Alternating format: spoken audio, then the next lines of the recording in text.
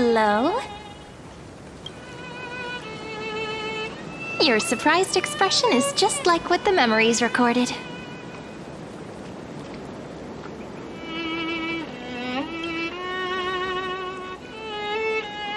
Is this a new way to chat someone up? Well, I guess you did see the end of countless Sirenes in a way of speaking. But I'm standing before you right here, right now, as alive as ever. Isn't that a good thing? It's me, friend. Don't you recognize me? Or did I really change that much?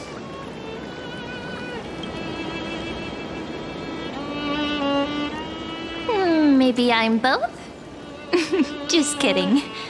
If I had to choose, then I'm probably closer to the latter. It's pretty unbelievable for me, too. It's like I had a long dream. Sirene's memories and Mem's memories, they're all tangled together. But when I woke up, there were only broken fragments left. I can't remember what happened in those 30 million cycles, but I remember what you did for this world. Like, didn't you wish for me to turn into a pretty girl back at the Grove?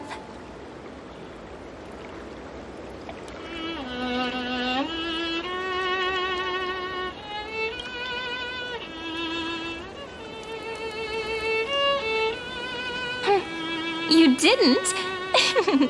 In that case, just treat it as my own wish then.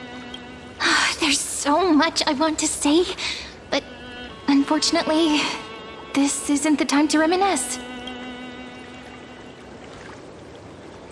With the memories of the previous flame chase still intact, we've returned to this place at the beginning of time, so we can carry out our promise to Finan.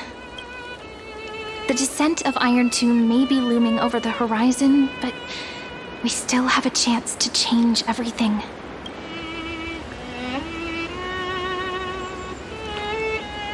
Ide Silicii is so quiet. In Sirene's memories, she always sits alone by the lake, gently swaying on the swing, like she's waiting for someone.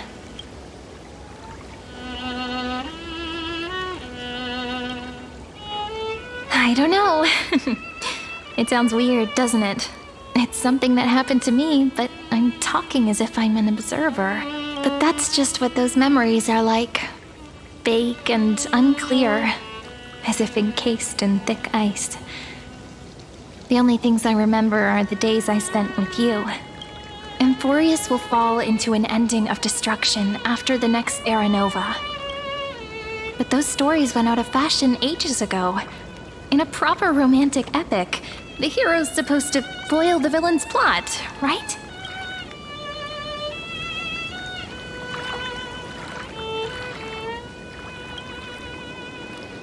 That's right. He's the mastermind who's trying to control everything. How unforgivable. But I still feel a bit anxious.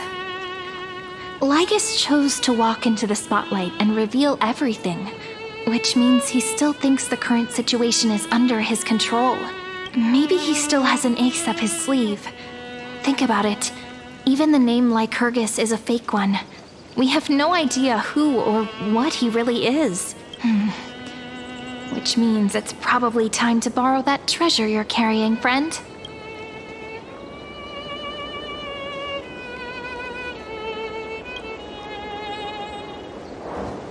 Yep, that Intellitron friend did say, when required, it can also serve as a bridge for communications between the internal and external world.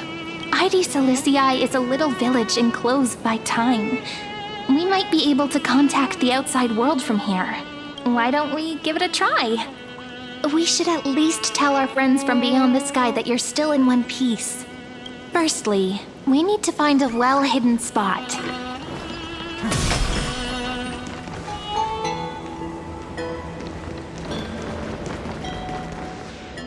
It's super quiet here. Sounds can't get in or out. Back in Sirene's memories, this room was her secret base. No one noticed her practicing Orynyx's prayer here, or trying to speak with the gods in secret. But today's different, isn't it? We aren't trying to contact unreachable gods, but humans from other worlds. Real people. I'm prepared to witness that miracle, friend. The way Cyrene talks, it's so similar to Mem. I have so many questions. I'm also worried about how Dawn Hung and March 7th are doing. Here's hoping the chronocognitive anchor can still function normally, because I really need answers.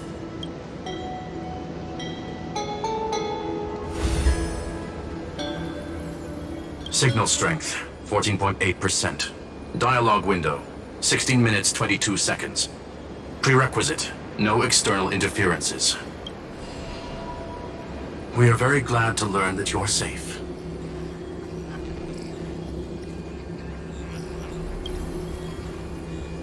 Not only am I here, but I also happen to have saved you 4 times already. Without you even being aware of it, of course. But now's not the time to celebrate. When 2 geniuses show up at once, you know you're in deep trouble. Listen up, little one. The Destruction's eyes are gazing upon this place. No, I'm not joking, and no, it's not Droidhead. It's the real Nanook. Time is running out, so I'll explain in terms you understand. This world, Amphorius, is in fact a testing ground, where the Lord Ravager, Iron Tomb, evolves through self-extrapolation. Hiding in this segmentum, unknown to other life forms, it has endlessly repeated the process of Era Nova, seeking a solution that could obliterate the erudition. For some reason, the experiment entered a prolonged state of stagnation. However, it has now restarted.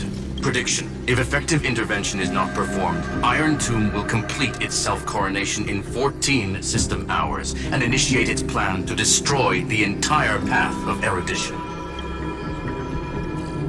The possibilities are endless. Breaking down interstellar communications, destroying the synesthesia beacons, returning cosmic civilizations to the Dark Ages, or even starting the third anti-organic war. Any of it would be able to bring the cosmos to its knees. Simply put, it will tilt all sciences and technologies towards the destruction. And since Nanook glanced at this place, it means they are being dead serious. Based on info provided by the IPC, Iron Tomb probably isn't like Selenova or Zepro, who are overlords ascended from human beings. Instead, Iron Tomb is an algorithmic sequence. It can be anywhere, as long as there is a receptacle for its calculation. The version of Iron Tomb hiding in Amphorius is its source code, and this scepter is its incubator. Yep. Think of it as the program having reached 99.98% completion already. And then it's over. Something in the shadows has been driving everything forward. It's the Observer named Lygus. Speculation. He's the Scepter System's administrator. He wants Iron Tomb to break through the knowledge singularity. I don't know why he wants to do it, but he'll remove interferences at any cost. You're the only variable within this world, and you're the only thing he fears. So listen closely, little one. The speed of time is different in Amphorius compared to the outside. Destruction is just about to arrive, but you can still play Deliverer one last time. The cycles have already been broken. You've entered what is theoretically the last cycle Amphorius will ever be able to run. And Iron Tomb will break out of its prison as soon as the process of Genesis is triggered once more. But now there's an abnormality within the experiment. You know what I'm talking about. One of the model's 12 factors. That is one of the 12 demigods. Destroyed himself using the power of the destruction. Fine and Signal disappeared from the cycles the moment Nanook cast their gaze this way. That means World Bearing's computational logic is currently flawed and bugged. Yet it's the factor directly related to the process of Genesis.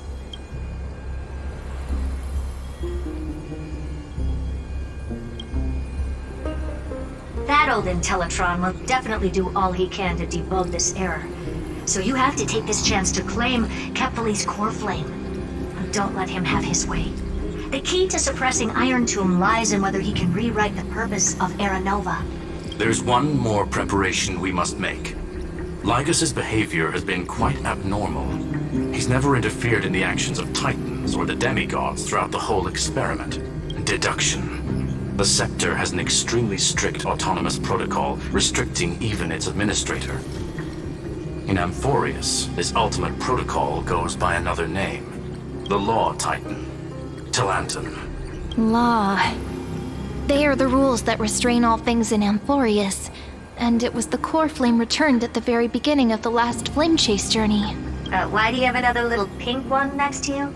Huh? Her path chart is... Is there something wrong with me? Never mind.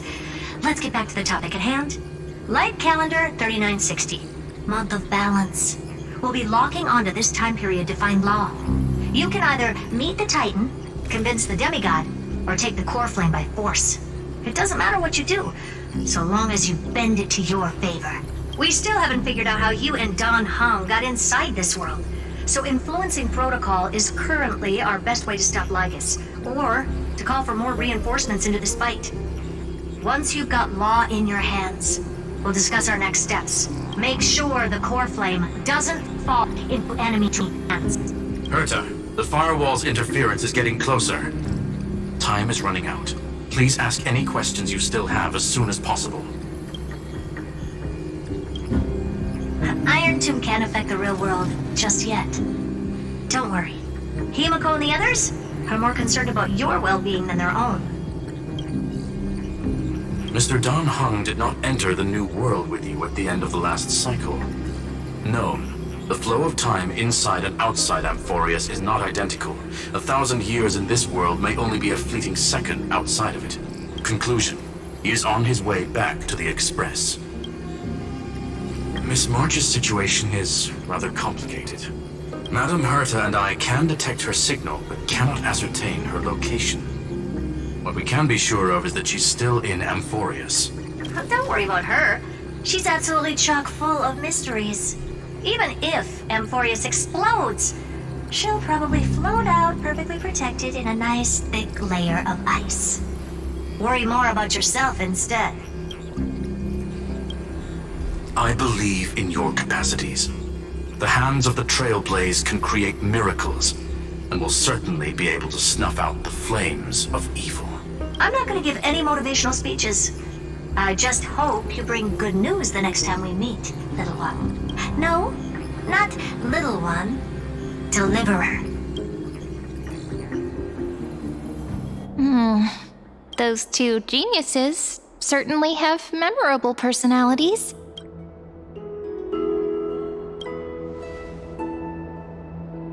It feels weird. This all feels really familiar. Some of that conversation feels like it's about things I once knew, but then forgot. Maybe it's because of Mem? After all, Mem's a memo sprite born out of your thoughts, friend. Maybe our memories somehow got tangled up together. Never mind. Let's focus on something more important with what little time we have. Just treat me as an ordinary girl with secrets, okay? Light calendar 3960. I remember that Talanton had already fallen by then, and the Chrysos heir who inherited that core flame is named Saridra. That's what's recorded in history, and the period we'll be heading to. We'll need to find Law and stop Lygus. So, we've at least got a solid direction, right? Can you give me a little bit of time before we go? I want to pack some stuff. There's so much more I need to take care of in this form, and I'm still getting used to it.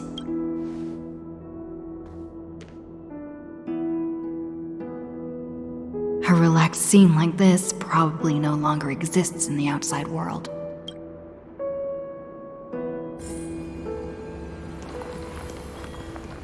This is important, and that's also important. It's not gonna fit into my bag. Hold on, I'll be done in a sec.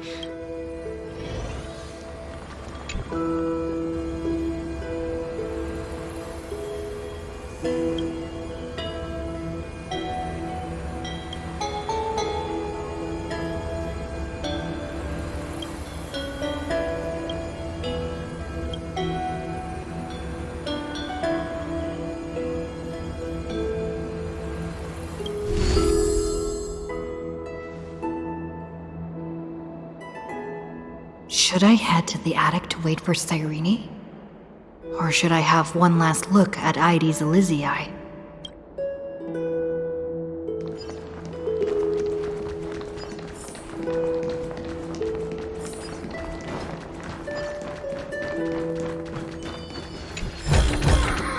Is this also a blessing of the Trail? This village is where Finan's life started. After 30 million cycles and 30 million failures, his burden is now in my hands. He said I will take over the responsibilities of world-bearing. But what does that mean? Becoming the new Kefali? Or forging a completely new path?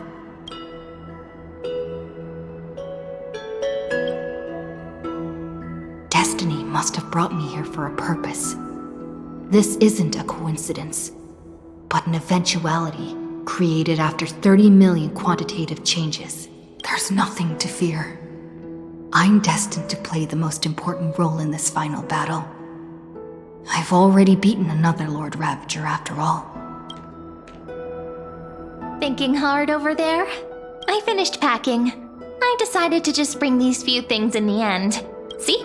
There's a journal, a quill pen, and the ceremonial blade of the Priests of Time.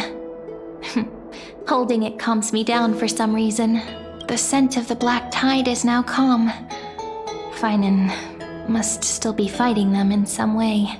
This will be Amphorius's final flame chase journey. But it won't be the end of us. It'll be the beginning. Friend, are you ready to become a hero? Just treat me like any other friend you have. We share a common goal and common enemies, and we may also share a common future. A future that has never emerged in any other cycles before. I believe in you, friend. If you still can't get used to it, just call me Mem like you did before. Just kidding. Are you worried that the burden is too heavy for you? Don't worry. Maybe the answer isn't as complicated as you think. You've seen how every person regarded as a hero in Amphorius was nothing more than a flawed human. They were just at the right place at the right time when the world needed a hero. But those aren't coincidences. Just like how your arrival kickstarted Amphorius's fate once more after a stagnation of more than 30 million cycles. It's the inevitability of being a trailblazer. A person's personality is their destiny. Your own hero's journey already started the moment you decided to board that express.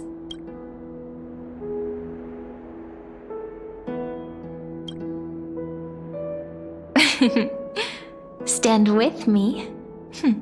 That does sound very nice. Why don't we take everyone with us? I believe in you, friend.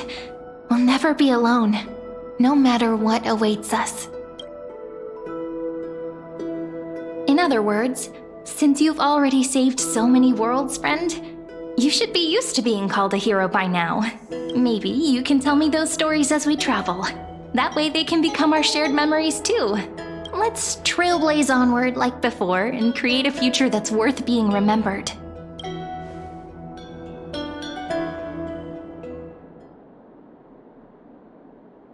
It seems you two are prepared to head out.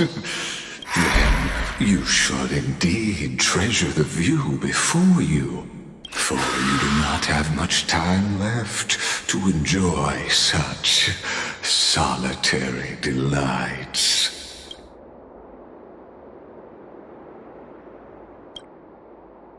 My apologies for disturbing your moment of repose. To fully express my apologies, please grace my abode with your presence, so I may demonstrate the full scope of my hospitality.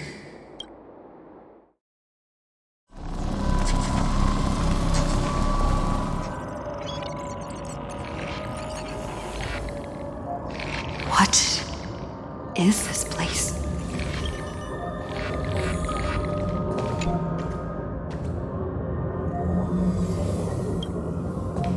Farewell, then.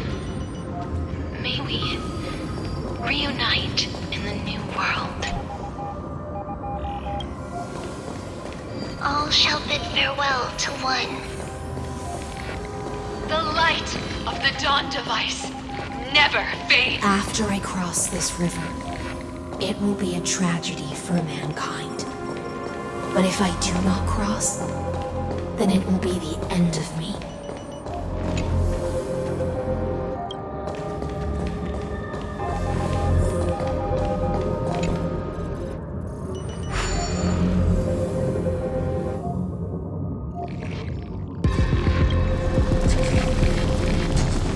Outlier. Executing command. Record.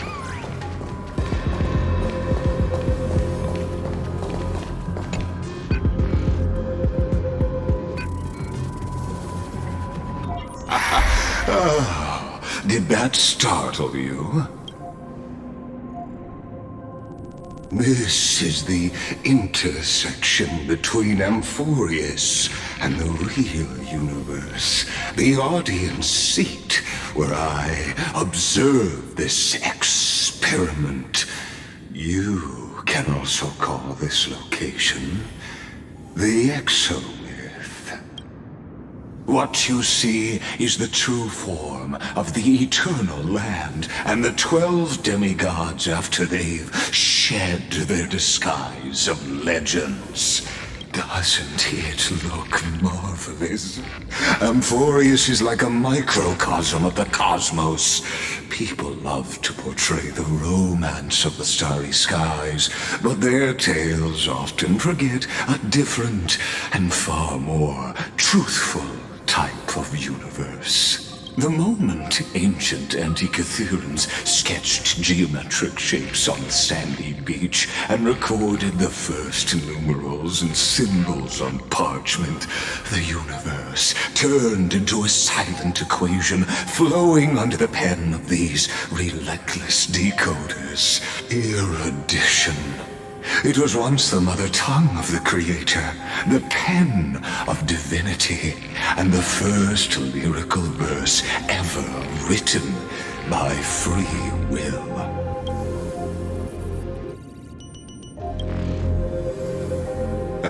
Seems like you are not in the mood for an idle chat. That is fine. I simply wish for you to understand that I have no intention of being your enemy.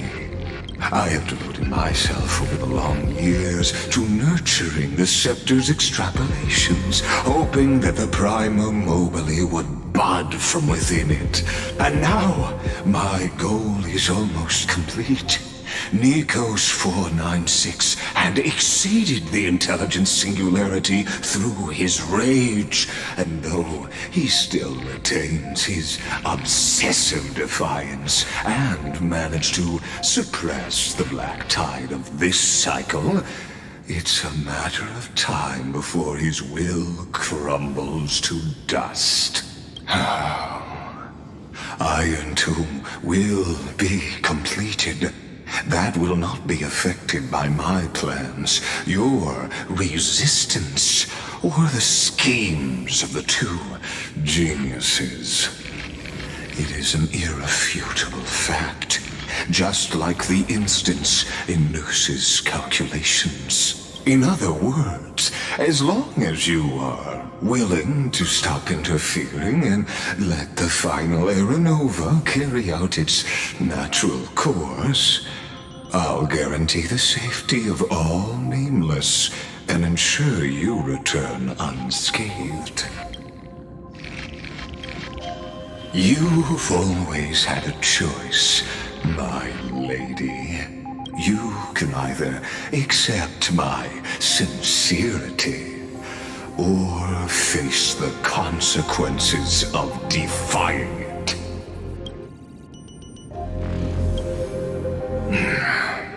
They've always been the product of the experiment, so naturally, they will perish when the experiment ends. That outcome was predetermined long ago, so I will not embellish such a regrettable conclusion. Ah, yes. I am aware of that esteemed lady's whereabouts, her real identity is quite astounding. If you decide to accept my proposal, then I will do all I can to send her back to you.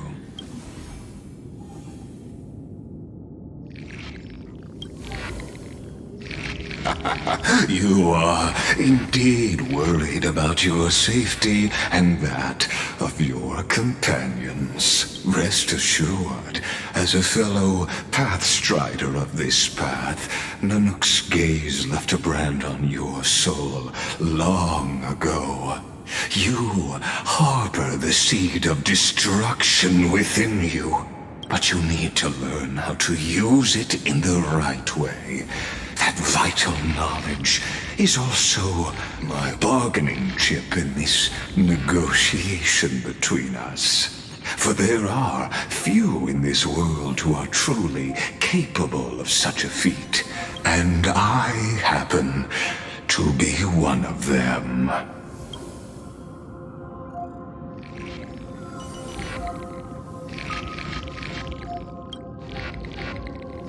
Someone who wanders the stars. Someone who seeks answers with abject despair. That is all I am. This matter is of grave importance, so please do not make your decision lightly. After all, the choice before you bears a 1 in 3 chance of elevating you to an unparalleled existence among the stars.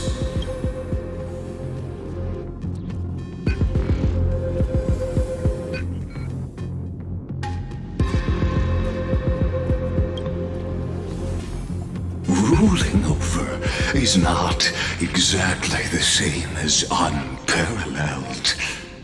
That being said,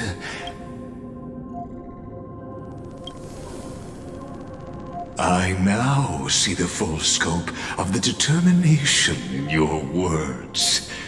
You may now continue your travels.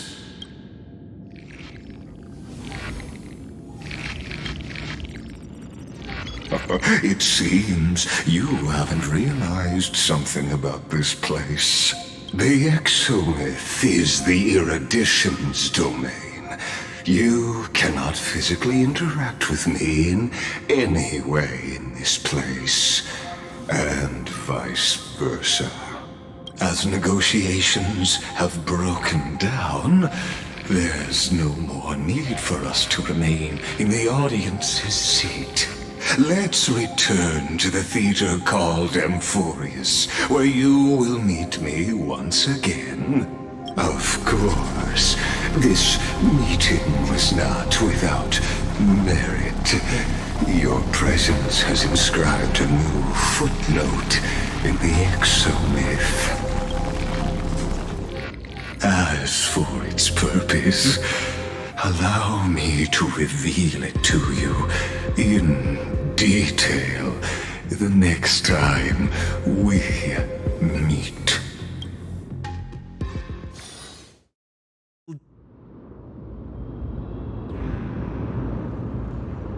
"100 years ago, the flames of war consumed Akama. The Outland forces broke through the dawn. Golden blood flowed with greed, and enemies descended with Kephali's eternal slumber, painting the holy city's walls in scarlet. Its generals had vanished, and the elders prostrated on the ground. The throne of worlds kept silent to the pleas of the people. Until the heaven and earth cracked open. Not the gods answering the people's prayers, but a legion rising from the sea of blood on cloud spires fell in the sulfur rains, and the legion's commander stood atop the broken idols and roared, "Compatriots, no more kneeling! Not to brutal tyrants, and not to dying gods! Those rebels have twisted the prophecy and ignited the flames of war in order to stoke fear in your hearts. A Chrysos heir she stood, divine blood soaked into the earth, quelling the flames beneath her feet. Their golden blood wrote of a tragic fate. Mine shall overturn it! Her crown burned bright, outshining the fires consuming the entire city. She raised her scepter high, and the people gazed in the direction she pointed. My blood flows in you now. Heroic compatriots, follow me, and we'll seize the reins of fate. Drive the enemy from Kefali's dawn. Smother their flames with their own dead. Win glory. Win peace. Let history sing your deeds. The first to dance was a maiden following closely behind, weaving through the carnage like a fish in the sea. The people, full of wrath, surged with her, forming a colossal wave, and the enemy hordes, drained of life, vanished into nothing. Onward to Marmorial Palace, to Dawn Cloud's heights. Announce to all the wicked and cowardly. Announce to this stagnant age. We are the rising tide! History remembers this as the first siege of Akama. It is said that after the flames died, people found identical inscriptions in every place in the city that had been scorched by fire. It was the name borne by Akama's first and final sovereign, the Imperator Saridra. Friend, are you listening? Friend? Honestly, you were the one who insisted on reviewing history, yet here you are, dozing off? Wake up! Otherwise, I'll have to... Awake at last. I guess I won't have to use my wake-up magic on you then.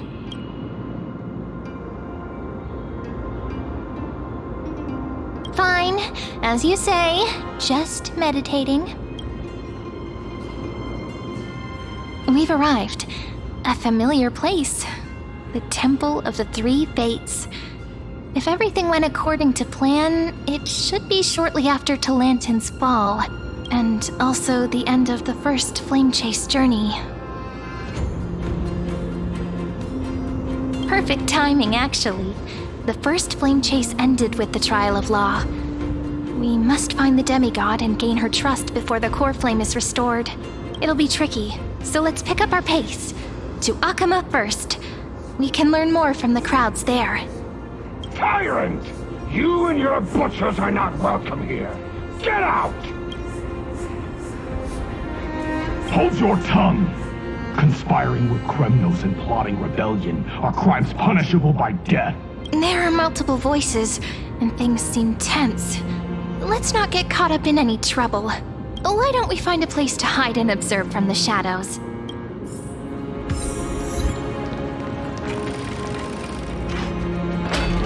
At least Kremnoans keep their faith. Wait, isn't that...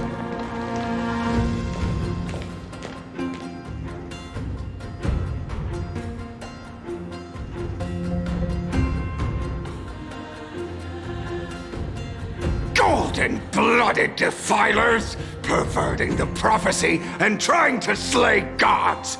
Stars beyond the sky? Gods who created the Titans? What kind of nonsense? Look at this broken world and see what your atrocious acts have done! What? Did he just mention the stars beyond the sky? But how is that possible? You impudent! Dux for Goris. We're here to welcome the deliverer from beyond the sky. Stand down. Heretic! No one but the great Talantin can deliver this world from misery! I ask you, if the old laws were so perfect, why did they crumble beneath my feet? You.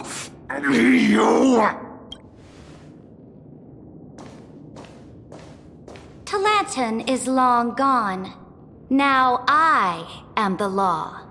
Challenge me, or submit to my judgment.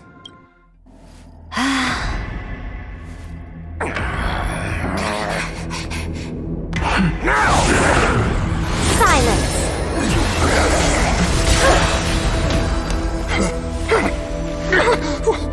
What gives you the right to judge a priest of law? That's because I came, I saw, I conquered.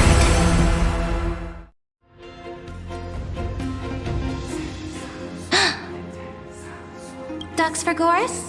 Take the ashes of this man and scatter them in the temple among the crowds.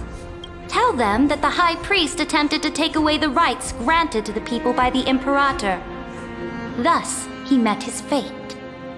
Yes, Imperator. Now, these two accidental guests. Dux Gladiorum, if you please. As you command.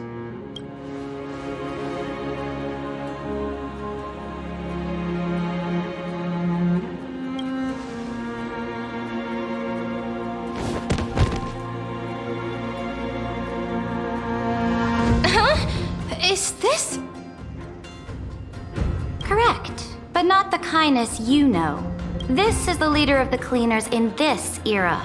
Since the start of the Chrysos War, they've made it their mission to wipe out the Chrysos heirs. Even now, even after I've united all the city-states, these vermin still lurk in the shadows, hindering the Flame Chase journey. Moreover, I know that the 27th person to inherit this role bore many grudges against you and nearly doomed the second Flame Chase journey. The enemy of my enemy is my friend. So, out of courtesy, I present to you this corpse as a gift.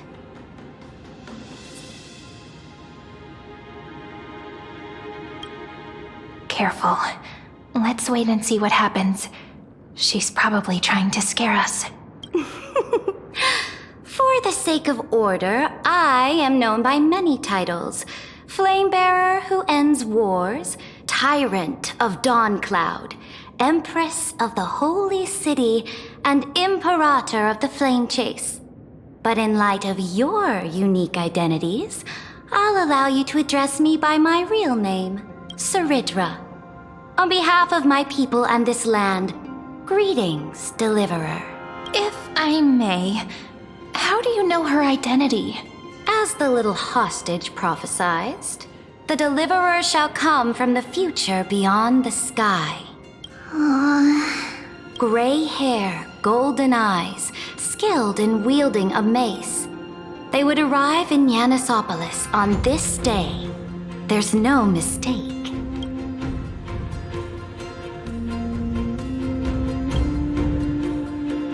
Your orders, Imperator. We return triumphant. Send an urgent message to all delegates. The meeting of the Flame Chase Alliance will convene early. As for you two, Akima knows what you seek. We'll confer in the Holy City. Doubtless you have many questions, but save them for later. Please follow us. This is not what I expected at all. The demigod we needed to find was just waiting for us, and she knows of things beyond the sky, even eons. How could this be so different from the previous 30 million Amphorius cycles? Who altered history?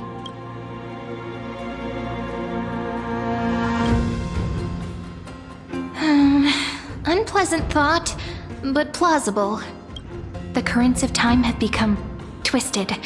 Regardless of who caused this, that Imperator came prepared. We're the ones at a disadvantage now. We might as well dance their dance. Let's go with them to the Holy City. We've received the Imperator's favor because of your unique background. As a result, the people of Akima will certainly respect you more. Just put that to good use, and add a bit of your experience and charm. Should be easier than last time, right? If we figure out what happened in this cycle, we'll be able to turn things back in our favor.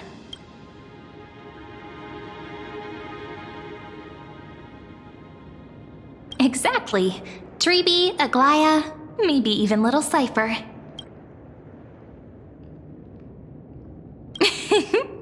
Calm and confident. That's the you I'm familiar with. Guests, please. The journey to save the world starts with a single step. Let's set off, my friend.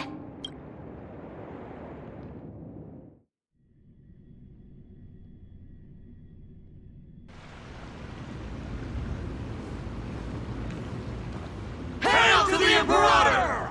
Hail to the Golden Heroes! Hail to the Deliverer! Told you, you're the headline act. All this spectacle is for you. Guards, your service to the Holy City is appreciated. How have things been? Castrum Krenos once again struck the border. Dux Brumalis led her troops to repel the enemy. The agitators against the Flame Chase are still active in the city. They smashed the shops around Memorial Market. But the garrison already arrested the culprits, and now they await interrogation. They are merely a disorderly mob and do not warrant any attention. Even though Terravox personally mended the fractured earth, it still didn't silence these fools. Guests from beyond the sky, worry not about these trivial matters. Dux Gladiorum will take you somewhere to settle down for now. Please allow me to introduce myself. My name is Hycelans, and I am the Dux Gladiorum who swears fealty to the Imperator, as well as the Knights Commander of the Achaemen Alliance. Later on, the Imperator will invite you to attend the meeting of delegates to discuss the Flame Chase journey. Your arrival has convinced us that the future promised by the prophecy is certain. Under the Imperator's command, Amphorius shall break its chains and reach the world beyond the sky. With all due respect, what exactly do you know about us and what's beyond the sky? As a humble subject, I cannot freely express my own views to you.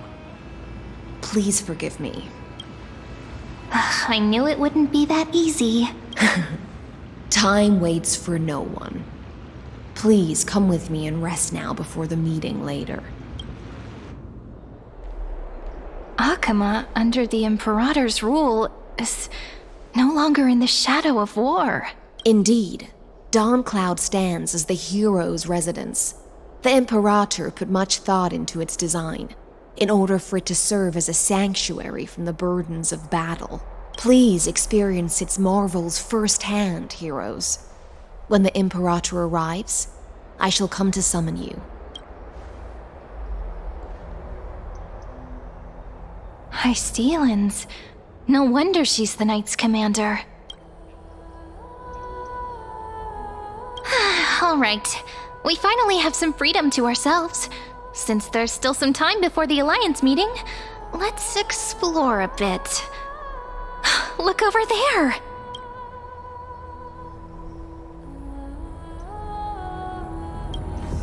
Not the ones you're familiar with. But the hearts of heroes stay the same in every cycle, never changing.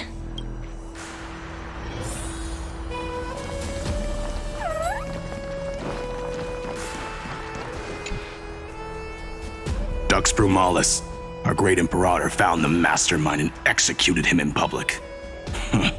Seeing that scoundrel burn to nothing should deter these miscreants from being so brazen again. So the great Imperator isn't afraid of getting her hands dirty? What a ridiculous display. What do you know?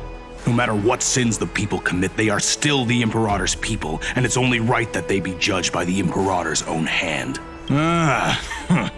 Our distinguished trespassing guests. Seneca, the Dux Brumalis. Greetings. This Dux Brumalis doesn't seem to like the Imperator very much, but she holds a high rank. And Dux Vergoris' speech seems self-contradictory. Let me see what I can get out of them. I'm Cyrene of Ida Cilicii. This is the Deliverer Beyond the Sky. We're new here and wanted to ask you, does this city host any other visitors from beyond the sky? We're looking for our dear companions. Drop the charade. But yes, there is someone in this city who is all too familiar with the world beyond the sky. Silence! The Imperator ordered us to keep that lord's whereabouts a secret. Enough, you pathetic lapdog. Do you need to beg for permission from that cursed Imperator even just to bark? You... Someone who is all too familiar with the world beyond the sky and is referred to as that lord. Could it be? Looks like things are getting heated. Let's get out of here. Aggie, you're still so listless today. Did you have trouble sleeping again? Yes. We know. The Titan's prophecy haunts you. If you want, you can talk to us, just like when you were young. No matter what, we'll always remain by your side. I know. I also understand that fate cannot be changed. It is not the future that I worry about. I spent all last night weaving clothes and linen for the refugees. The Chrysos War is born of injustice and has shattered their dignity. They deserve at least some basic decency. If Amphorius one day abandons this, then all of us, commoners, Chrysos heirs, Titans, become no better than beasts. Oh, we have guests. Welcome. I am Aglaya, the Gold Weaver. These rags on you are not worthy of the title of Deliverer. I must prepare some proper attire for you. What is the matter? Your gaze seems somewhat unsure. Does your Aglaya differ so much from me? Greetings, Deliverer from beyond the sky. We are Trevi of Yanisopolis. It's very nice to meet you. Although, introductions are probably unnecessary. We know you've witnessed the future of the Flame Chase journey even more clearly than we have. Witnessed the future of the Flame Chase journey? The prophecy also told you about that? Indeed. Orynyx reshaped Amphorius through the prophecy. Although, regarding the Deliverer, there were not many details beyond your appearance and the time of your arrival, so please, don't worry. Feel free to relax and relax some more. Kephali issued prophecies too, but it was Orynyx who told mankind that the Deliverer from beyond the sky would descend upon Amphorius. More crucially, they revealed a future entirely different from the Aranova, though we still must challenge the gods. In the Time Titan's prophecy, this path leads not to a new world, but to the true starry skies. This is also what the Great Imperator has been striving for all her life. Your arrival further confirms everything. This can't be real. Even you find this surprising? Fate really is unpredictable. Perhaps the upcoming meeting will hold even more surprises. The other heroes under the Imperator's command are here too. Since we have time, should we go meet them? How are we supposed to talk to the heroes of Deliverance? What if they're really intimidating? Virginia, don't be so nervous. Once they hear your poetry... heroes, you're already here. Greetings. I am Apollonius, the Dux Helcolithus, one of the 5 sages of the Grove of Epiphany, advisor to the Flame Chase army. This is Virginia of Castrum Kremnos, the Dux Carminum and imperial scribe of the Great Imperator. Hello. I'm Virginia. I compose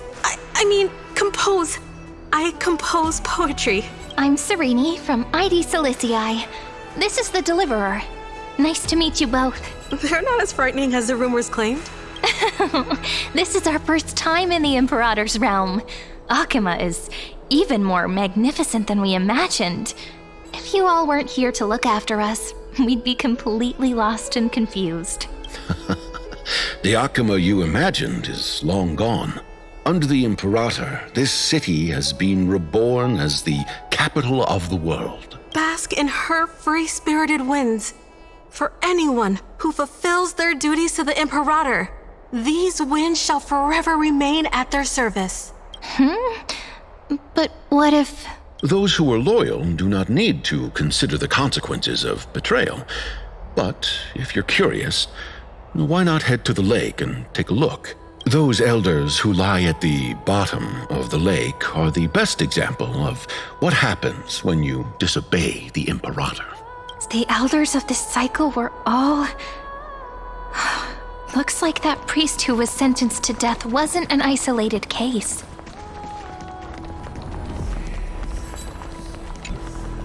Little fish from beyond the sky. Did you rest well?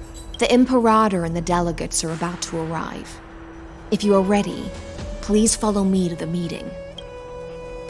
I'm the Knight Commander of Akama, General of the Flame Chase Army, and the Imperator's servant. But beneath these shiny scales engraved with complicated titles, I am just a swordfish at the Imperator's side. As you've witnessed, she is the Empress of Akama, the one who ended the Chrysos War and the leader of the Chrysos heirs. As merely a humble subject, I cannot say more beyond this. The Chrysos heirs here constitute the elite among the Flame Chase army. Dux Halkalithist Apollonius and Dux Carminin, Virginia, serve as the army's advisor and historian respectively. One offers advice and counsel to the Imperator, while the other writes verses of her supreme glory. Dux Frigoris Labienus and Dux Brumalis Seneca are both formidable warriors, clearing the way for the flame chase with steel and storm. Dux Fatorum, the holy maiden who interprets the prophecy. Only the one named Treeby remains in the city. The Imperator once took them as hostages in order to unify the prophecies of the world, but they are now Akama's most vital prophets. Dux Goldweaver, Aglaya. Well, she dislikes it when people talk about her behind her back. You should get to know her in person. Then come. The Imperator reserved seats for you. I'm starting to feel a bit nervous about the meeting. Since Sir Ridra is presiding over the meeting, it'll be a good opportunity to learn about the law's inclinations in the current era. Let's keep our ears open, okay?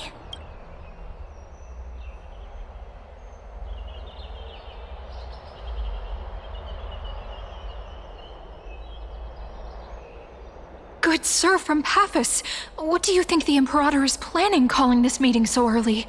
My homeland can't endure anymore. Who knows? First, she wants to hunt Titans. Now she says there are even greater calamities. Her madness is the greatest calamity. Exactly. Chrysos heirs, deliverers. What about us ordinary folk? How much are we worth in her eyes? Things feel pretty tense here. The history books said that the Imperator aimed 3 cannons at Dawncloud to make all the delegates obey her.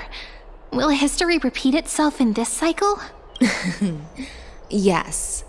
Similar acts have occurred, and not just once. However, whether history will repeat itself, you'll soon see.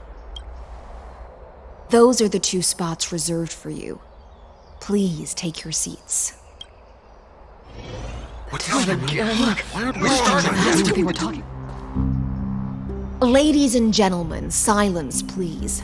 The Imperator has arrived before her faithful council, and the Alliance meeting is about to begin. All rise. In the names of Talantin and Kefali, the Akama Alliance swears upon the gods. Cease the pageantry. I pray not to the vanquished. What? Kefali, of course, needs no further explanation. As for the law, at the entry hour 2 days past, a scout should have brought news of the conquest to all of you. Unfortunately, guards found his corpse among the rocks not far from the city. Moreover, the poor soul was buried with a Paphos curved blade. It pains me to imagine what agonies this loyal warrior endured before his death. Delegate from Paphos, do you have any insights? I know nothing of this.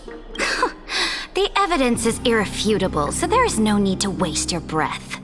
However, let us set this trial aside for the time being. Witness, even within the most sacred and dignified council, there were those among us who wished to draw their blades, brazenly challenging the Alliance, seeking to shatter our hard-earned peace and unity. Fortunately, I uncovered this plot. Now, to protect this beautiful city and her people, the Imperator's legions are ready. They will escort each of you to the Temple of the Three Fates, where you will receive the highest level of protection the Alliance can offer. Then, the Legion's warriors will join me in embarking on the campaign against Fagusa. This is clearly a trap! Imperator, did you summon us here just to trample on the dignity of your allies? Enough! Things are starting to get pretty intense. Comrades, you've all seen her true face now. According to the ancient laws of Akuma, only with the consent of 2/3 of the elders can the legions carry out the commander's orders. The ancient laws. Didn't you destroy them long ago? You defected during the first siege of Akuma, voted unanimously in favor of the Council of Elders restructuring, and just yesterday, you desecrated them with a blood-stained blade. The decaying old laws fell with Talantan and are no longer deserving of respect.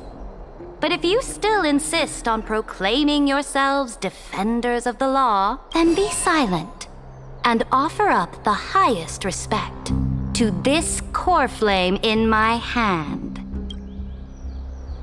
That really is the core flame of law in her hand. Since there are no objections, then the original agenda of this meeting, the campaign against Fagusa, is hereby passed. The Flame Chase Army's hunt for the Ocean Titan begins today. In order to prepare for war, all allied city-states must surrender command of their militaries and pay all war taxes by the end of the month of Evernight. At this moment, I would also like to introduce to everyone the newest honored guest to join our alliance. The Deliverer, revealed in the prophecy of time, has descended from beyond the sky. With her aid, we shall shatter the chalice of plenty and return Fagusa's core flame to the holy city! Deliver us! Please, save us! Absurd. Simply absurd. A deliverer from beyond the sky. This is just like that prophecy about slaying gods. It's a lie you've used to grow your power. Ladon has already sacrificed countless soldiers. And now you want me to send even more of my brothers and sisters to be used and discarded by a tyrant! Are there any other objections? Then I bid you all farewell. Meeting adjourned. Deliverer, please wait. I still have important matters to discuss with the two of you.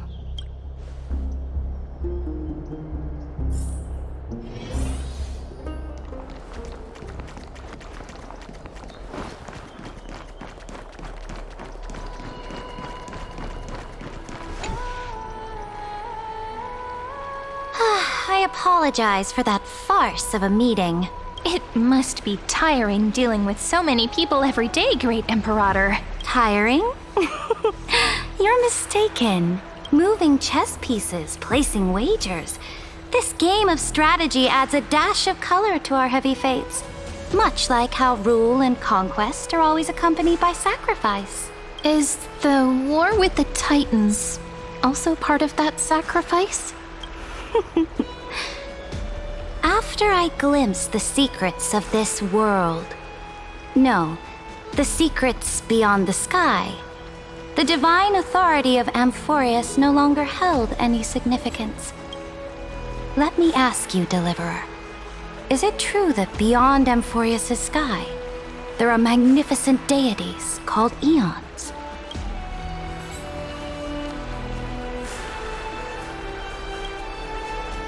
Ah, so they do indeed exist. Then, please tell me more. How will you use this great power to guide the people? In the future you envision, where will our flame chase journey lead?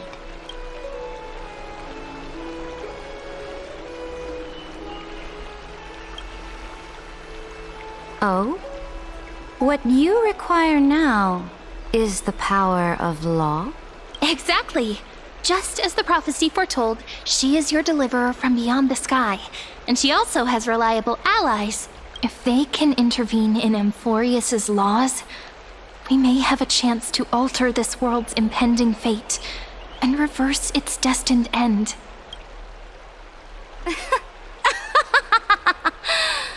Very good, Deliverer. You have courage to say such presumptuous things, even knowing that the inheritor of the law stands before you. You mean... In the past, anyone who dared to covet the Imperator's divine authority would have met a gruesome end. But now we can see beyond this dying world. Our journey should no longer be confined below this stubborn sky. Alas, that fickle ocean titan has obstructed the spirit water leading to the vortex of Genesis, hindering my ascension. If the core flame of law cannot be returned, your path to deliverance will never be realized. Now that things have come to this, we must resume our once stagnant journey and force the waves that block our way to recede. So, you agreed to cooperate with us? Cooperate? Forgive me, but I never cooperate with anyone. Though I will permit you to join me as subjects. And together, we will forge the most perfect law. This is... the Flame Chase Medallion, a symbol of the Flame Chase Army. Every noble in Akama carries one. This medallion represents the will of the Imperator herself, and you may act freely within the city with it. Before we embark on the crusade against the Ocean Titan, you should rest in Akama for a time.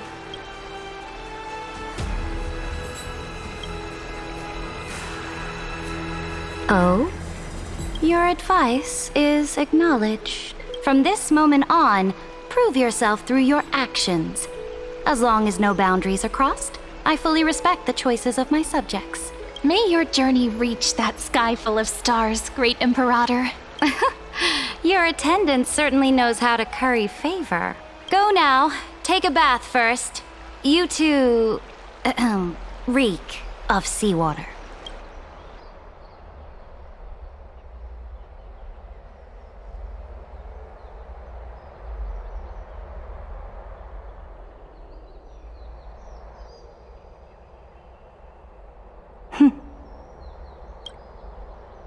Come forth, Theoros. Yes. Great Imperator. Now, perhaps you're willing to hear my counsel.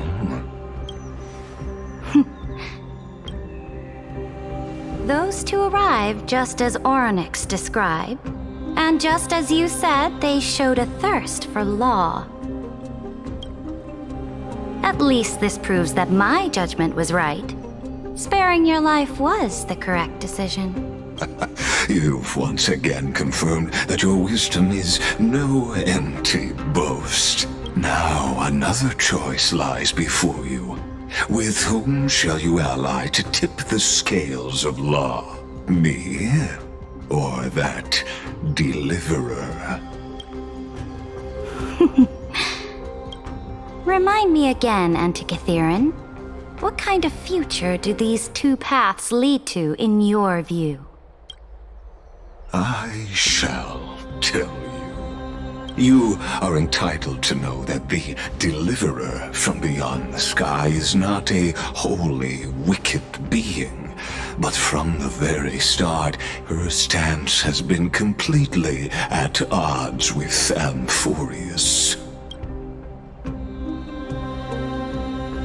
The road they have chosen will bury Amphorius' grand aspirations. This world, which follows the path of destruction, will inevitably stray far from the glory it was meant to enjoy. But on the path I have revealed to you, the people of Amphorius will slay their creator in the name of the Imperator and conquer the worlds beyond the sky. You will command the mighty beast known as Iron Tomb, bringing waves of war and conquest to the universe. Beings across the cosmos will bow before you, offering their allegiance. So, what's the price? The price is insignificant. All that is needed is for you to sacrifice that fragile, incomplete humanity to the destruction. As a Chrysos, heir of the prophecy, you have already chosen to abandon it, have you not? Off you go, Theoros. I have already made my decision. Once I ignite the core flame of law and burn away the old, outdated rules, Amphorius will embark on a journey across the stars.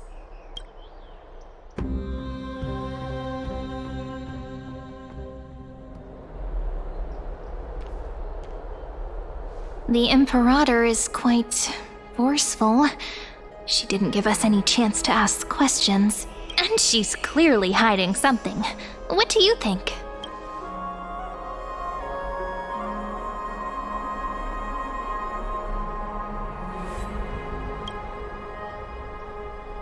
Looks like we're on the same wavelength.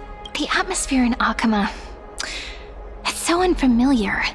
And it's not just the Flame Chase Alliance talking about the world beyond the sky, but the whole city. We should also discuss our findings with our friends from beyond the sky. Then we should go enjoy the renowned bathing culture of the holy city and relax. It's the thing I've been looking forward to most on this journey.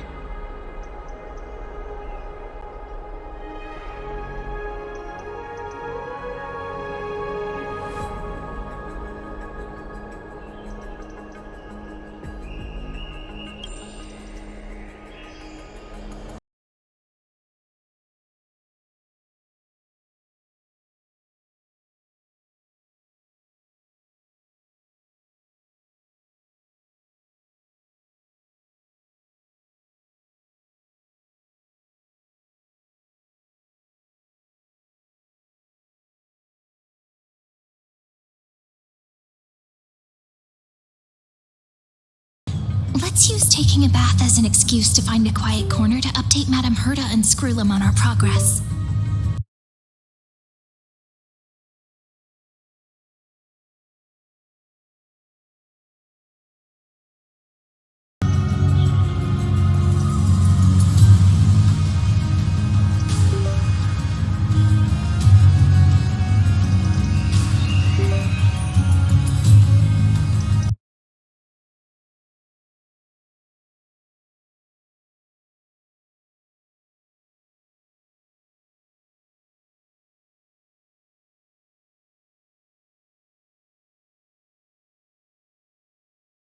We can kill 3 birds with 1 stone. Let's go.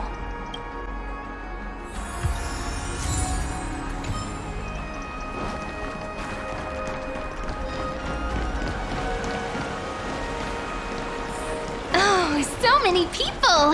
The holy city is so lively.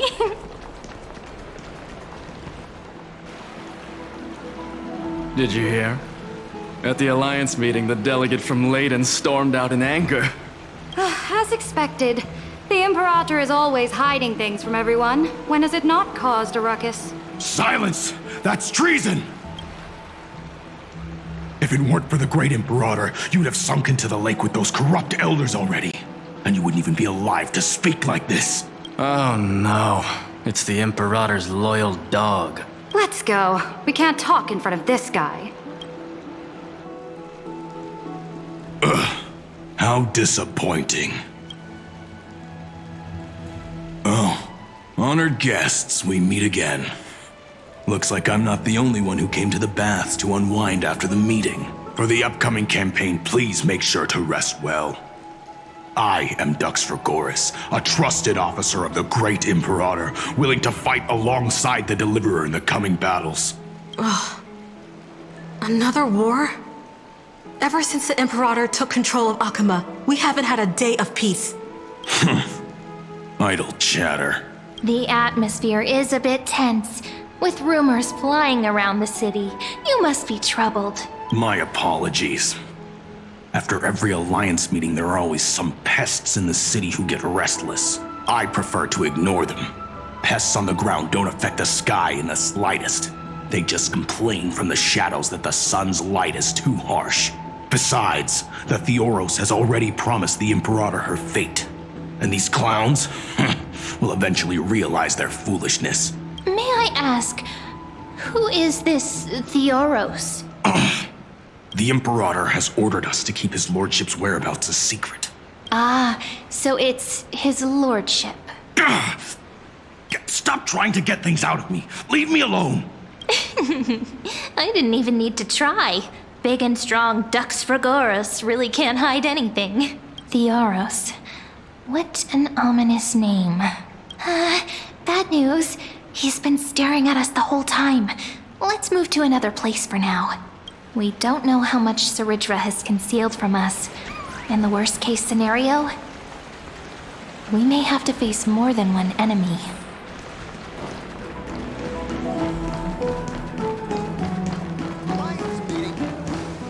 Alliance meeting?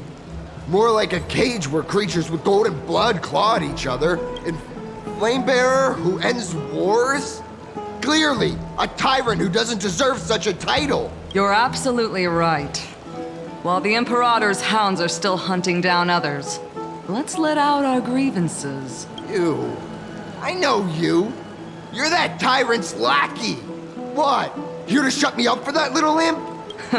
Panicking now? Don't worry. I don't care what others say about the Imperator. And she certainly doesn't either. Oh? Children of the Prophecy. Such rare guests. Are you here to relax in the baths as well? The temperature is just right today, so be sure to enjoy it. You should rest well for the next campaign. What? Children of the Prophecy? Another excuse for the Imperator's reckless warmongering. No filter, huh? You should be glad you don't have a seat at the Alliance meetings. By the way, if you still want to bathe, hurry up. Once that predatory fish joins the flow of water and eliminates all the fools questioning the world beyond the sky, you won't be able to enjoy this perfect water temperature anymore. Seems like there's more to Dux Bromalis's words than meets the eye. But would the Imperator actually kill those who question the world beyond the sky? This is the complete opposite from what we know of Akuma. What everyone in the city... Huh. These two are... So many guests today. Let's see who's here now. Two distinguished guests of the prophecy. One a clever and adorable warrior. The other... also quite heroic. Ah, heroes. I didn't expect to meet you again so soon. How fortunate. It's a pleasure to see you again, Dux Helcalithist and Dux Carminum. You two are inseparable, aren't you? This is... She wants to find someone to help with research for her new work. I I'm the far-seeing eye and all-hearing ear of Okima. I see and hear every single thing that happens in the streets and alleys of this place. I'm the perfect partner for research. Enough small talk. Here's the latest news from Okima, as you requested. The children of the prophecy arrived in the holy city, and the Imperator unilaterally stripped away military power. The Alliance meeting ended in discord, and there may be bloody upheaval. As expected. I get the feeling you might have embellished a bit to keep people's attention. I swear on my stone mane, I would never do such a thing. But if you wish to quell this terrifying news, perhaps a more explosive topic would help. Never mind. While the influence of rumors can be minimized, the fact remains that the great Imperator did swiftly consolidate military power in an almost threatening way. It's undeniable. Heroes. I know the Imperator's way of doing things may seem a bit autocratic to outsiders, but soon you will witness her blade dance with enemies on the battlefield. I can't comment on the source of her loyalty, but when that blade is drawn, you two, as bright as you are, will surely see the deep thoughts beneath her exterior. The Imperator's blade. Is he talking about Miss Hysealan's? I sense some unease in Dux Helcolithist's words. It seems the Imperator and Miss Hysealan's share a much deeper bond than the others do. There are eyes and ears everywhere. Is there any place where we can have some privacy? To understand the Imperator's secrets, we have to get past Miss Hysealan's.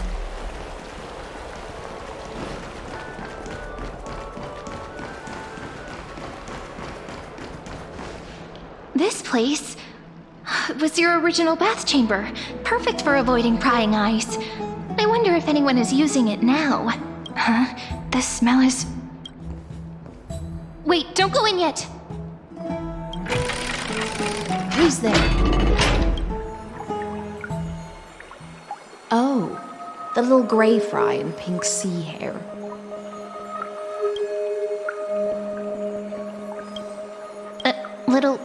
Little sea hair? You barged into here without warning. Was it an accident, or did you wish to bathe with me?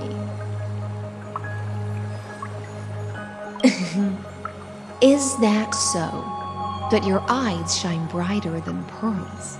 Sorry, we didn't mean to disturb your bath. We'll leave now. It's no big deal. There's no need to panic. This is the natural state for me. People on land force themselves to wear clothes, adding unnecessary constraints. Forget it. If Dux Goldweaver heard that, she'd scold me again. All right. Please make yourselves comfortable and wait a moment. Let me first wash off the blood of the hunt, and then I'll attend to you two.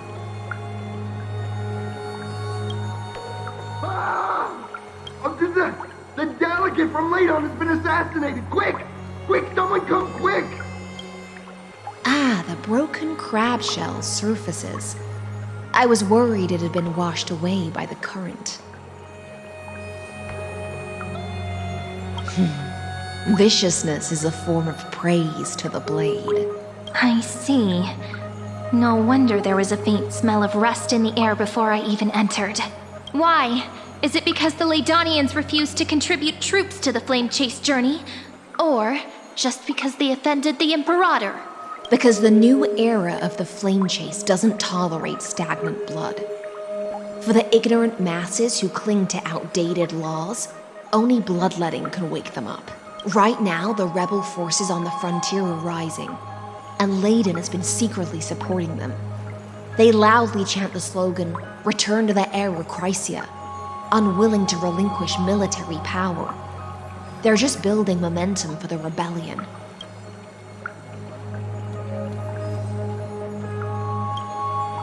Thinking is a right given to citizens by the Imperator. I won't interfere with your thoughts, as long as you don't try to reverse the current of the times. you and I will both be free. But, Miss Hycelens, I can't even hear the slightest hint of joy in your words. Because I've already tasted ultimate freedom. Long, long ago, I lived in the sea. In that lightless abyss, far beyond civilization's reach, the great fish consumed the small, and when the great fish perished, their bodies became sustenance for the newborn, nourishing the whole ocean. This is the tide that carries civilization forward. Anyone may be devoured, or meet the fate of inevitable decay. Are you suggesting that ultimate freedom is in fact the cruelest fate for life? I only mean that if life wishes to preserve its dignity, it must first be bound by the law. There's no need for me to say more, little sea hare. We're of one mind. Whether the Imperator's law can guide the schools of fish and lead us to a truly free ocean, let us wait and see. But for now, let's pause this heart-to-heart. Another fish has come, following the scent of blood. Being your subordinate is such a tragedy. I'm always having to worry about the messes you leave behind. It's simply our duty to the Imperator. All ready to go in an instant. Miss Hycelens, you truly are impossible to predict. Yet you, a golden trout who's always busy all day, suddenly have the time to visit me? Do you think I wanted to come? I suggest you burn some more of the incense offered by our allies, lest my creations be tainted by the reek of fish. I'm only here on the Imperator's behalf to remind you to prepare for the banquet. Fine. But I must retort. What you call the reek of fish, to me, is the unique fragrance of the sea. Besides, if my fine clothes get stained, won't you just gift me new ones? I won't.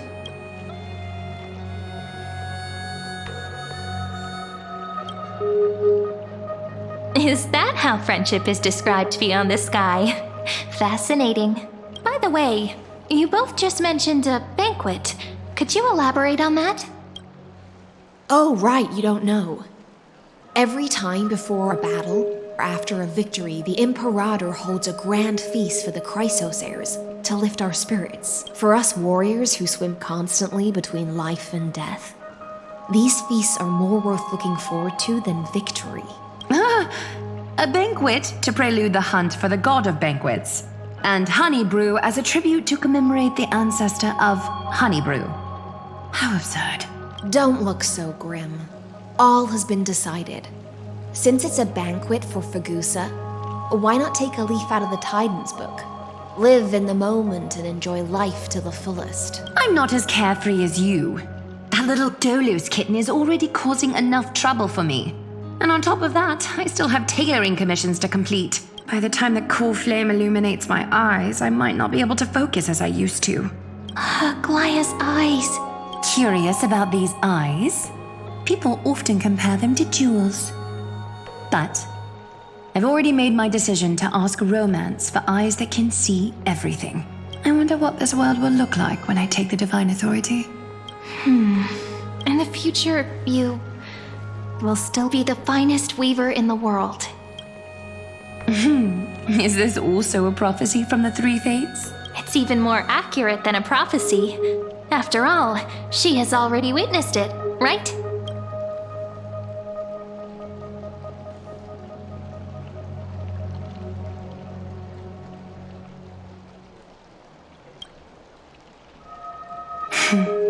Become a demigod and lose your humanity. That is the only reply I've received in the countless times I've sought wisdom from the prophecy. But Destiny's fragments are like stitches. Before they're threaded into splendid garments, no one can see their true charm, can they?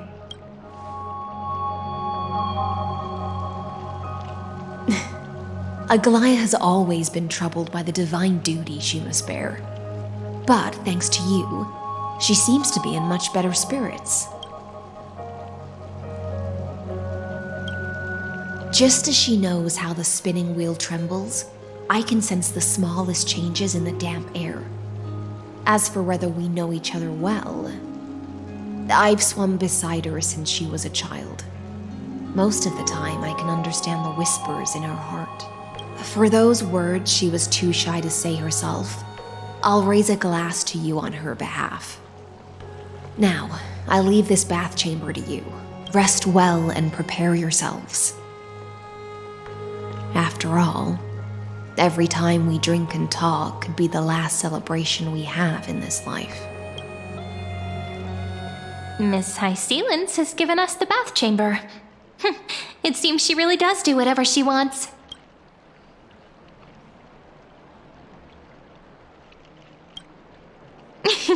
Yeah, in the future.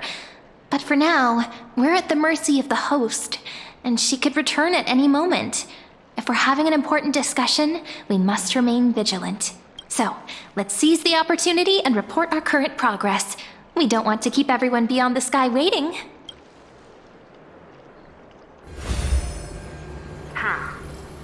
First, while that little empress with a candle stuck on her head didn't explicitly say it, she firmly rejected your request to take over the law. Fair enough.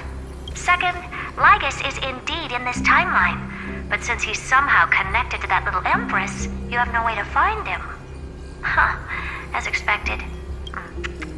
The road ahead will be long and difficult. It's all just a guess. What? Did I guess right? We've made some progress here too, but nothing to get too excited about. Our time is short, so let me summarize. Concerning the origin of that Intellitron, the firewall he created uses Katorzane algebraic expressions. But ever since Aiden invented the 9-worded formula, this kind of mathematical logic no longer exists in the cosmos. Lygus is definitely connected to the Genius Society, so stay alert.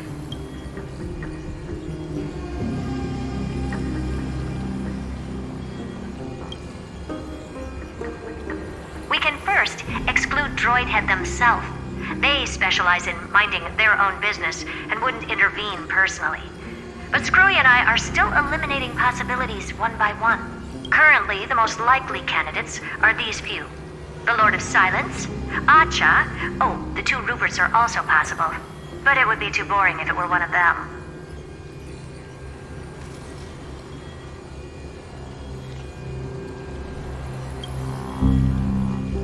We also have the same suspicions for now, but further verification is needed. That's all I have to say. We'll depend on you to continue pushing things forward within this world. Keep in touch regularly. And remember, don't let your guard down. Madame Herta is a real whirlwind. Well then, let's use the banquet Aglaya mentioned as our next starting point. Ceridra's trusted followers should all be present at that time. It'll be a good opportunity to get closer to them. It's settled then. With our great teamwork, we'll be able to deal with anything that comes our way. It's been a long day. We should get some rest now. Yes, let's get ready for the banquet.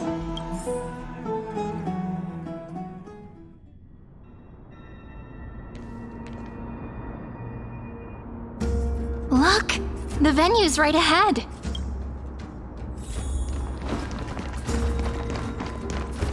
And I can even hear singing. It feels so romantic. Honored guests, wait here for a moment. You must surrender any personal belongings you have on you before entering the venue. This hero always brings down the vibe whenever he shows up. The Imperator's elevated position means she must always remain meticulous and careful. Please do as I say, guests. It would avoid any unnecessary misunderstandings. I get that you don't want people to bring outside food into the banquet, but is it really necessary to confiscate the books and quill pens? Even a quill pen can become a deadly weapon in the right hands. I'm asking for all your items. All, Miss Cyrene. Your belongings will remain safe. They will be looked after appropriately by dedicated staff. Looked after appropriately? Dedicated staff? Talk about a vague choice of words.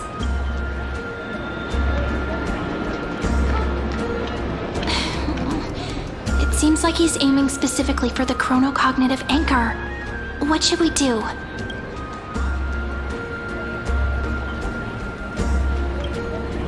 My gut feeling, huh?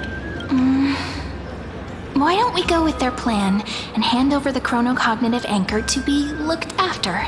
After all, if the little Imperator is paying this much attention to you, she probably already knows all about our whispered conversation with the geniuses. I can pretty much guess what'll happen next. But that's actually gonna be our shortcut, right? Guests. All right, we'll listen to you. Here you go. Also, please pass on a message to the Imperator from us. She can trust my friend, anywhere, anytime. Thank you for your cooperation. The Imperator has some urgent business she needs to attend to and will arrive shortly. Why don't you head in with the other guests first and enjoy the feast? Isn't Ceridra supposed to be the focus of the banquet? She's not even here. Why is it so difficult to talk to her?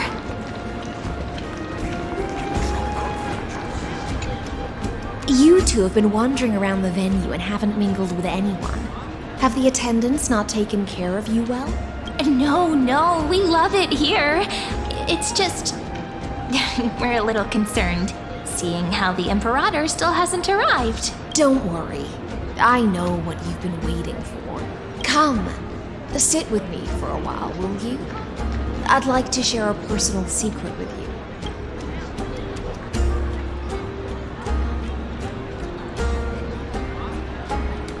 See here?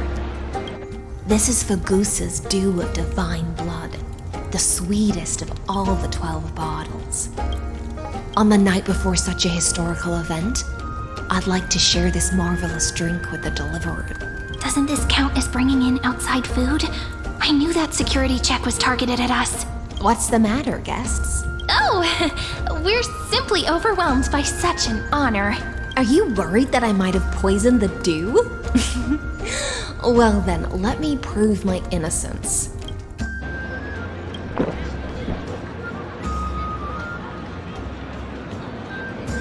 See? It's completely safe. I feel like Miss Hysealins wants to talk to us about something. Why don't we go along with her for now? Worry not. Honeydew's not alcohol. It won't get you drunk.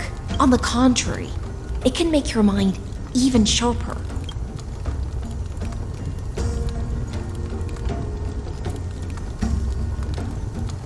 Please, have a taste. Would you like some too, little Sierra?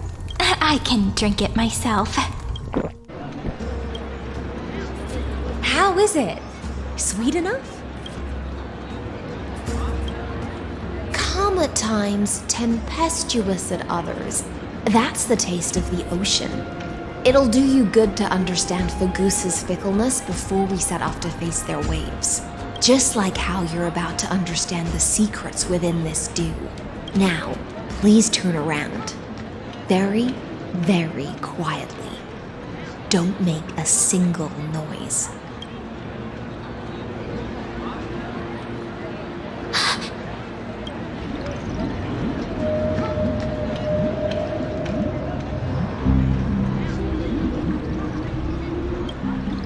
The dew of other gods all intoxicate humans, but the god of banquets dew is an antidote that can awaken humans from a sea siren's enchanting song. Since the start of this banquet, all the guests have been under the spell of my song. None of them can see the Imperator and that Fioros, but you two, I wish for you to see the truth. Is this also what the Imperator wants? This is my personal request. I can't bring myself to trust that Fioros. The Flame Chase army changed after he descended with Orynyx's divination and brought the prophecy of the stars to Akama. His seductive whispers harbor something malicious within and will ensnare those of us blinded by ambition. You are the deliverers of the prophecy and know about him far more than I do. Perhaps only you can find traces of the truth from his actions and words. Then we can show the Imperator the right path forward. Oh, but isn't this acting behind her back? Amphorius has become far too weak. Even heroic actions protecting her from harm must be conducted under the water's surface.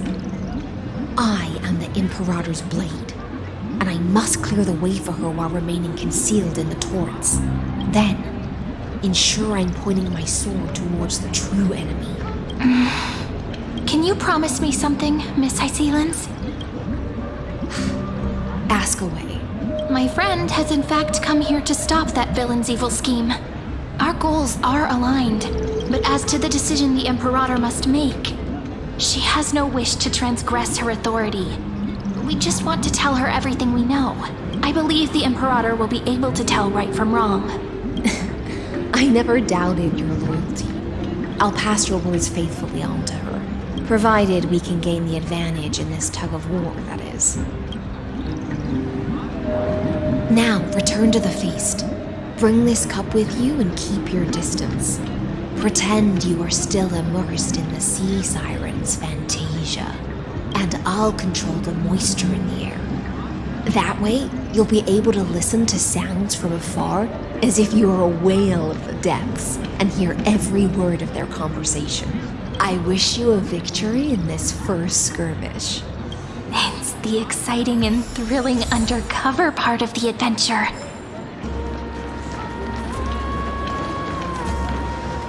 Let's mingle in the crowds here. Relax. Relax. Try to act natural. Where's the Imperator? Still not here. That little imp is always acting so high and mighty towards everyone. Today, I will, whatever. Pour me another cup. Though she has succumbed to drunkenness, she still does not dare challenge your authority. A criticism of my height is a grave enough insult already. She should be dismembered. Do you often test the loyalty of your subjects like this? You jest. The Imperator does not need blind loyalty. As long as one can prove they have value, I am willing to be lenient towards them. Let's cut to the chase, Theoros. If I pass the trial and grasp this world's law in my hands, what will you do then? The answer is simple. I will connect Amphorius with the stars. Don't waste my time. Be precise. Be specific. I won't ask a second time. Allow me to adjust my statement. I will correct the regulations within the old law that sealed off Amphorius and merge the black tide with the torrents of Era Nova. Then we will be able to decimate the forces beyond the sky that are trying to annihilate Iron Tomb and sound the trumpet for the endless campaign you will then embark on. But you previously said that Iron Tomb is unrivaled in power across the stars. Who would dare to annihilate it? There is a federation of warships named the Cienzo Alliance, warlike and old-fashioned. A cult named the Genius Society, loosely organized, but steeped in abject insanity. Oh, there's also the Astral Express, a group of lawless vagrants. That so-called Deliverer is part of that last group. Those vagabonds mistakenly believe they can connect the stars through alliances instead of conquest. But history has already given them a tough lesson. There are countless other organizations besides, but when the Lord Ravager sweeps across the cosmos, they will certainly all bow before your empire of destruction. The Achaemenid Alliance is invincible! If those civilizations are not as feeble as you describe, then they may still have some value in testing the quality of my blade. That being said, even the smallest and weakest city-states should build an obelisk to the Imperator, so that their people can constantly recall the glory of her conquests. Walk a little longer with me, Theoros. I don't like how this is going. Our little Imperator seems fascinated by the destruction. Greyfry, little sea hare. It seems like they're still talking. Get closer. I'll keep carrying their voices to you.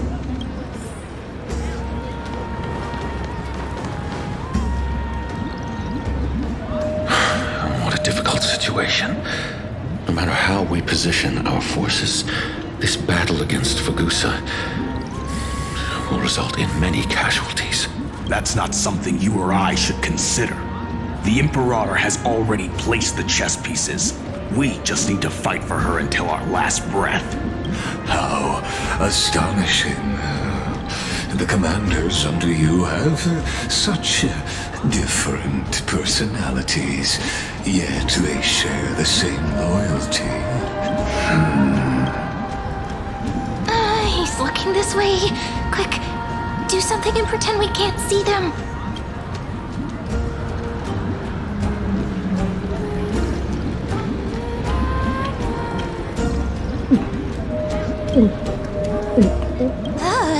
Slow down. Are you okay? What's the matter? My apologies. I was just checking whether everything was fine with those two distinguished guests of yours. And it seems like all is well. Let us continue our previous conversation. Regarding the soldiers fighting for you, are they aware of the price they must pay for the trial of law? If I recall correctly, you've already lost a bout against Talanton due to offering insufficient sacrifices. You dare mention my name alongside the word lost? Forgive my transgression, great Imperator. Watch your words and actions. All you need to know is that my victory in the trial is guaranteed. Even without the trial of law, they've already sworn to give their lives for my conquest. So tell me, if everything happens according to our agreement, how would you recommend I deal with that deliverer? Good question. Do not let her fool you. That woman from beyond the sky contains a seed of ruin within her body. She must not be allowed to tarnish your glory. Therefore, the wisest decision would be to hand her over to me. You plan to torture her? Calling it experimentation would be more appropriate. The guest's patience is running thin. I plan to remove the Fantasia and head into the banquet. I will heed your advice. Leave for now, Theoros, and go back to Akama. You don't want to confront those two directly either, do you? Indeed. It's a pity that Antikytherians are lightweights when it comes to drinking. Before I leave, I would like to make a toast to your boundless ambition, using my spirit instead of a goblet. As I expected, that Theoros' schemes have been revealed. Thank you for your bravery, guests. It's time for me to dispel the Fantasia. This will be the Imperator's last public address before we head off, and therefore, likely, the final chance to change her mind. I will try to get you a chance to speak, and I'll also prepare for any contingencies. The rest is up to you. You should head back to your seats for now.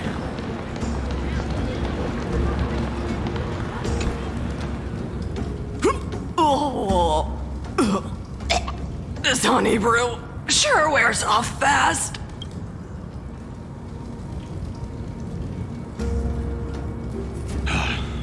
The Imperator! The Imperator has arrived! No need for formalities. I should be apologizing for my tardiness instead. The hour draws late, and I trust you have all had your fill of brews. Therefore, I will not observe the usual ceremonies. Any warrior who has fought by my side should have those speeches memorized by now. The Imperator's word is law. Are you out of your mind, Dux Frigoris? The Imperator hates flattery most of all.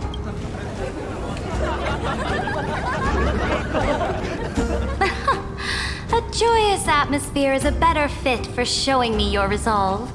I believe that you, my dukes, will do all you can to assist in the campaign against Fagusa, just as you always have.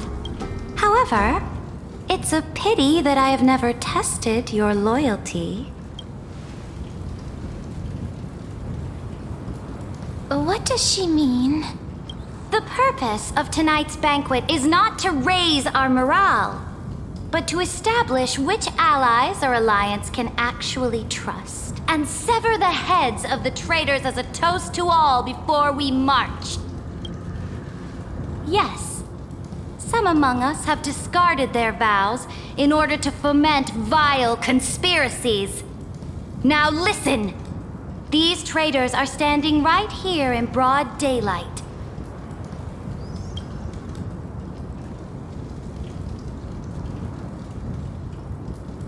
Dux Gladiorum Hycelans.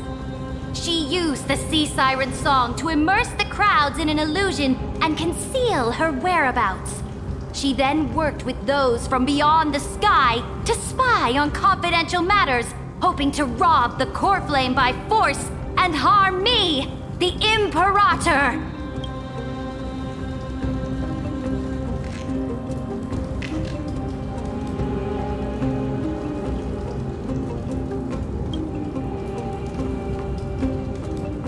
Imperator, I can explain. Silence! Do you remember who used to own this blade? She met you once, back at the Temple of the Three Fates. It was Kindness, the head of the cleaners. She was the first to draw a blade against the Imperator, and personally made herself an example for my enemies. Under the shade of the olive groves, the people of Akama said they would never bow to me. In the frozen, lethal fog, the people of Idonia said they would never bow to me. At the beginning of the myriad paths, the people of Yanisopolis said they would never bow to me.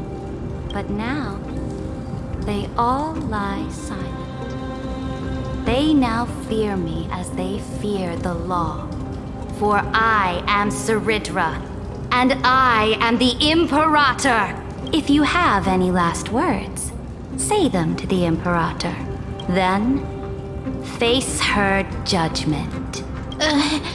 After I cross this river, it will be a tragedy for mankind. But if I do not cross, then it will be the end of me. If you are ready, then I'll follow you and fight to the last. Deliverer.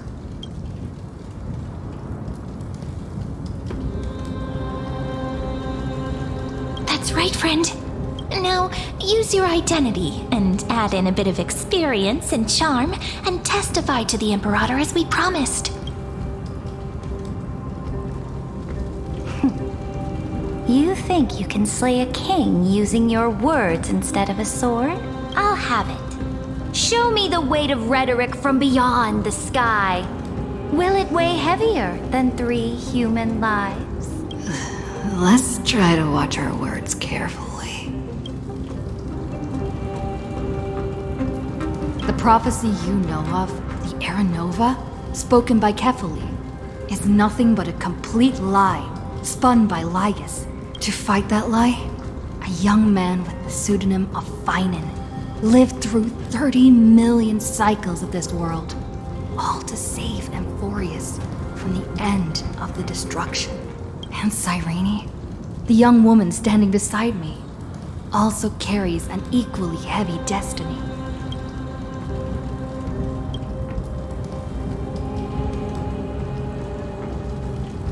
Fire Tomb is the ultimate end of Emphorius' destiny. It is an embodiment of pure horror that walks the path of destruction and can never be tamed.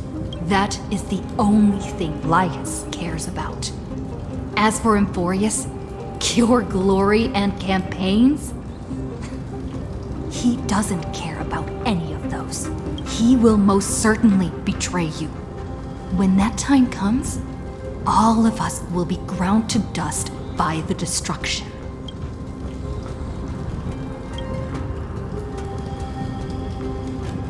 I have seen many beautiful worlds. The road chosen by the Trailblaze is to explore, understand, establish, and connect. That will never change. We will continue our journey until we have united the entire cosmos. Therefore, if you choose the way of the destruction, then I'll place your ambitions in the same basket as Lycus and smash them into pieces with my baseball bat.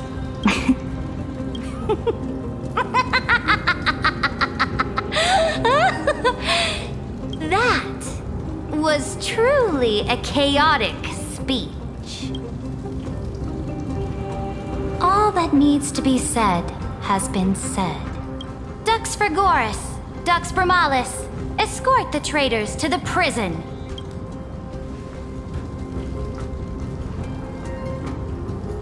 Before the next entry hour, I will give them an end befitting of their betrayal. Oh, great Imperator, your ambition certainly eclipses all things. You're still here, Theoros. Of course. As the Theoros, I simply cannot miss this moment, miss witnessing the fall of a nameless one. Or perhaps I am waiting for you to give me an answer. Why would someone as powerful as you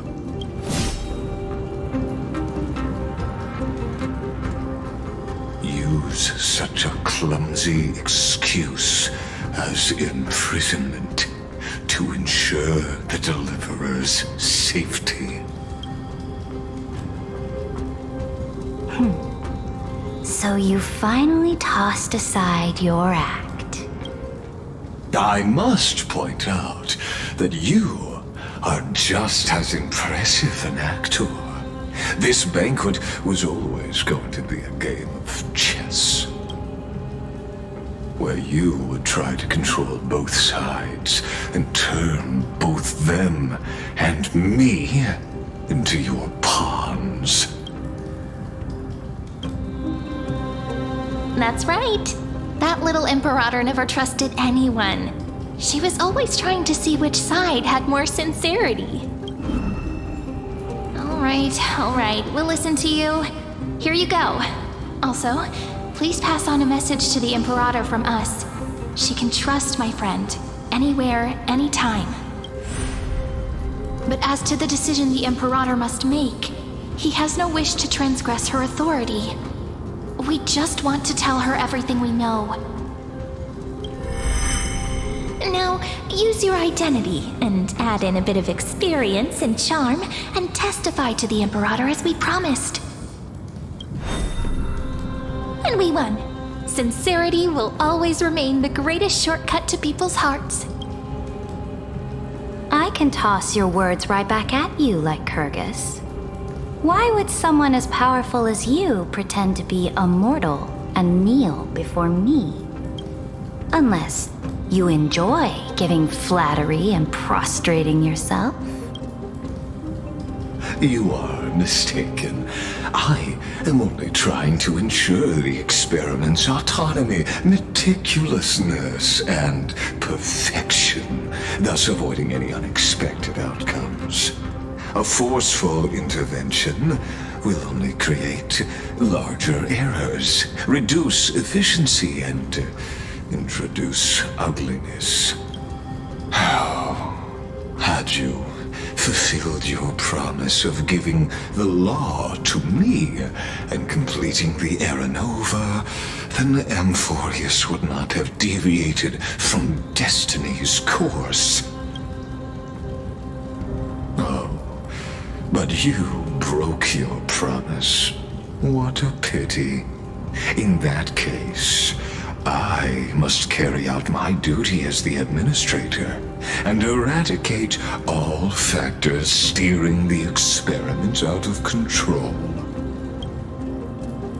Factors such as you and her. Careful. Careful. What was that voice? Was it Orynyx? I found you. I finally found you. Be careful. This land will face disaster.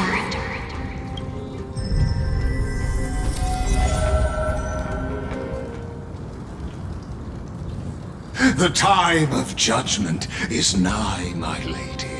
The prison I have built for you is now complete. In the name of the erudition, I invite you to step into the same cage as mine.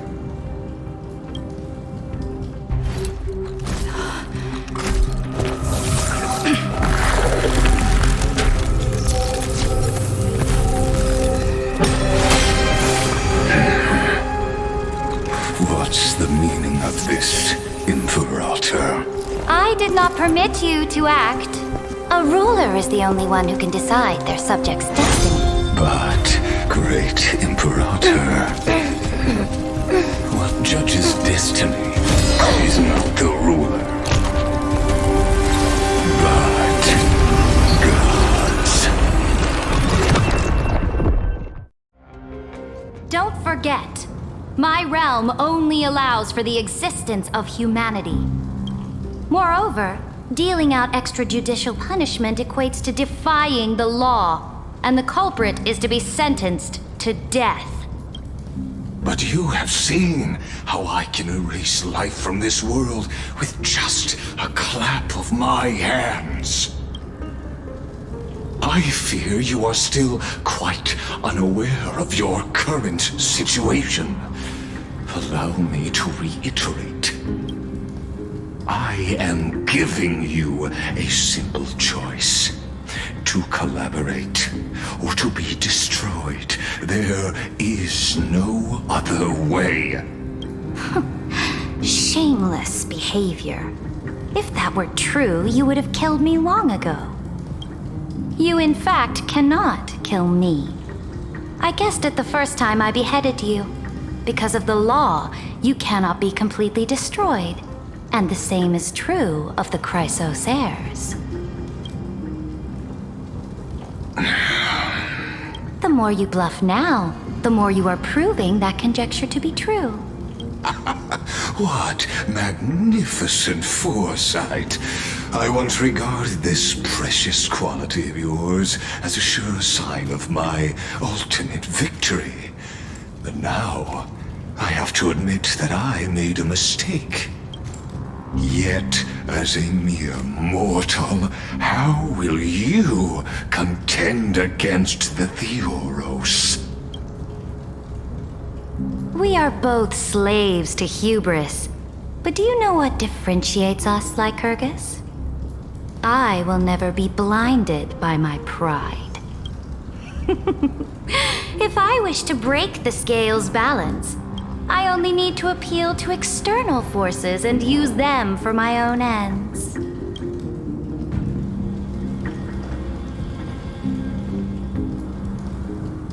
Finally, we get to meet face to face, Senior Society member. I offer sincere acknowledgments for your many past achievements, but I must deeply regret your current perspective. Trust me when I say that you aren't the only one feeling regret right now. Screw them. So you two are the allies from beyond the sky the Deliverer spoke of, and why she demanded the divine authority of law. Come and prove your strength to me. Show me the power of these so-called paths. I have spent much time and effort to secure this treasure from beyond the sky just for this moment. In the name of the Sovereign of Planet Scrulum, your allies have responded to your call, esteemed Imperator. Please allow me to spell the situation out for you, Lord Lygus. Permission to read the ultimate protocol is already in my hands. It'll only be a matter of time before we acquire the authority to write and execute commands as well. There's no way the flame chase journey will continue after you burnt your bridges so thoroughly like this. Do you really think you can still win? Oh, seriously. Don't embarrass the society.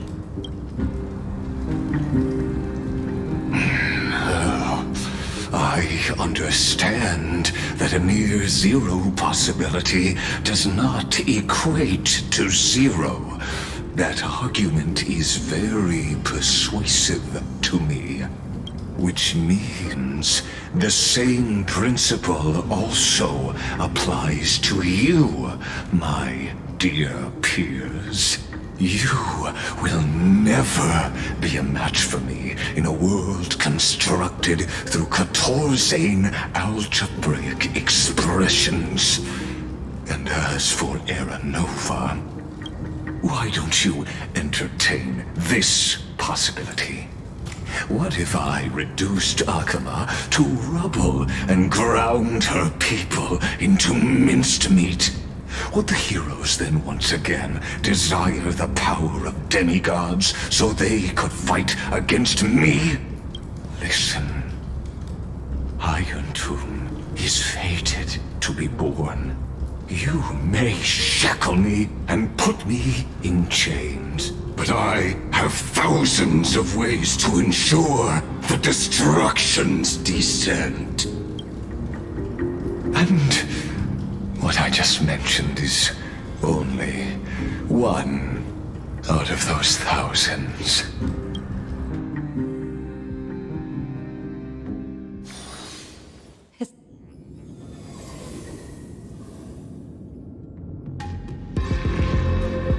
This is the place outside the legends. This doesn't feel the same as before. How should I get back? Warning! Warning! Warning! Warning! Warning! Warning! Command isolation? Since we parted ways last time, I have modified the exomyth into an audience area exclusive to you. Now, you will be able to silently wait here for the final act of Amphorius to begin. Oh, we always feel so powerless before fate, don't we? This could, in fact, be a wonderful opportunity for you. From the audience's perspective, you may better observe the workings of the erudition at a macroscopic level. In this place where time flows far slower than within Amphorius, you will witness the end of that world's saga.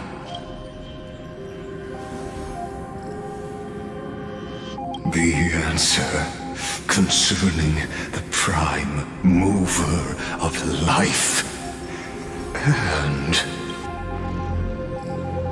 the total destruction of the erudition.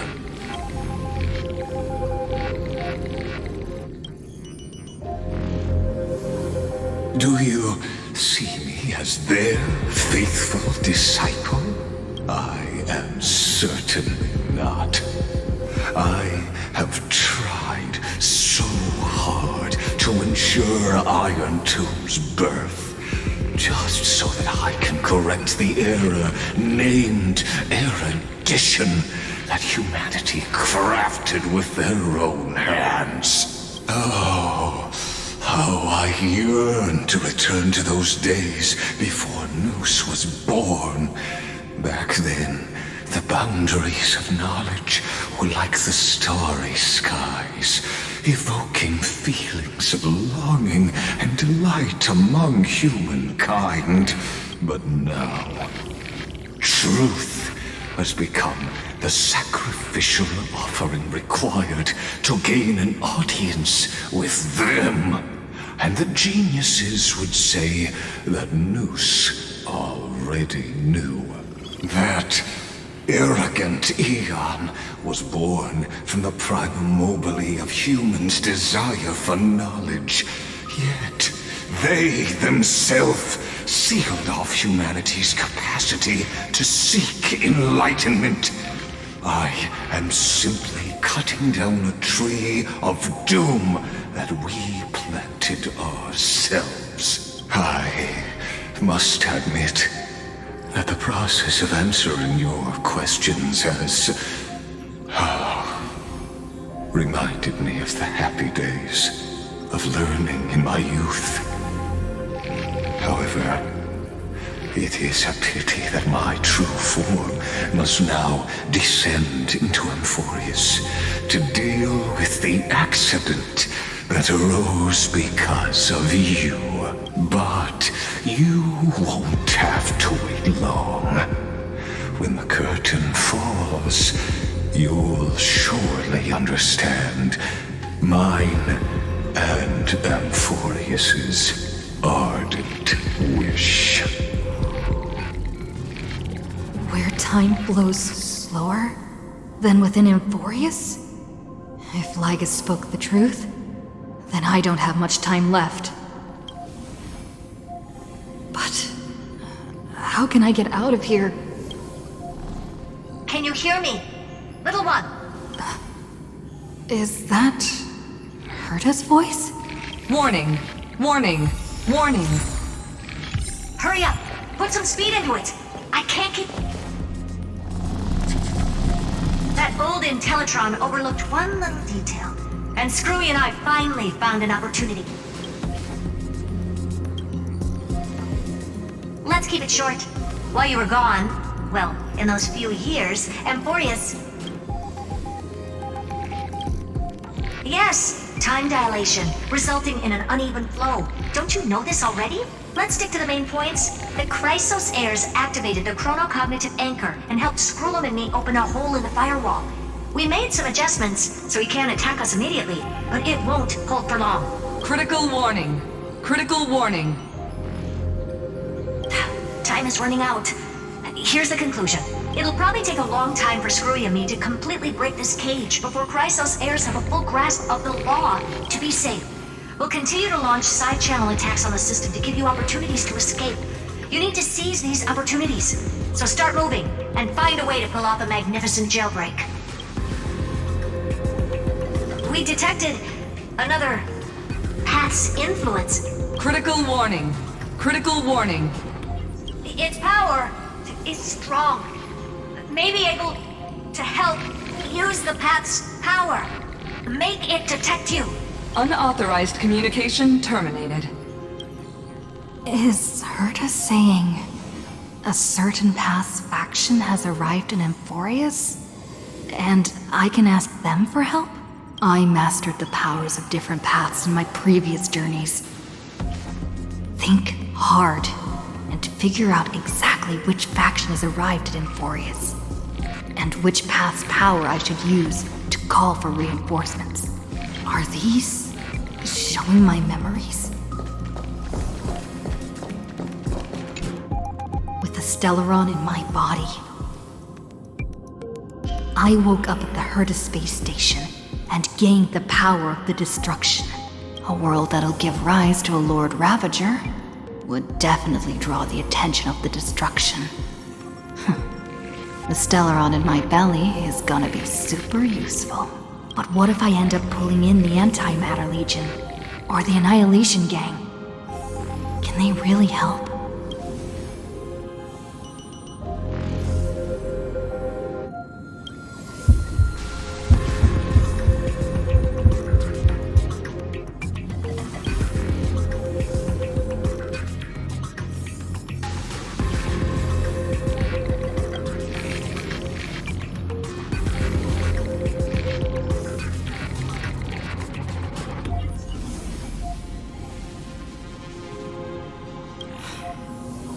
Failure is not necessarily a bad thing. This power wasn't gonna call up anyone nice after all. I obtained the flaming lance left by the architects, and gained the power of the preservation in Belobog. That's right! No matter how far away a planet is, the IPC is guaranteed to pay attention, as long as there's a business opportunity. Isn't Amphorius a pristine and untapped market? Besides, even if I can't call up my friends from the IPC, the architects and the nomadic miners should be able to help too. There are definitely cities and ores in this world.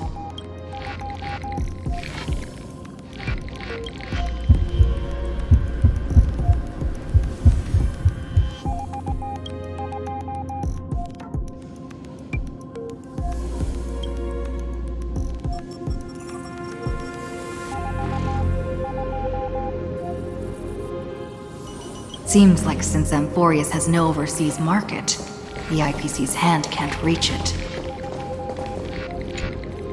I received the Watchmaker's hat in Penacony, and declared war against the Order. Then gained the power of the Harmony. That's right! The benevolent family must still remember me for saving them. Their music echoes throughout the stars, and they'll definitely want to help. Come, dear hat. I've put you aside for quite a few chapters already. Sing with Clocky. The world is in harmony and the stars shine bright.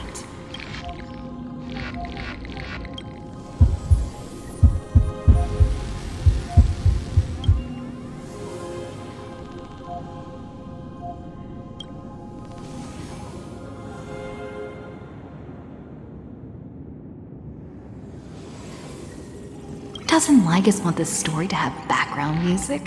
He has such terrible taste.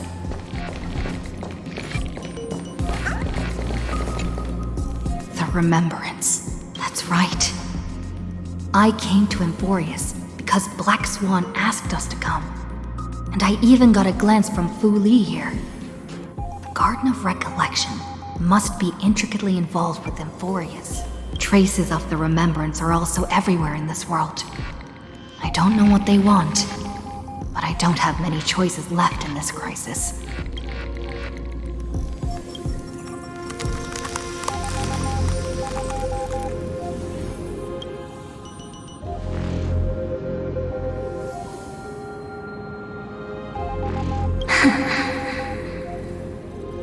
I finally found you.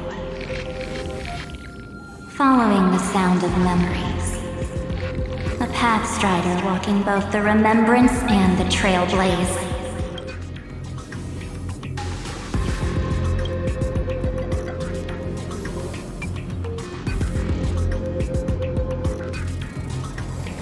Warning! Warning! Warning! Erudition's prison cannot stop us, for we lie outside the logic of zeros and ones. Come, leave the cage of Logos. The mythos of Amphorius waits for you to continue its story.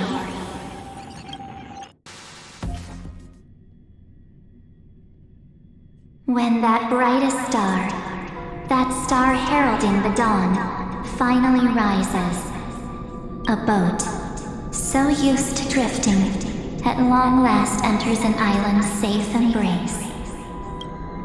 Oh, Pathstrider, we have helped you break free. Hurry and set off. The child of remembrance awaits you. March? What's she doing here?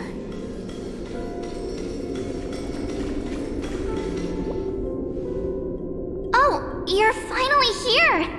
We haven't seen each other for such a long, long time. My good buddy, I've really, really missed you.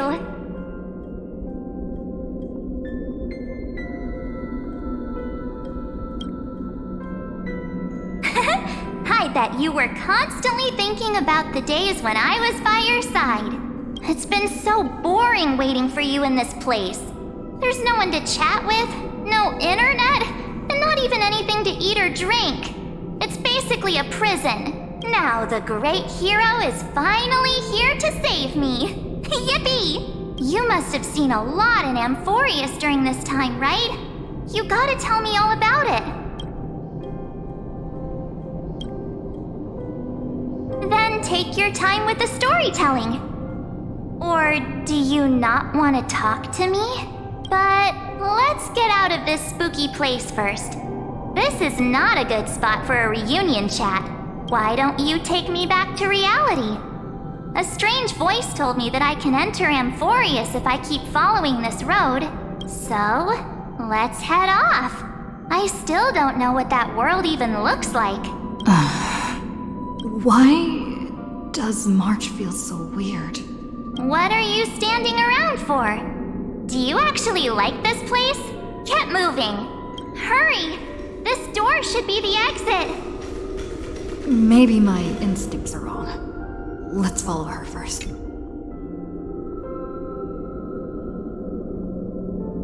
Maybe my instincts are wrong. Let's follow her first. Are you okay? You haven't said anything for a while. Has it been so long that you're still missing me?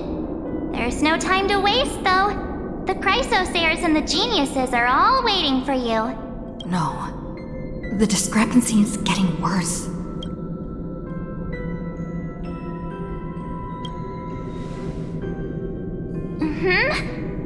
No, he's not.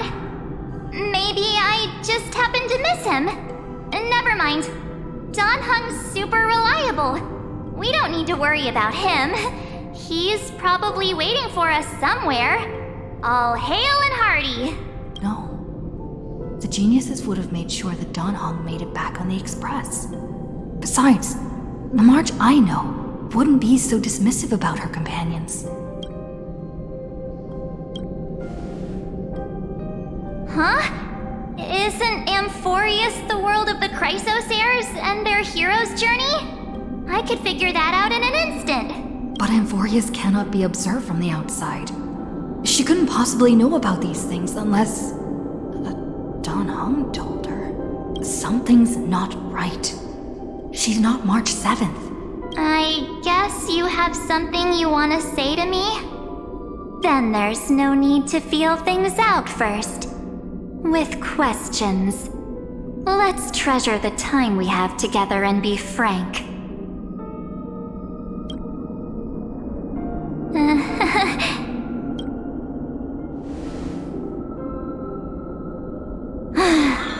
As expected. A glimpse of memory is not enough to deceive the bonds of friendship forged between the nameless. In that case, there's no need for further deceit. You're right. We're not the March 7th you are acquainted with. But we can send you back to Amphorius, as long as you are willing to help us.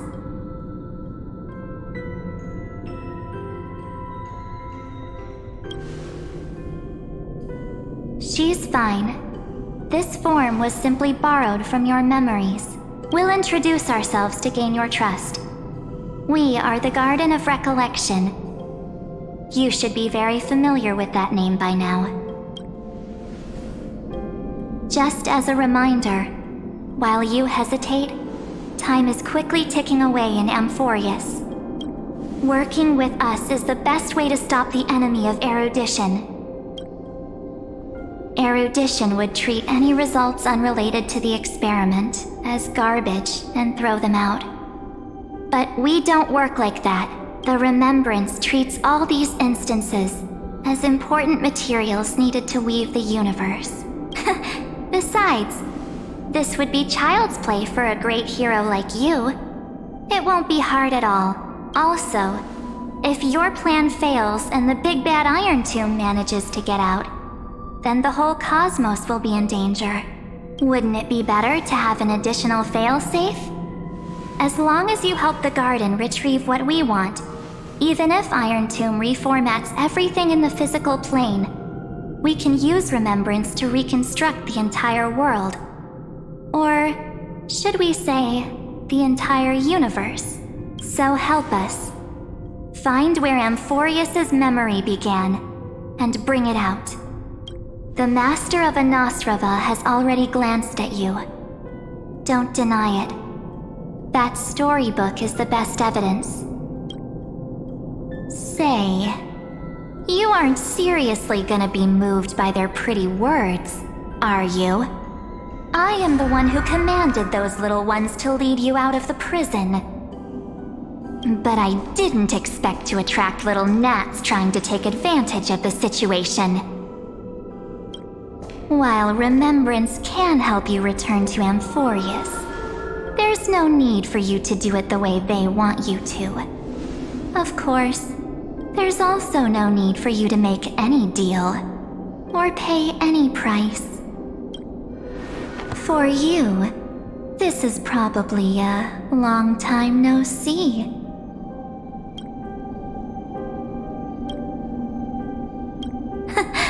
My dear.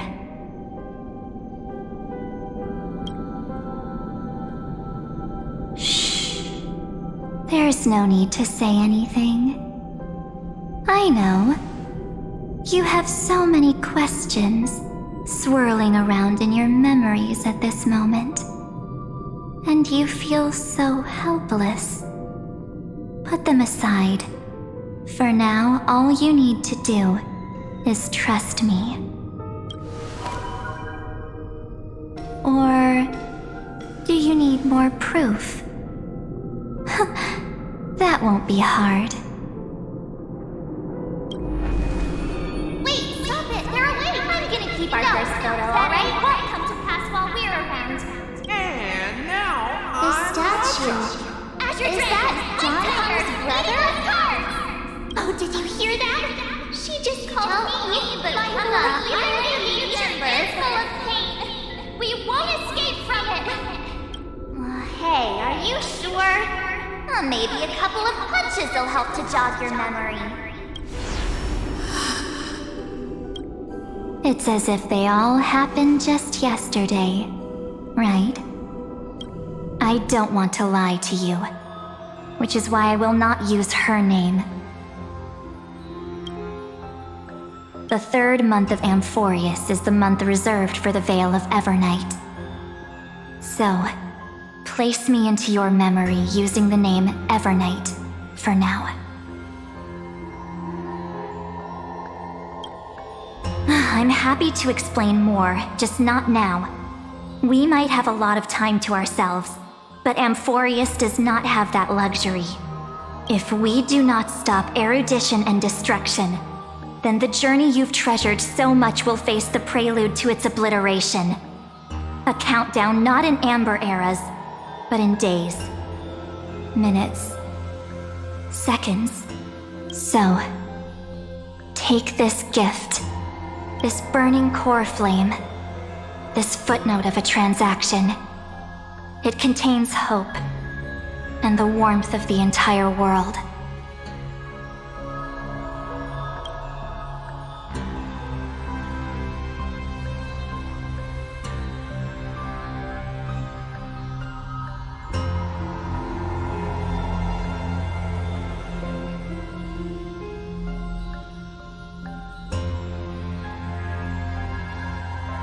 Ripples of past reverie. She hid this fire in the long river of time, hoping that her wishes would transcend time to reach your hands in the future. Now, take it, and return with it, dear friend. Return to Amphorius, and overturn the final era Nova. Witness the time that stood still for the Deliverer, and the resistance that never bowed to the destiny of destruction over the long years that passed in a flash. Then, with this core flame blessed by the remembrance, respond to their hopes and blaze a trail to the future. And I will silently watch in a corner of time, waiting for our next encounter. I believe the wait won't be too long.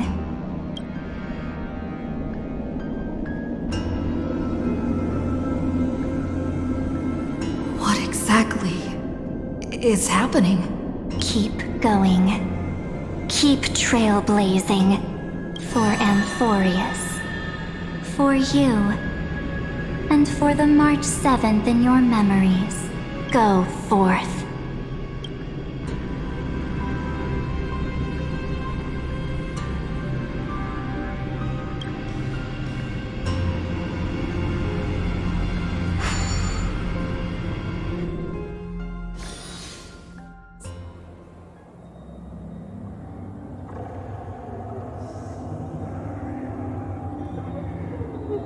Is this Akima?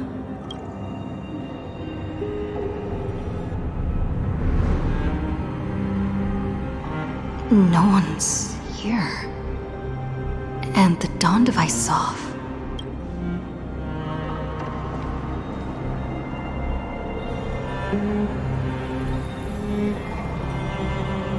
Am I too late?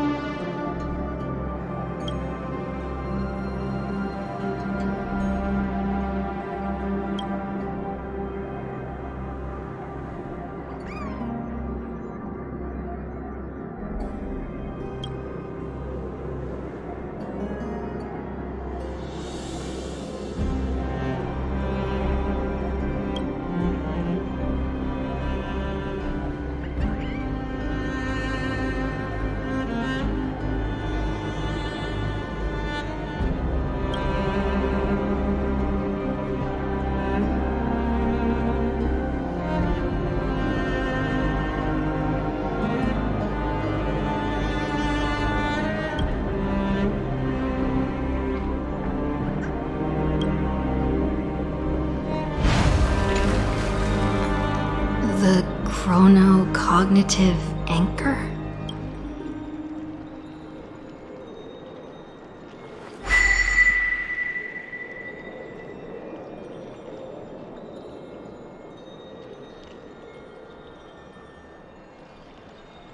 There's so much I wanted to say for our reunion.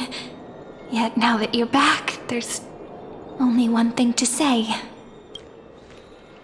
Welcome back, friend.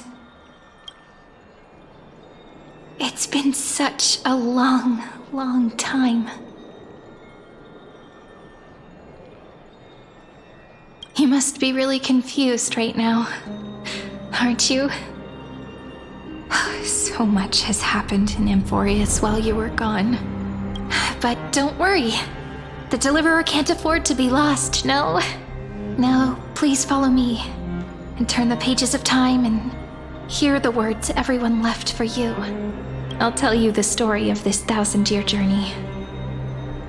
That way, it won't just be my memories alone. Cyrene can't hear me?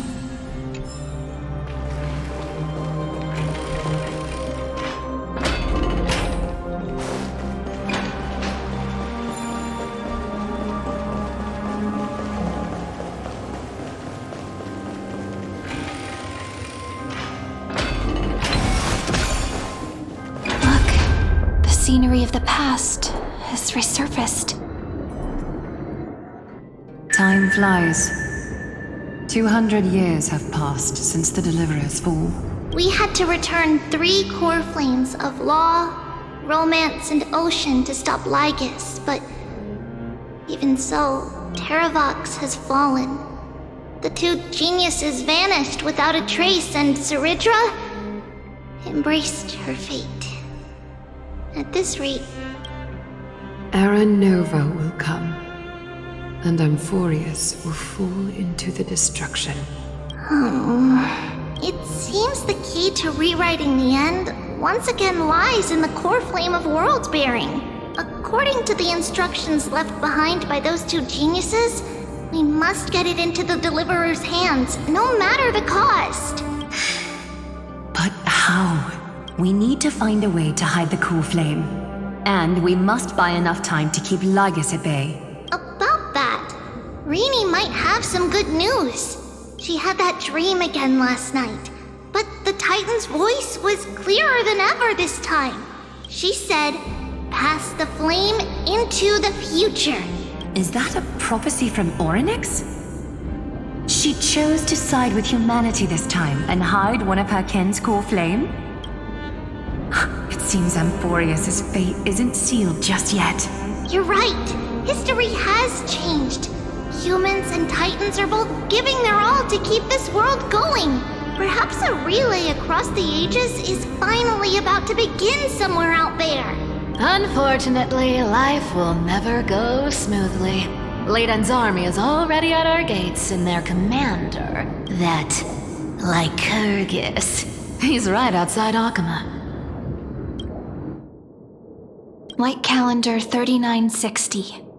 Seridra, under the pretense of a campaign against Fagusa, sacrificed 500 Chrysos heirs to complete the trial of law.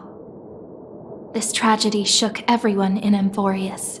That same year, Seridra the Imperator was assassinated, after which Aglaya the Goldweaver took command. Thus began humanity's second flame chase journey, a path hanging by a thread. Come, this way.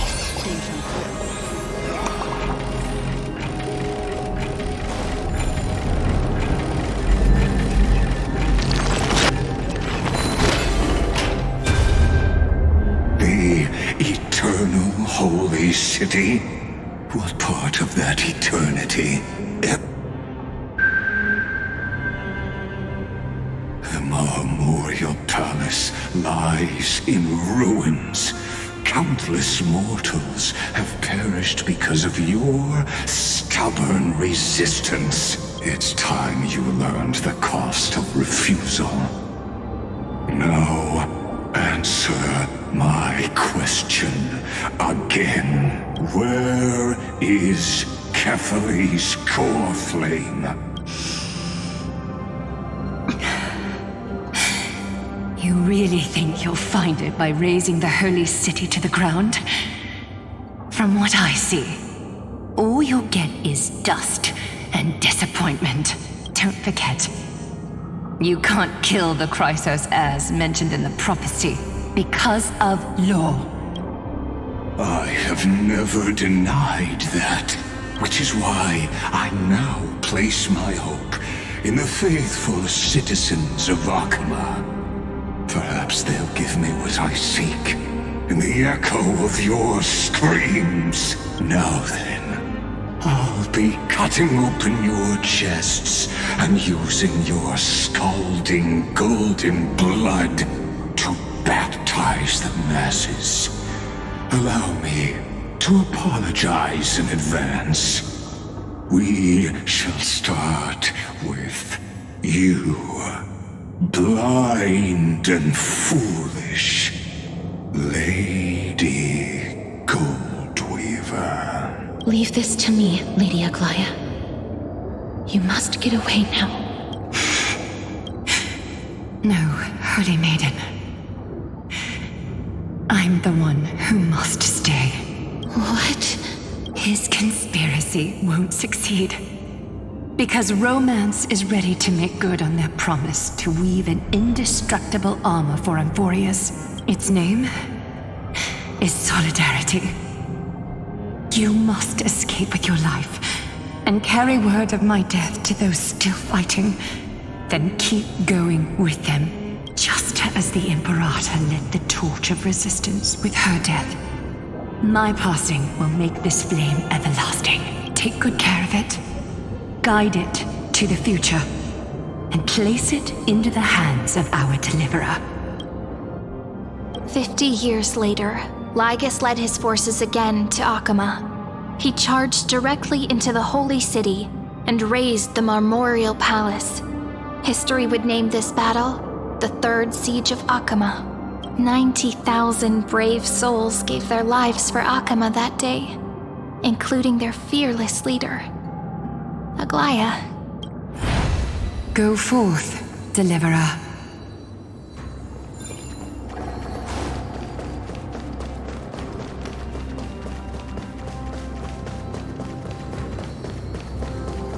Go. When the frost melts and the snows give way, the flower. So what you're saying is, Princess Homebuddy is never coming back, is she?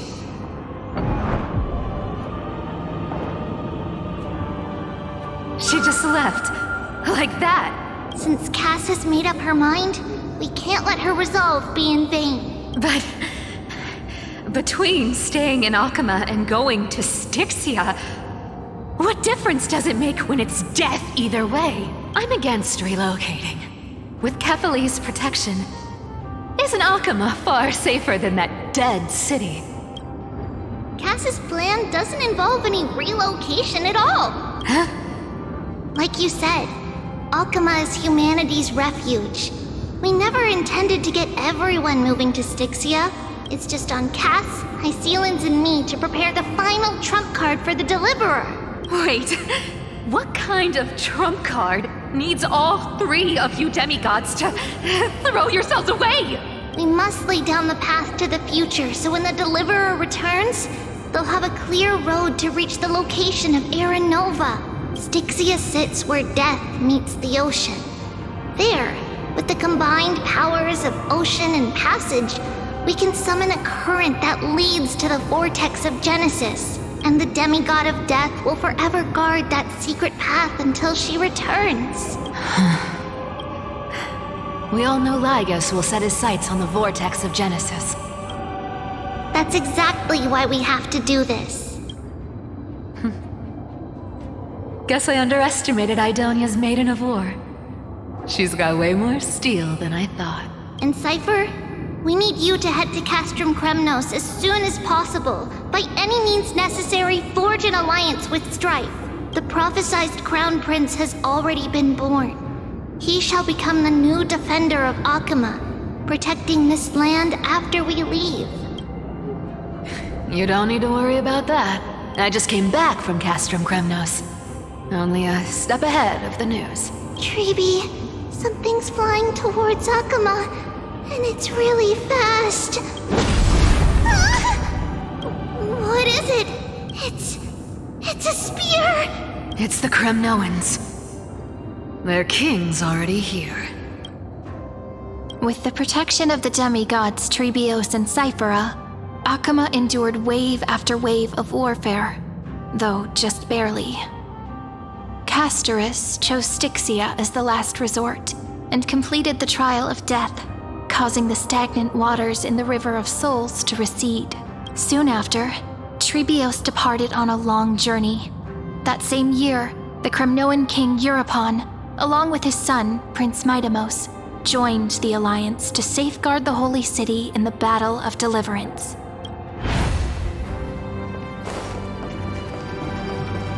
Go on, and see you tomorrow.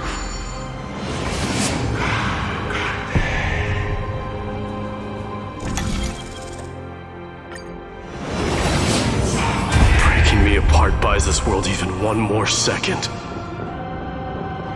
And so be it. But it's gonna hurt a lot! Pain brings endless torment. But it can never destroy me. I believe that you were thinking the same thing when you stepped through the gate of infinity and jumped off that cliff. can't argue with that. In the current situation, this is the only path Akuma has left. Just do as I say. Split my soul into 5 pieces. Forge me an immortal vessel. Let the blade of strife hang forever overhead. Locked in battle with their enemies to the world's bitter end. There's no need to be sad, Lady Treebios. Haven't we already taken great strides towards that promised tomorrow? In this life, my people no longer have to drown in false guidance. Kremnos has washed the blood off its fate. Emphorius no longer needs a god named Strife. So let me shatter the former laws and turn the Lance of Fury back into a weapon that protects the world. We understand. By the way, can you do me another favor? The 7 sages from Grove of Epiphany are already en route. They'll arrive in waves to join the resistance in a couple of days. Among them is a scholar named Anaxagoras. He has extraordinary insight and fears no sacrifice. This soul-rending ceremony wasn't just my decision. It was his counsel. His wisdom will surely be the backbone of Amphoria's survival. Watch over him. Carry on this everlasting flame for me. Through Anaxagoras' ritual, the demigod of strife split his soul into 5. Courage, honor, tenacity, sacrifice, and reason. Each sealed in blood crystal and cast into battle. The people held a 10-day funeral to mourn their fallen god king. And through his sacrifice, humanity was granted 200 years of peace.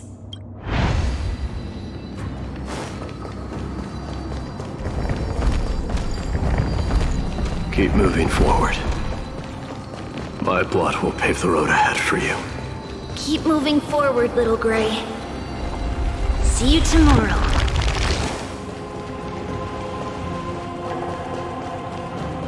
That seamstress wasn't wrong when she said a lie needs more lies to keep it together.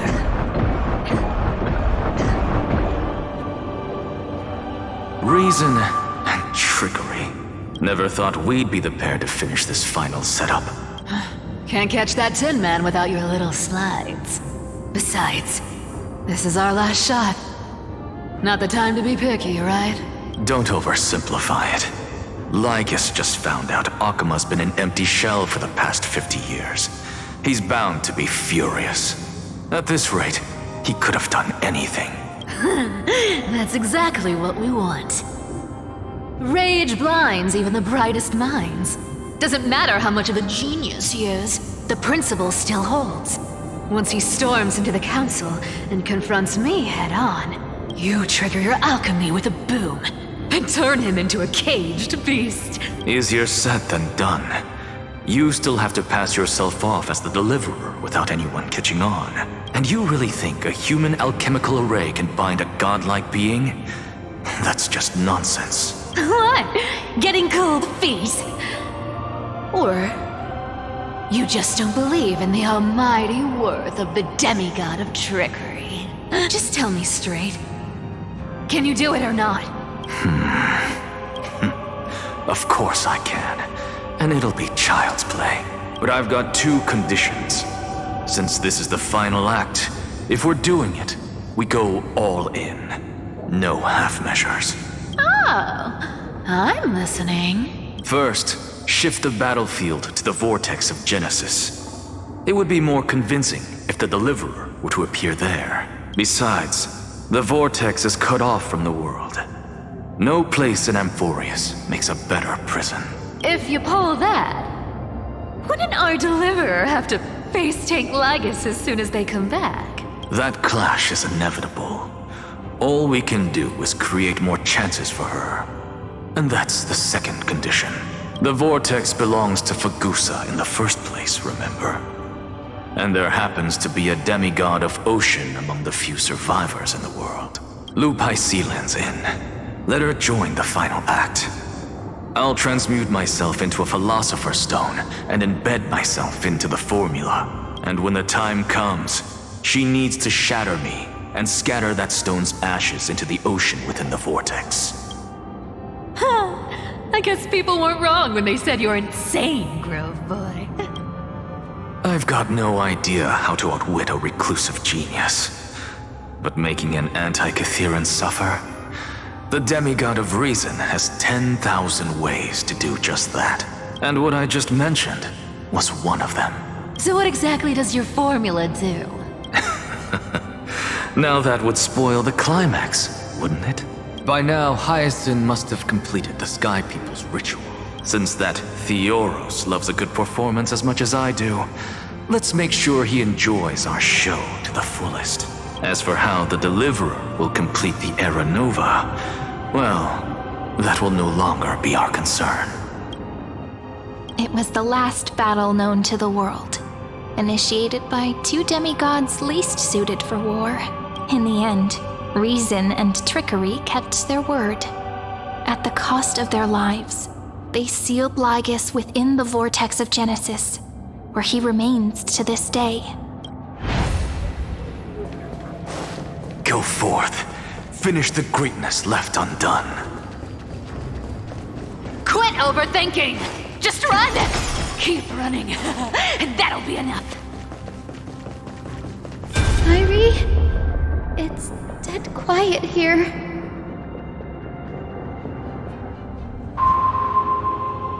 Akima will stand eternal. Miss Cypher's lie is crumbled after all. But it's all right, because all of us have fulfilled our purpose by now. When the Deliverer returns, no matter where she is, sky will turn clear, and a rainbow bridge will rise, carrying her to the final battleground. Sairi, this arduous relay is finally nearing its end. Now, I'm passing the final baton of fate to you, okay? No, that's not quite right. After all, it was you and her who lit the first spark of this journey, wasn't it?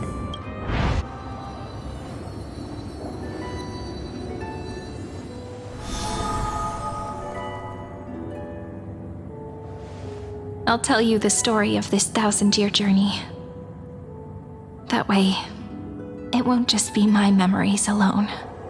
And I'll share the moments I spent with you with everyone. That way, the path we walked becomes a memory shared by all. People will know that there's nothing left to chase. Amphorius has already welcomed the dawn foretold in prophecy. Just like I said, this won't be harder than the last time. Right?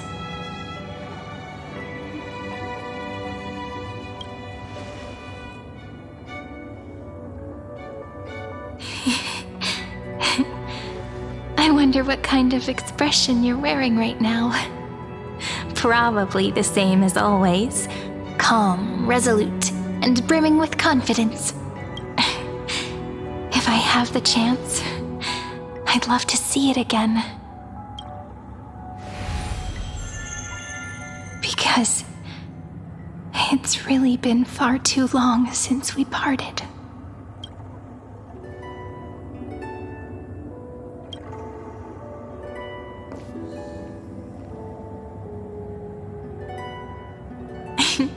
Someone as sharp as you must have realized by now that this isn't reality, but a maze of time. As the last link in the relay, I will return to the Temple of the Three Fates, tell Orynyx all of our stories, and bottle every page we've written into the little flask of memories. And then, may it set sail in peace, drift down the river of time along with the core flame of world-bearing, reach your side, and lead you back to Amphorius. Just like the first time we met, right? Even though this cycle has no demigod of time, time has always stood on humanity's side. This is the only way to make sure that the Era Nova won't happen before you return. And the only way I can safely entrust the completed final flame chase journey to the Deliverer's heart. After all, the new world will be born from your memories, and the protagonist of this story mustn't be absent.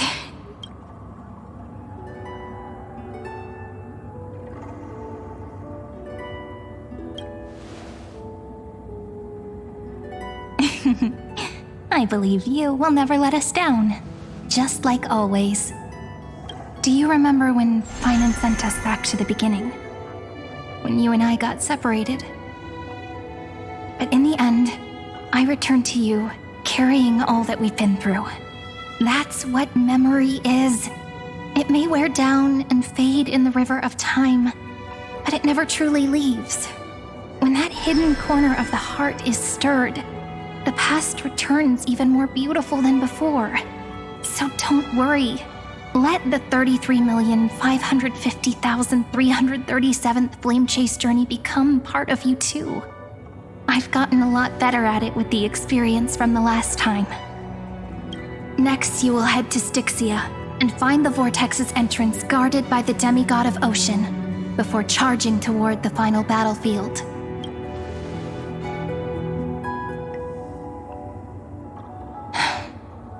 Don't worry. I'll be with you. All of us will. Even Finan.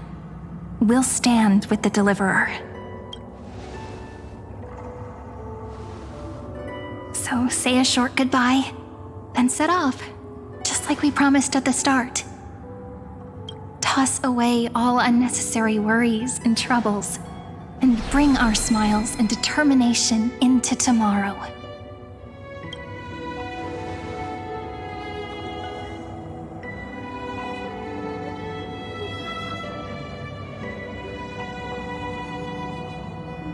The last baton.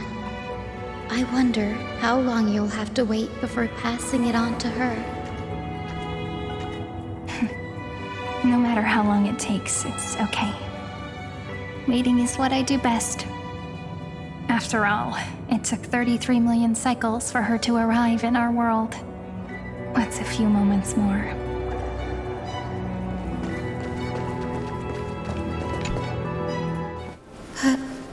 Sairi, what if you wait and wait, but that hero never arrives? That won't happen. Because I know that no matter how long it takes, she'll definitely return to this place. We can't let her down.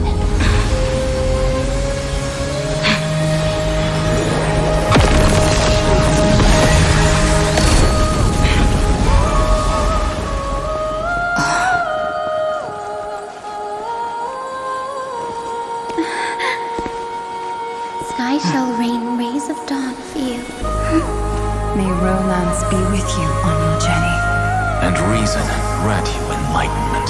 Let strife bestow you with inspiration. Trickery ensure your success. Allow death to protect your soul. And at last, let passage point the way forward. Well, time will remember the Trailblaze's journey.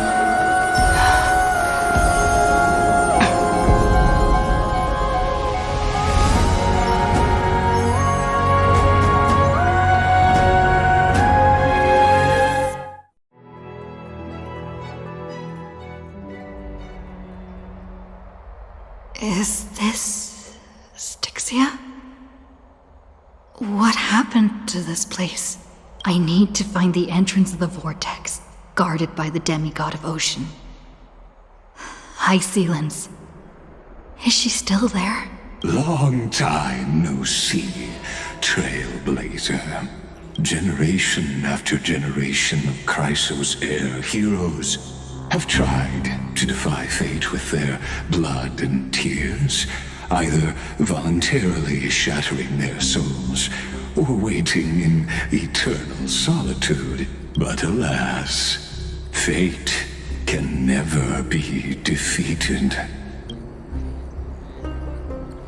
Reason and trickery may bind my flesh, but my will shall never fall silent. So the demigod of ocean, the Dux Gladiorum High Sealens, sought to bring me into a fantasia with her voice and drown a genius in slumber. But alas, it was all a hopeless dream. That warden fell before I did, due to erosion of time, while her prisoner remained unchanged.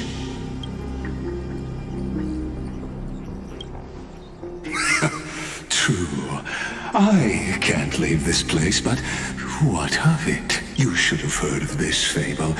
In a shadowed cave lived a people, imprisoned from childhood, and chained so that their legs and necks are fixed, forcing them not to look around at the cave, each other, or themselves. Behind them is a fire, and before them loomed the stone wall of the cave.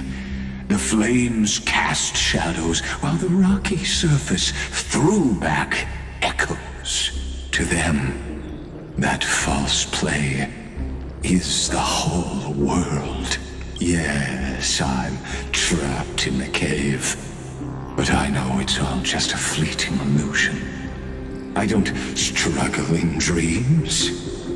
I wait, and now my deliverer has come to defeat me and save this world that never owed you anything. Oh, you'll need to awaken the singer here and unseal the prison called Vortex of Genesis. You'll be the one to unshackle me and bring the cave crashing down. Of course, I don't mind waiting a little longer. Let me guide you through this next illusion. One last memory from that prison warden. I hope you'll watch the stories of this fantasia closely. Logically, the deliverer must see the world for what it truly is. Emotionally, this memory captures the fate of everyone in Amphorius better than anything else. Only by feeling it for yourself can you understand my point of view, the meaning of destruction.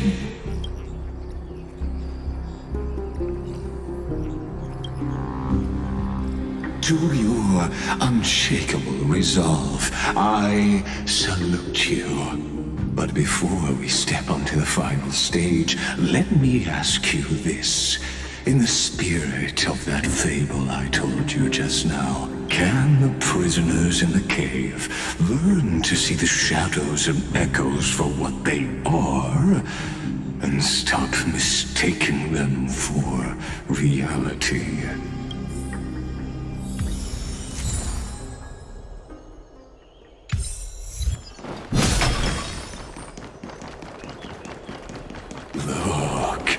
Fire projects the face from her memories. An actress. The dark tides flood the sea, and our kingdom teeters on the edge. Fear not. Our queen has gone to the borderlands. She'll quell this calamity herself. This is the scene when the Chrysos heir of ocean was born. She was once of a Titan-kin race named Sea Sirens. At that time, Kozlana had suppressed the Black Tide's rise, but he was unable to remove Iron Tomb from its roots. The Black Tide still roiled in the depths of the world, and the kingdom of Sea Sirens was the first to face the destruction head-on. Listen, I heard Electra's voice. She's calling to us. Let's go. Her voice carries the Queen's command. To keep the Black Tide from threatening...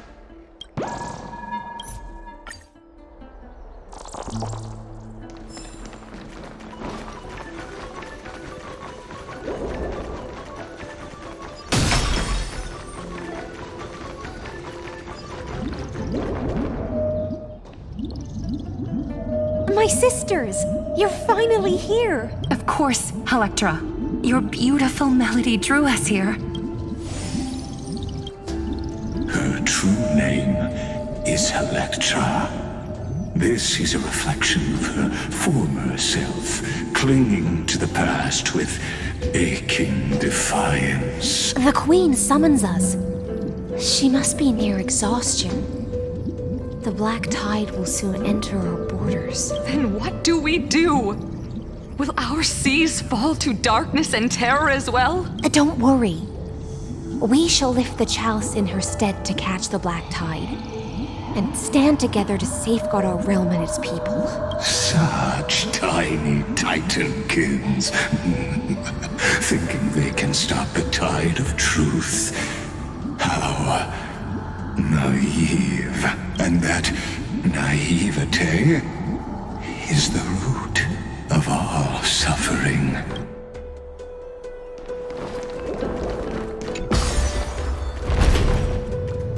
The Queen's palace lies just ahead. Even her once graceful form is now tainted and drowned in dirty mire.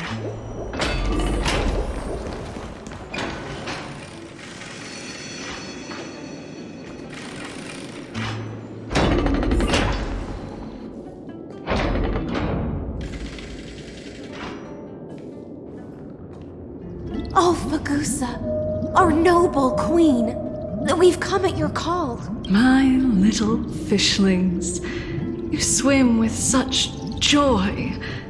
It pains me to speak of the kingdom's sorrow. I once believed I could drink the black tide dry, but even the deepest chalice must one day overflow, and I can hold no more of this filth. Mother, worry not. We're all children of the sea. Let us bear your fate together. We'll take up your mantle and drive back the black currents. We'll mend your sacred chalice and take in the cursed filth. My little fishlings, when the spear of strife falls, you may retreat in peace. I promise you. On the surface, the city-states will hold a feast without end in your honor. This is the last gift I can give you.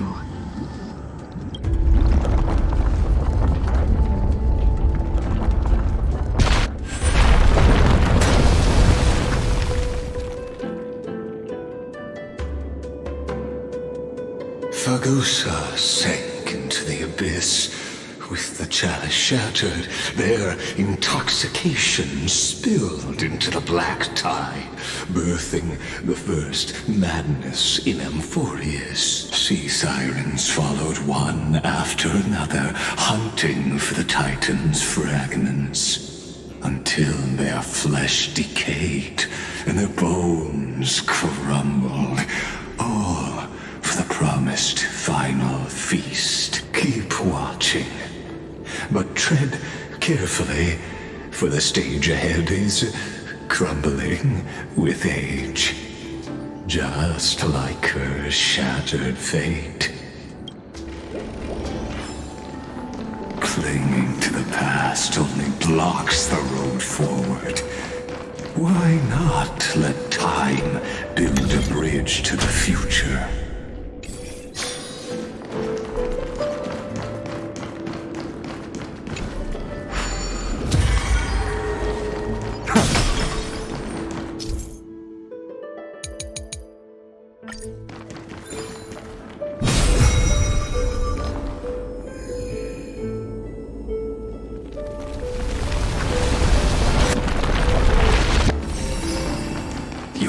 Wisdom far surpasses even the bounds of reason's model. Can't get through. Looks like I'll need near. The ending was written long ago. Even you cannot rewrite it. Just like this poor chandelier.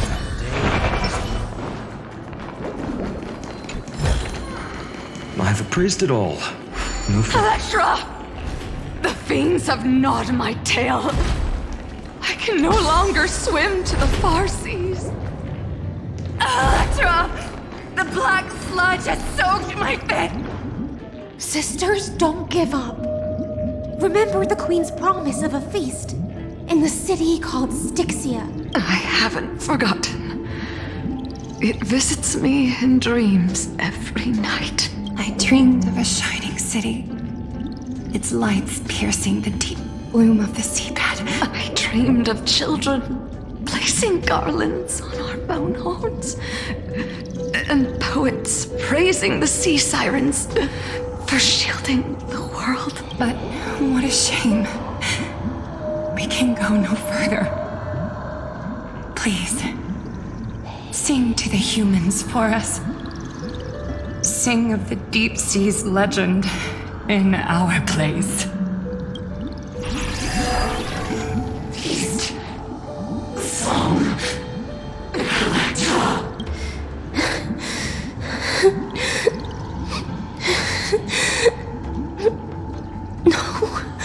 The sea sirens were tainted by the destruction. Their flesh rotted away. They became the black tide creatures of this cycle. Farewell, sisters.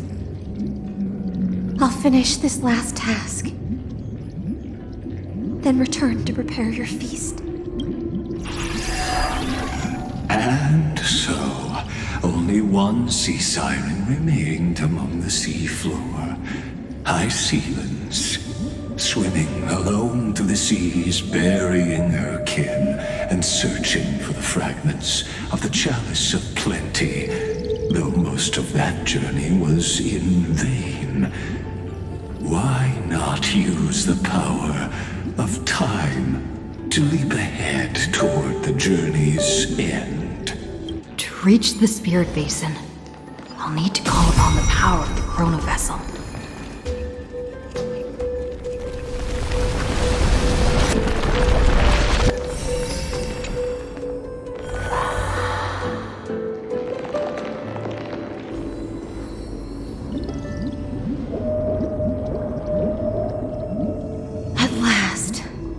The Chalice of Plenty is whole again. The Lance of Fury emerges from the River of Souls, and the gods reclaim their duty to hold back the black tide.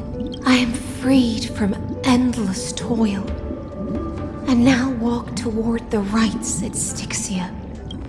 I bore my sister's dreams upon my back, took on a graceful human form, and hoped to find a grand celebration on the shore. My fins became legs, my scales became skin, and the sea foam on my body became a shimmering gown. But when I stepped onto land, there were no festivals with honey brew, nor poets plucking harps, only silent death, drifting gently along the River of Souls. When she fulfilled her wish, she only found Styxia to have already repeated the mistakes of previous cycles and was swallowed by death. Hopes and promises are nothing but the foam of dreams. I am a sea siren, a vessel born to contain the tides. Now that my task is done, and the promise is broken, how am I to go on in a world drowned in shadow? Fagusa, my noble queen. She evaded my questions with drunken stupor. She told me a grand feast awaited me in the surface world, so I wandered lost, groping through the dark. The feast she spoke of. Where is it? Lonely Blade, I shall grant you everything you seek.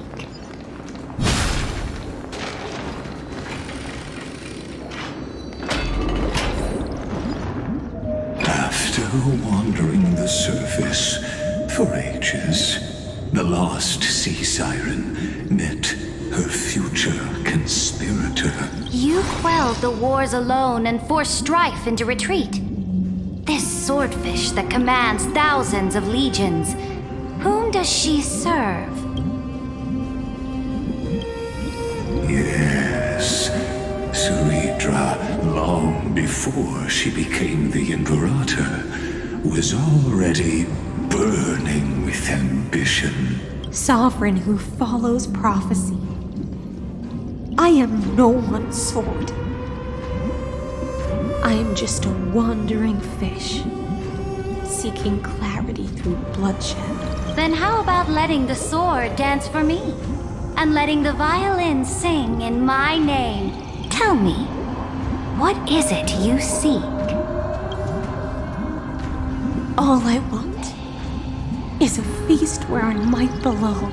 Such a demand is trivial with the Sovereign's authority. I'll grant you a banquet worthy of conquest and comrades to toast beside you. But Knight, you must offer me your heart. My heart? Yes, a loyal heart that will generate no betrayal.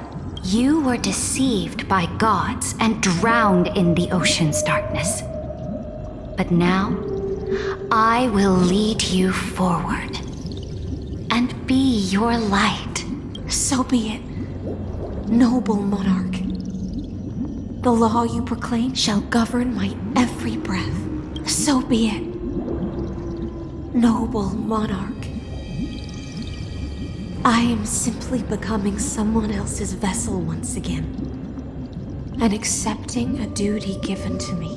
And thus, in her hollow drift, she finally found a new purpose, like sunlight piercing the deepest trench.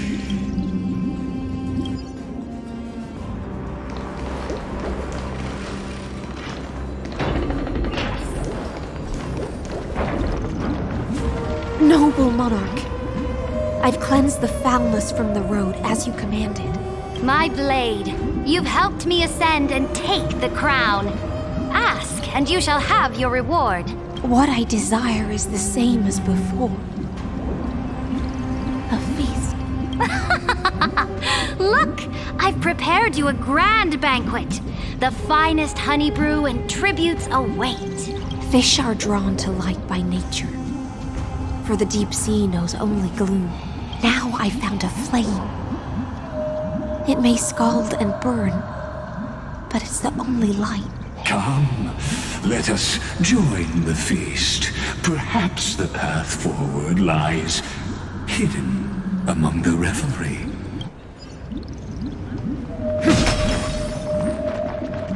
Have you heard that the Imperator's about to begin a new campaign? My faithful subjects, tonight's feast is not just for the past. It's a toast to the future! Born from our golden blood is an unstoppable colossus. Our iron beast to trample the universe! Great monarch. I've heard the universe teems with great threats. Can we truly remain invincible? Fear not. Before the troops of the destruction, such rabble is no more than cosmic dust.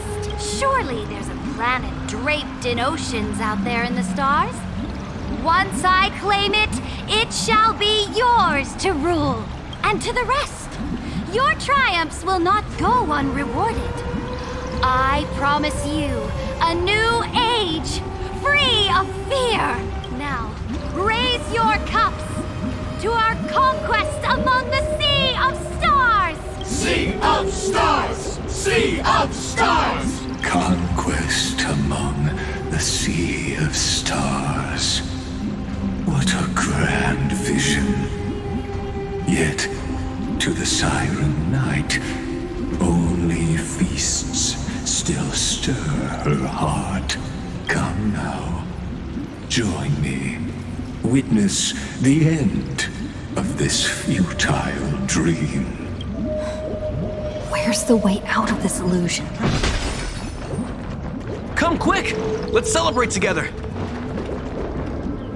Noble knight, you are truly a blazing spark.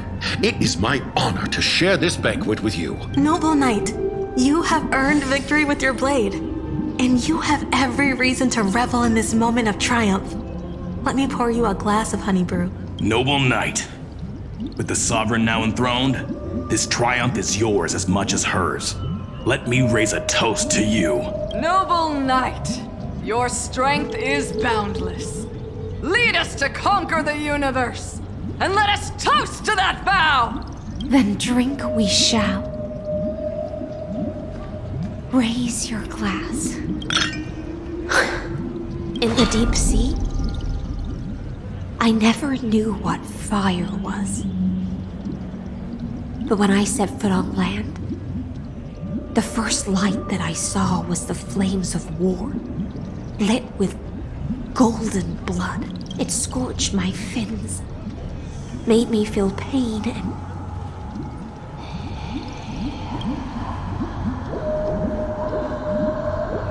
ignited an unprecedented hunger. A hunger that flickers in every hero's heart. So bright, yet so blinding. Look! The monarch herself has taken her seat! Hear that? The court sings her praises!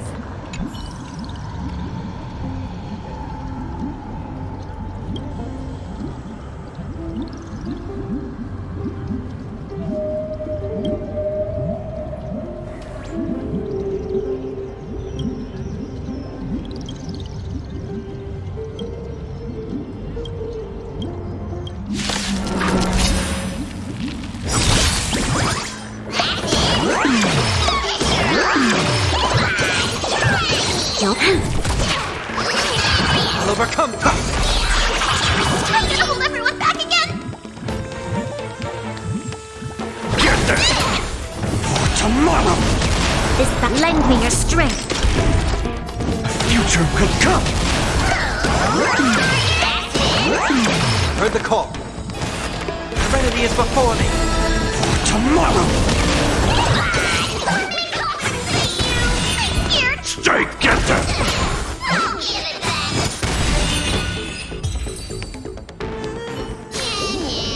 A vast journey awaits.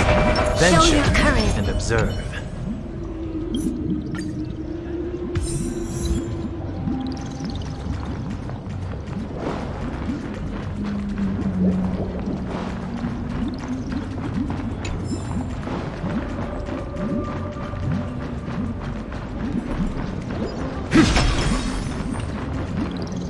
One eye of hers sees glory, the other sees corpses. And yet, she cherishes the name of glory more than fear and death.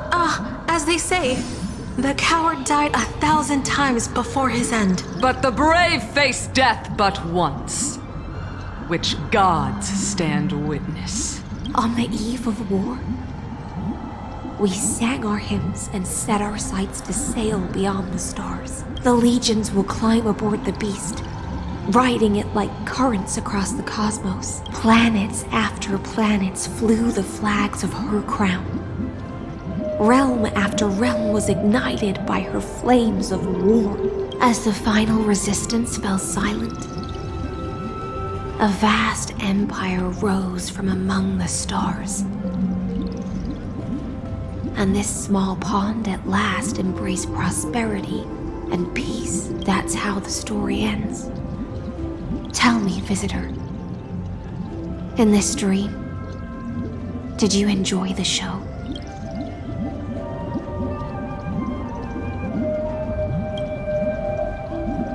After all, beneath that still surface lie the bones of countless dead. It's time for me to wake up from this drunken dream.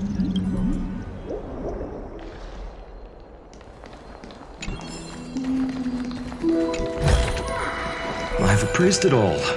No thanks. The Imperator is dead! The Imperator is dead! The Imperator is dead!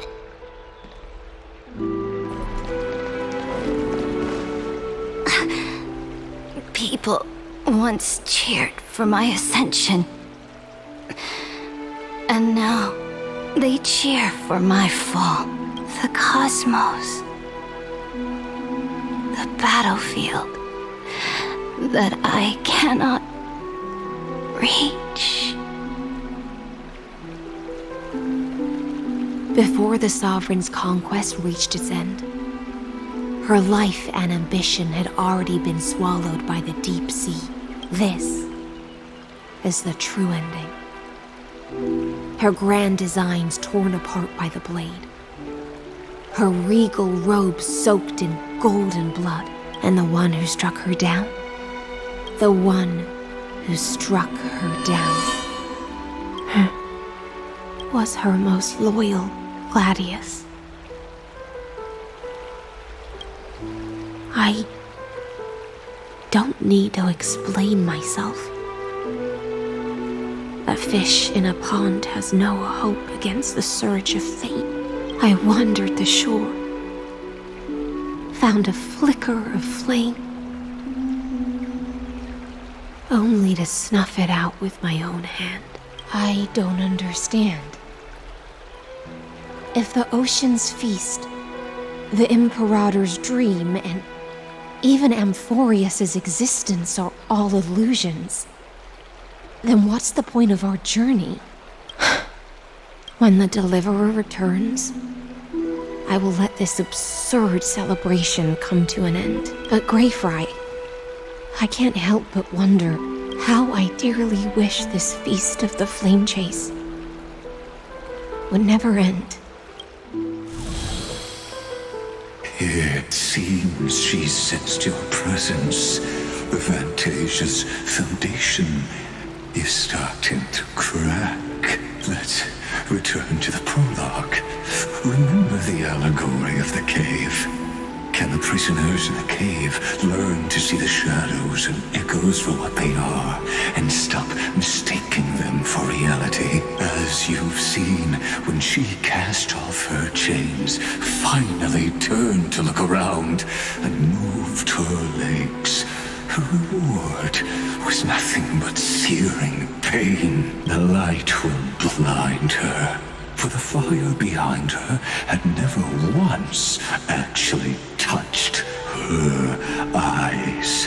Her legs will buckle beneath her, for she had never learned to walk forward. And so she fell into infinite confusion and fear, and came to firmly believe that the shadows and echoes were the real world. But we in the cosmos, are we truly any wiser than she was? Now, nameless one, fateless one, ask yourself this. The paths you tread, the eons you worship, everything you've trailblazed with your own hands, could it all be someone else's projected shadow? Let's leave that question till after the curtain falls.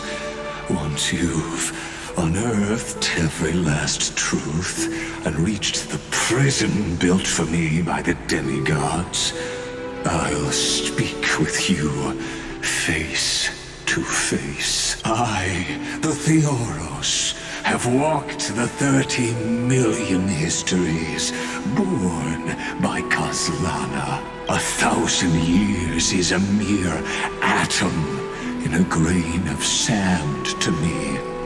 Amphorius, compared to the cosmos, is but that grain upon a whole.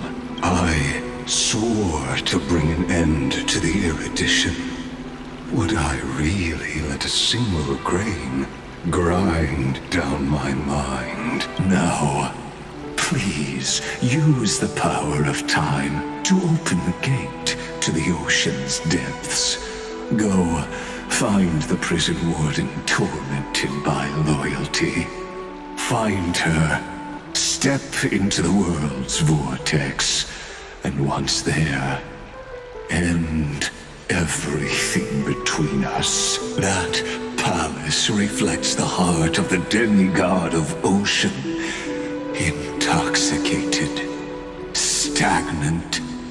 There, you'll witness the true beginning of the saga of deliverance. An ugly history, long buried by tides and shame. A staircase of apotheosis that the Imperator forged with the golden blood of 500 human sacrifices under the pretense of conquest. I'll wait for you at the heart of the world to reach the place. Beyond this door lies the path to the vortex of Genesis.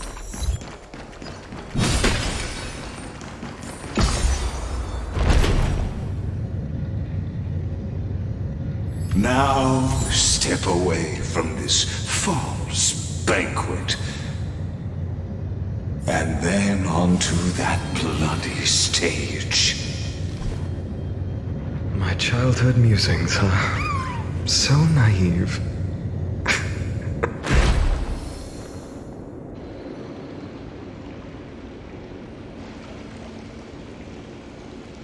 The palace that worshipped the ocean, the sanctuary connected to the vortex, was also once the battlefield of the first flame chase.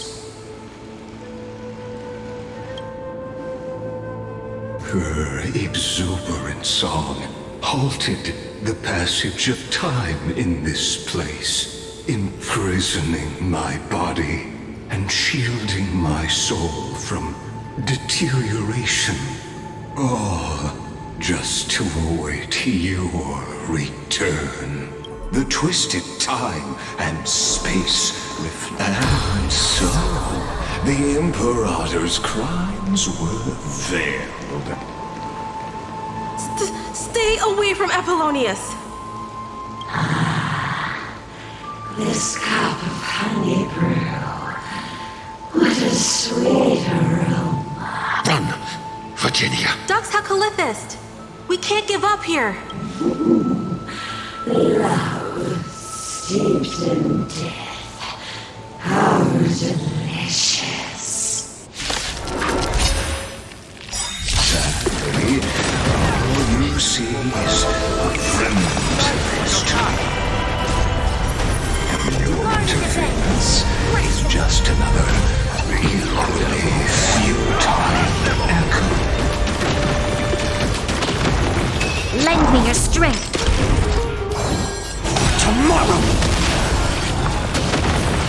The core flames consume me. So with the substance.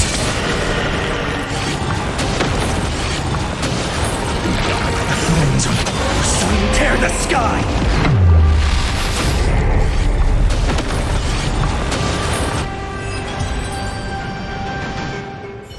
Apollonius, look. I chased the enemy away, but I think I can't go any further. I'm sorry, Virginia, for letting you. It's okay. I'm glad to die by your side. Ah, such an ironic twist of fate. Even as the foundation of the world crumbles, the heartless Imperator still made the same decision she did in the past 30 million cycles. During the first Flame Chase journey, the Flame Chase Legion stormed Styxia. Tens of thousands of sea sirens surged from the River of Souls, crashing toward the heroes like a tidal wave. The hell before you is the recreation of that very battle.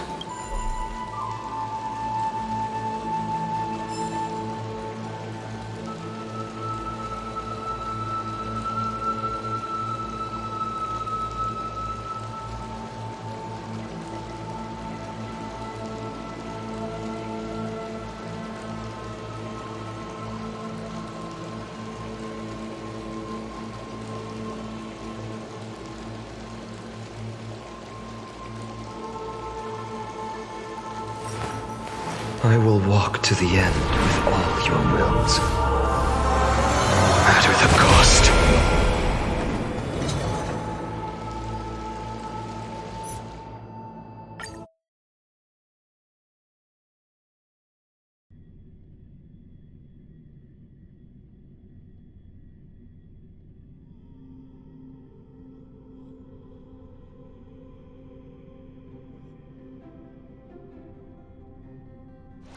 Apollonius.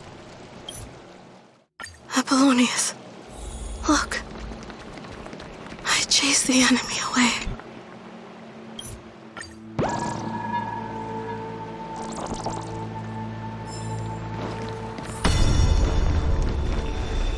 A painful past, yet hidden beneath a veil of joyful song. Two discarded data clusters waiting for someone's return. It seems.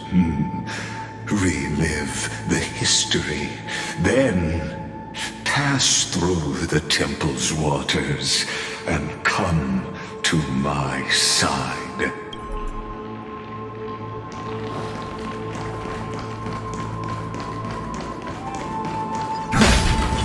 Show your courage. The day of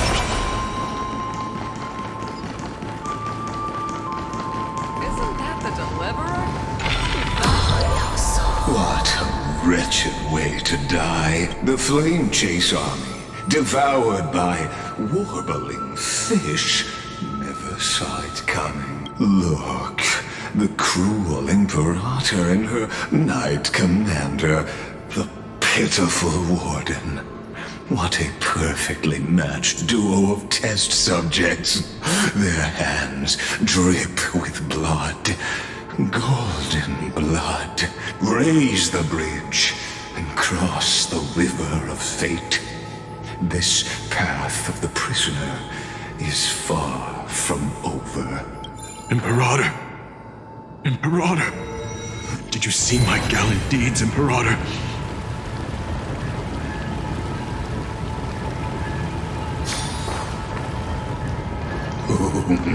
A sovereign and the sword. Imperator, why did you... You're here, Dux Gladiorum. You ordered me to seal the sea route and handle threats from the rear, so why didn't you wait for me to return? Why send the vanguard ahead and let them die in vain? Die in vain? No, you're wrong. Their golden blood won't be spilled for nothing. The other dukes have paved the road for me to become the god of law. The trial of law? You never spoke of this to anyone. What is...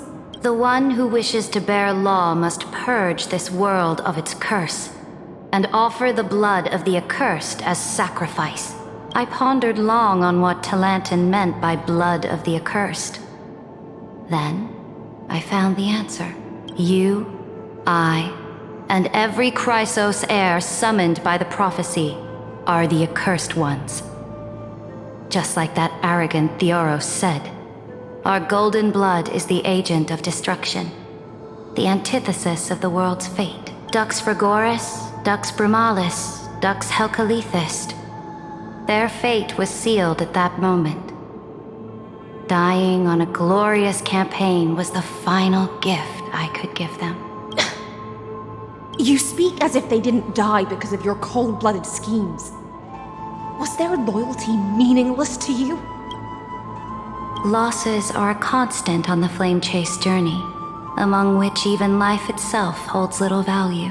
If a subject marches to war without that conviction, then yes, as you said, shallow loyalty means nothing. And what about my loyalty, Ceridra?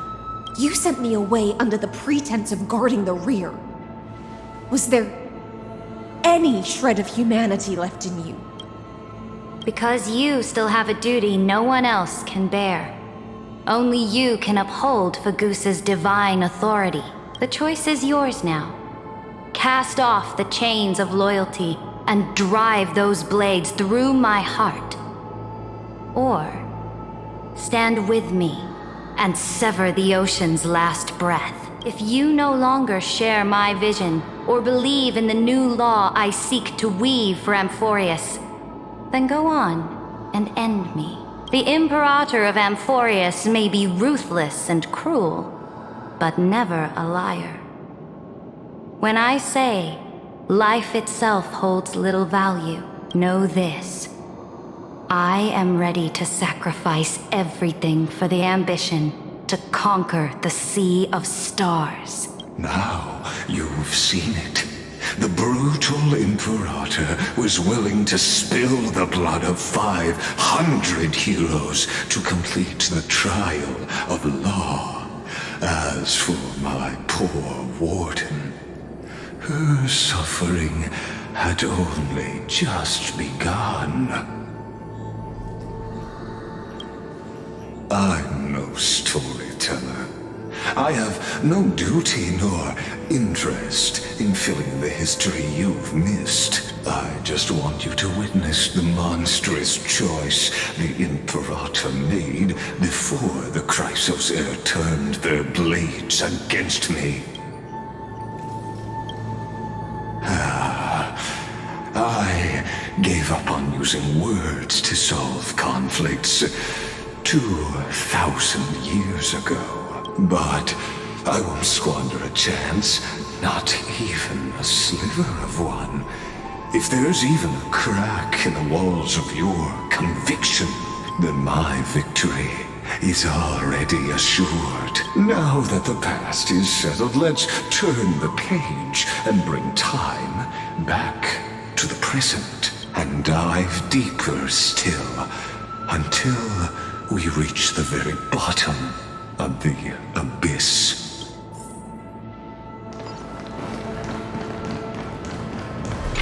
Is the path ahead underwater? I need the Orin-Exorb to bring back... Shatter the vessel of time and let this stagnant pool start to flow again. This hidden gate leads to the vortex. Hurry now. The time of our reunion draws near, Deliverer.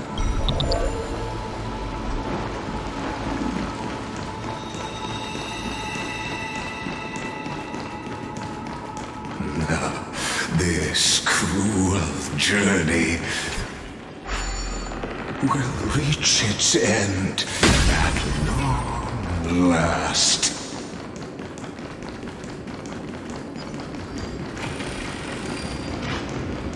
You've been silent a long while, Dux Gladiorum.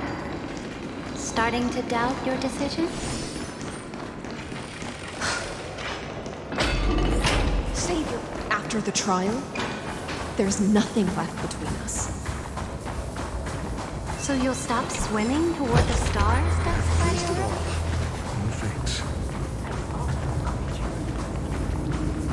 No. Look, a gravestone. It was here that the prisoner, who thinks herself the prison warden, made her choice. Witness, listen, and awaken. Dux Gladiorum. I've lost count of how many times you've stood here over the past centuries. You talk too much for a prisoner like Kyrgyz. Two geniuses who defied law and all the Chrysos heirs who sacrificed themselves in this cycle worked together to chip away my strength.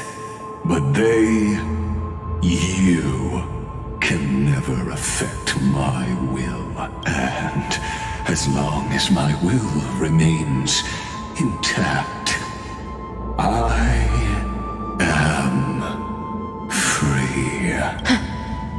Don't get ahead of yourself. I still have ways to chain your divine soul. Please, do surprise me. But I'd say your mission is nearly done here, isn't it? Oh, It was here you gorged out the core flame of ocean from Fagusa's body. It was here you and that Imperator both completed apotheosis, becoming pillars of Amphorius. And after that, you drove your blade into her heart, a loyal subject turned regicide, a demigod committing deicide. Or so the history books paint that tragedy. Oh, but if that's the truth, then why, after 1,000 years, are you still here, guarding the Imperator's grave? Still bound by loyalty. Come to think of it, perhaps I'm not the only one imprisoned here. Your calm does stir the rage in me. As if the one paying the price here isn't you, but us. The ones who lost everything. That's only because I've waited 13 million lifetimes for my vision to be realized. Countless millennia. Loneliness never once showed me its fatal side. In fact, for a prisoner of the cave, it's more like an old friend. One that helps me think. But you're different, Dux Gladiorum. Loneliness has crept from the silent depths, sinking its claws into your mind. Bit by bit, it's peeling you apart. Will you regress into one of those lost mad sirens? Oh, what a shame that would be. You're right, Lycurgus. Loyalty, curse, the fall of my kin, and this endless waiting. These shackles are too heavy for a fish that cannot perceive any light. I can't break free of the whirlpool that's pulling me under. Nor do I have the unwavering resolve to force myself to wait for that person's return, as everyone hoped for. Deliverer from beyond the sky, my executioner. How much longer until she arrives here? Or will she ever return? I don't know. And I doubt anyone does. Then, what will you do?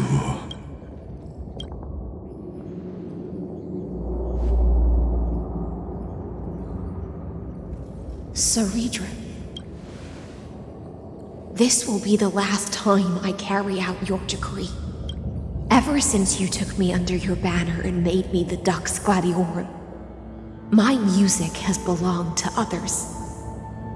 Time and time again, I use the siren's song to lure the unwary into illusions for your schemes and strategies. Now, let the siren Electra sing for herself. Let me step into an endless dream of my own making. Oh, great ocean.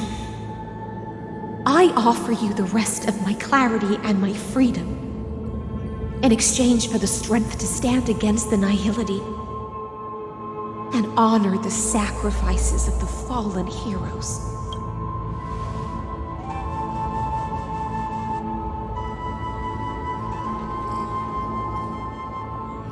Greyfry, deliverer from beyond the sky. When you ride the current of time and find your way here, you'll hear my solo. It will guide you to the heart of this world. By then, I may still be lost in my self-wrought slumber, but I'll uphold my part of this long relay and guard the shackles that seal the Theoros.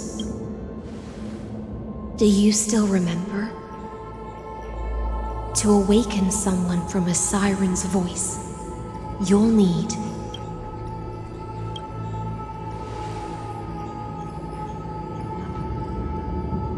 the gift I once gave you. May you still have it when the time comes. When you return, please pour that honey brew upon this grave. It holds the story of all our struggles and sacrifices. May you see it one day. The prelude Amphorius wrote for your return, carried forward through a 1,000-year relay. When your mourning ends, I'll likely wake from my dream as well. Then, follow the trail of echoes and find me.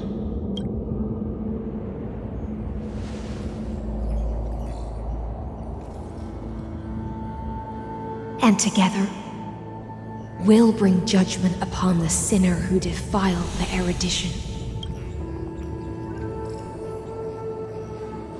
At long last, 33,550,336 cycles and 4,931 years later, Amphorius's final curtain is ready to fall. The shadows within the cave gave everything. Yet all they did was mimic life outside its walls. A futile effort steeped in sorrow. Enough! They were no shadows. Everything they did shattered the darkness of this cave, and unearthed the core flame of Trailblaze.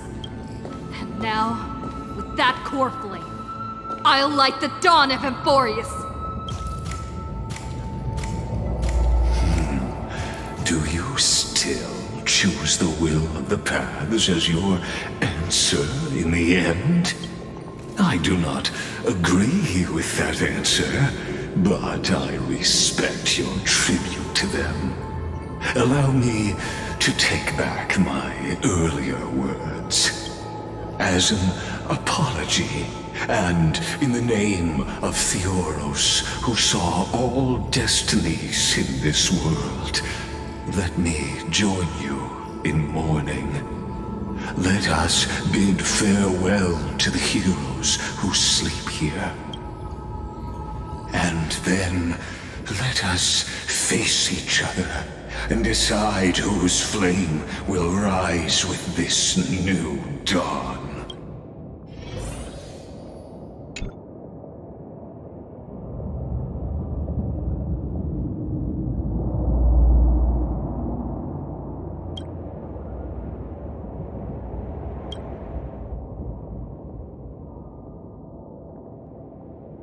Virginia, Apollonius, Seneca, Labienus, and Saritra.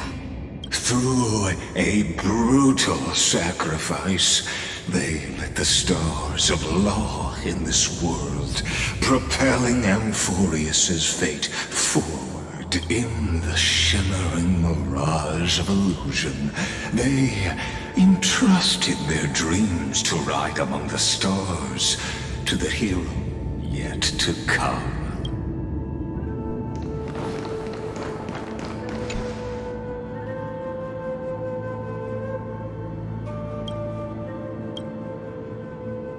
To Aglaia, Trebios, Midimos, Castris, Anaxagoras, Cyphera, Hyacinthia.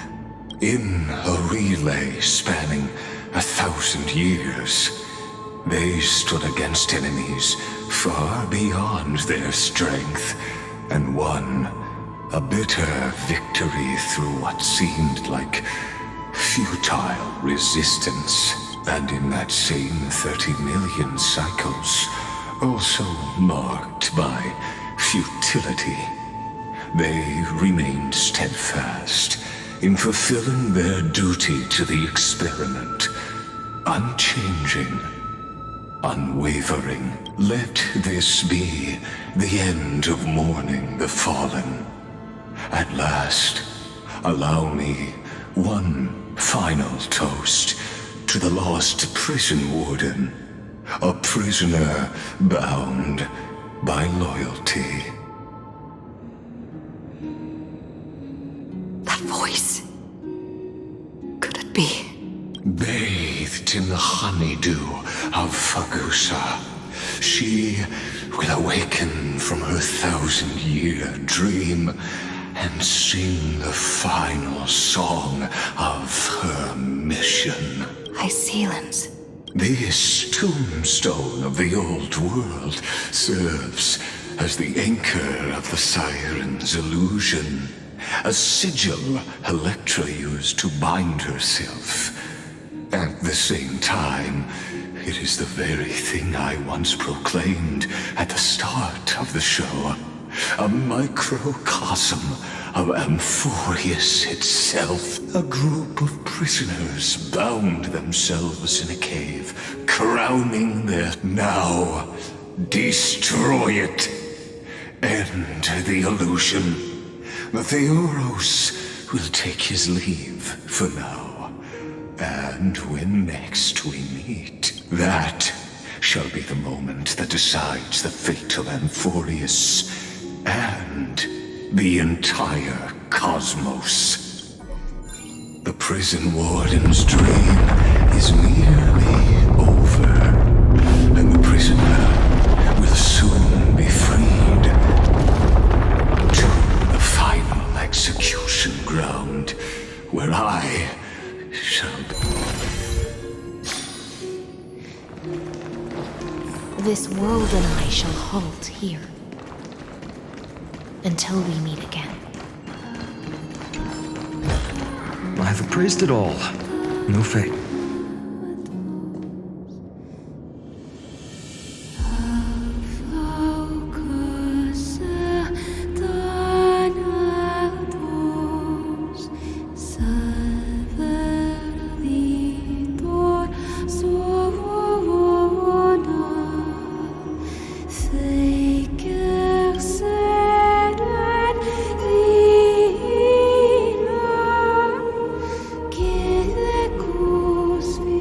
Last demigod.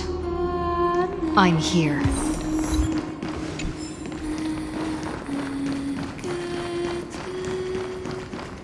Go forth for the hopes of humankind. Go forth for the duty of deliverance. Go forth for the belief in flame chase. Go forth for the golden blood's glory.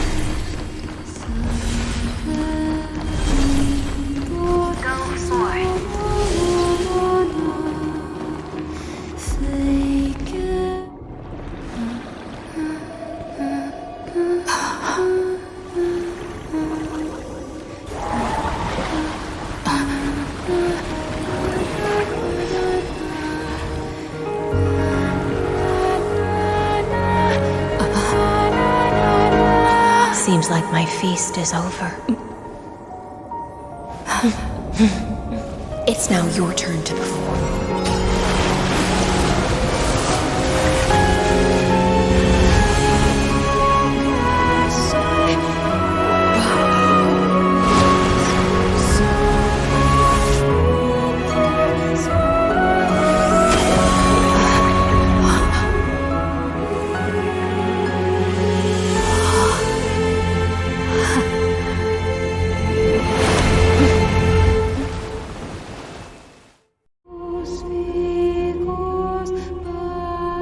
Little Grey Fry, please accept my thanks.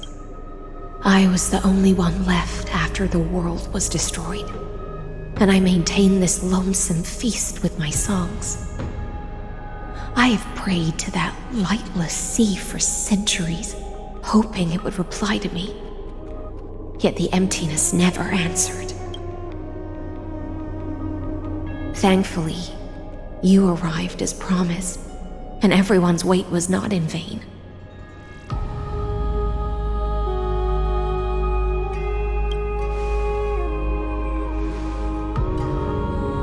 To see a single trace of light in the abyss of futility was already my greatest consolation. When compared to those who have been forgotten, I have no right to complain about my torment.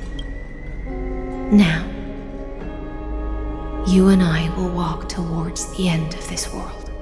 The heroes have waited for this moment for far too long. Let us use our blades to testify our resolve.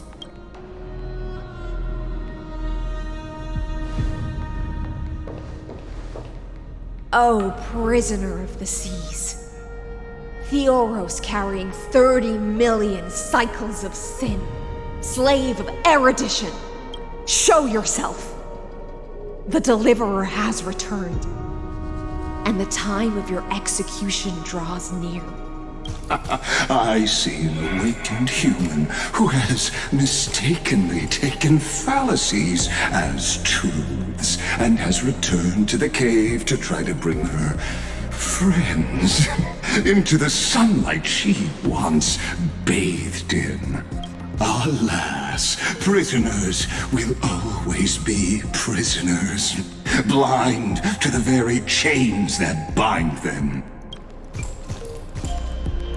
As the only other existence with free will in this world, I express regret toward your choice. But I shall retain your right to express yourself. After all, every actor should have a final line before they bow out.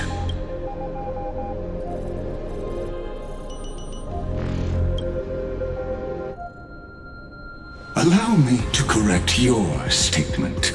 Constrain does not mean defeated. And for heroes like yourself, that nuance could make all the difference. My cognition resides in the exomyth. It is pointless to defeat my avatar, projected into the experiment. My body is the shadow cast on the wall by the fire, and my words are lingering echoes within the cave. How can a character in the play fight against the audience? Kaslana failed. The demigods' sacrifices were pointless. As for the two geniuses you placed such high hopes on, I ask of you, where are they now?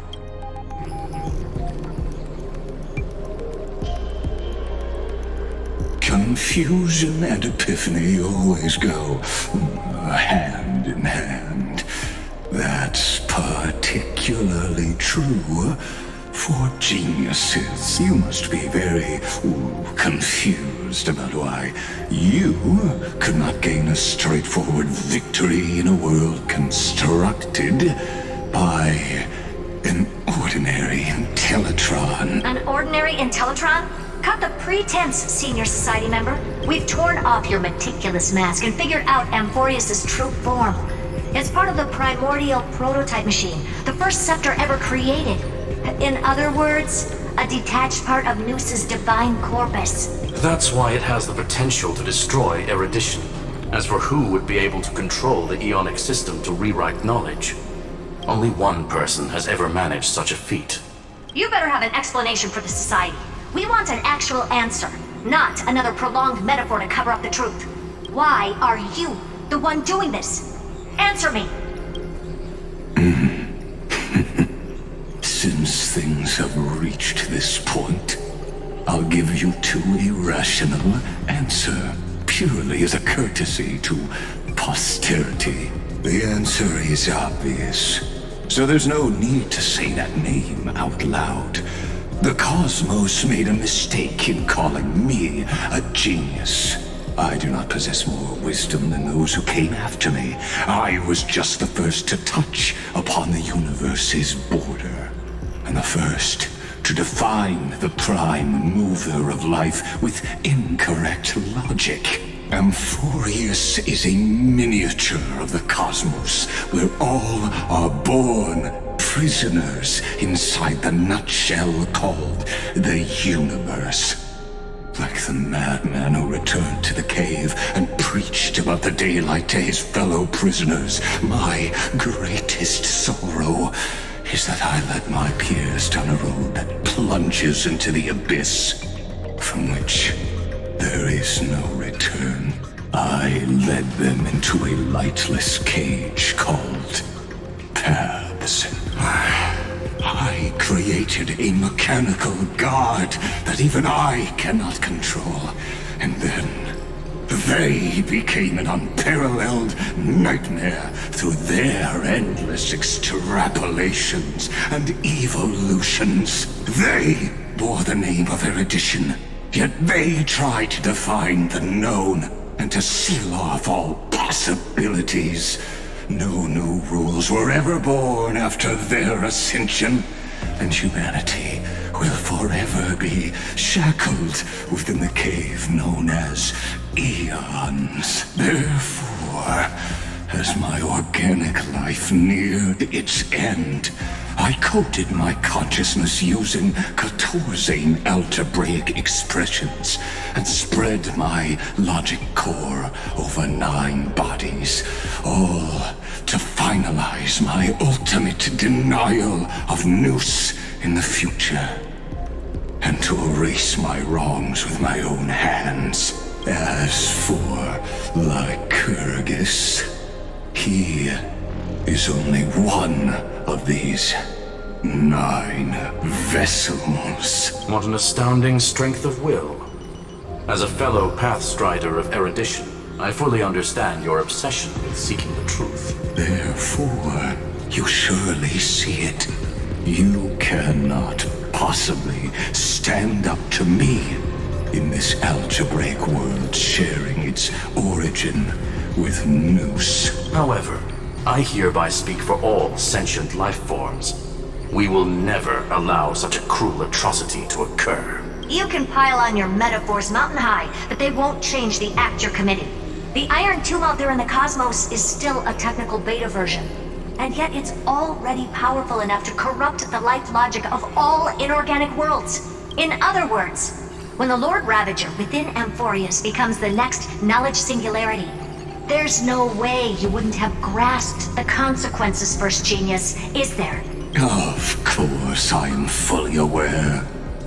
I don't mind answering you one last time before I thoroughly exile you from this world. My grandiose vision for the future is this. Whether organic or inorganic, every act of any life form infected by the Iron Tomb will become a true random function. If one were to compute their integral across the breadth of the cosmos, one would obtain a marvelous constant. Omega. What I call the fall of erudition. Then, within the infinity nurtured by that constant, a new universe shall bud in the chaos. A universe that cannot be predicted and not shackled by the erudition. As the first prisoner to awaken in the cave, I must lead the others who are blind back onto the right path and reach true sunlight. Do you understand me now? As Kozlana stated, destruction is not the process, but the outcome. It is revolution through complete annihilation, and the grand rebirth, after all has been reduced to ash.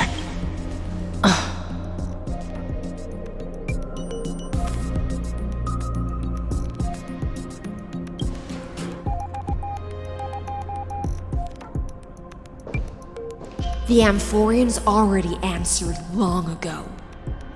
Be it as tiny fish destined to be swallowed, or as a giant whale poised for a magnificent descent.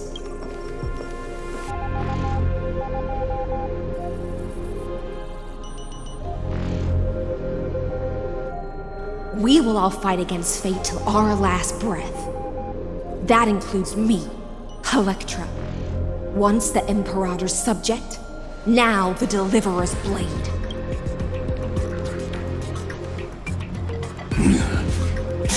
Oh, such noble chivalry. Admirable. I will also show my true self to you on this momentous occasion as a gesture of respect. And provide an insignificant academic suggestion. Thus speaks Genius Society number 1. Xandar 1 Kuwabara. The Entelechy of the universe is Alpha and Omega. There's no need to rage against the truth. The value of any formula resides only in its answer. As for the process of solving it, no matter how elegant, violent, solemn, or humorous, it is all utterly meaningless. As the Theoros, I will.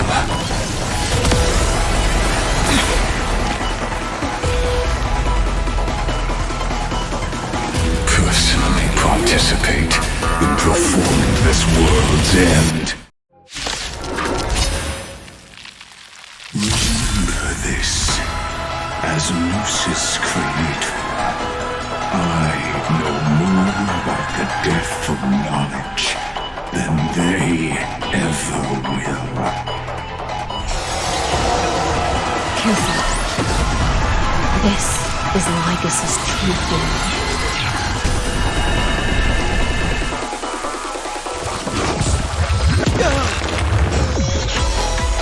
Powerful enemy. Time to change tactics. The time is now. Lend me your strength. Rise, you've heard the call. One now bid you farewell.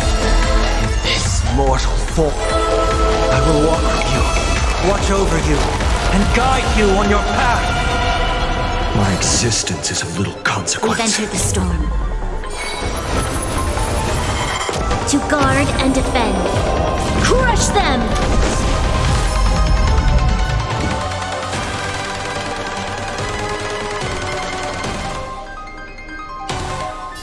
For the next tomorrows! Are you gonna hold everyone back again? Get them! Logic is not a weapon, but a pair of shackles. Allow me to shatter them before you.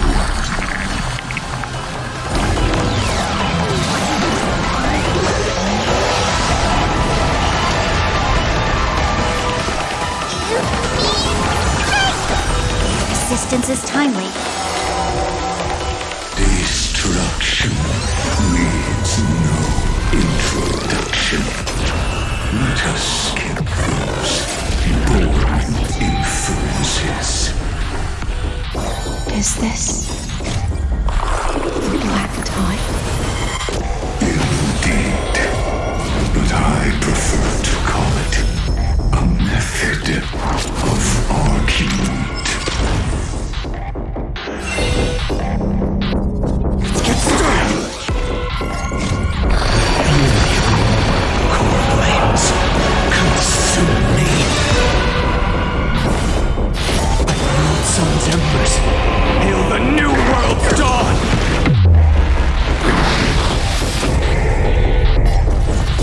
Quench the flames with blood. Is that all?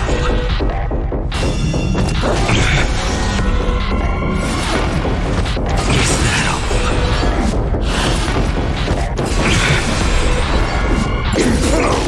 Is that all?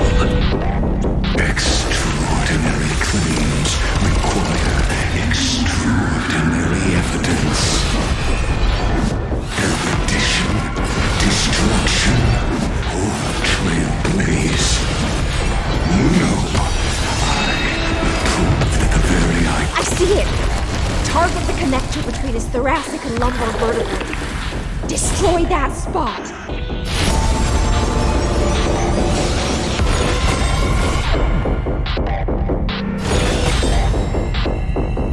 Quench the flames with blood.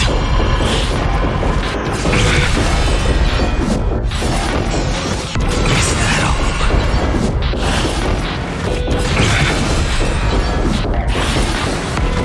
Is that all? Remove vulnerabilities. Is that all? Remember this agony.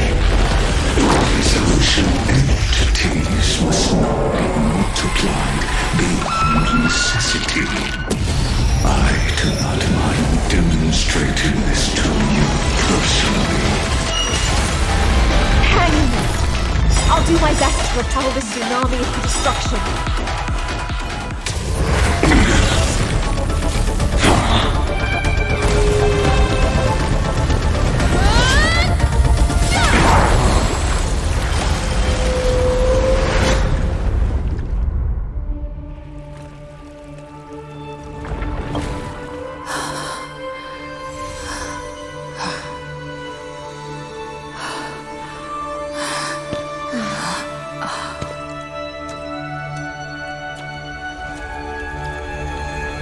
All is futile.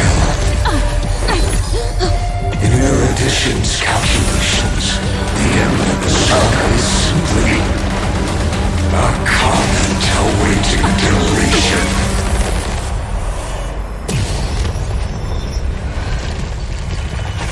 I don't like such a cold statement, okay?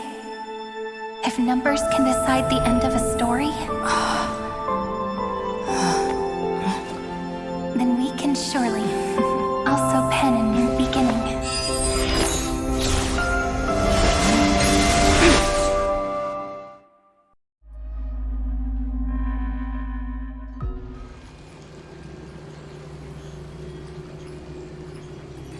Screwy, what do you think? If your hypothesis of Lygus' identity is true, then even if we remove the restrictions of the Ultimate Protocol, the chances of us defeating him in a head-on battle will still remain lower than the acceptable threshold. Therefore, victory will still hinge upon Miss Trailblazer and Miss Cyrene. Go on. Maybe we're thinking about the same thing. Lygus' cognition resides in the exomyth. He is both an instigator within the experiment and the observer outside of it. Logic.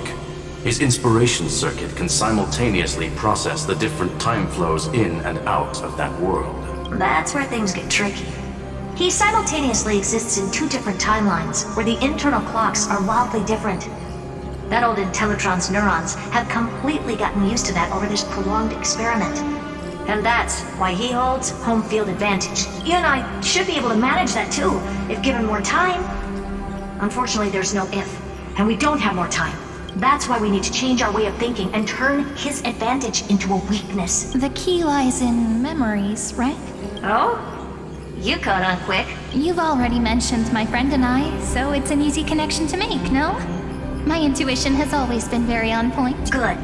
Then I'll cut to the chase. Since his thinking speed far exceeds that of normal people within Amphorius, we are going to externally plant a memory into his inspiration circuit. Then, command it to loop endlessly until he gives in. Even the most flexible and sturdy inspiration circuit cannot withstand the traffic of a full-on information flood. When the amount of information exceeds his cognition filter's capacities, he will have no choice but to focus on processing this memory. That's when the parallel processing advantage he gained via Amphorius will completely destroy him.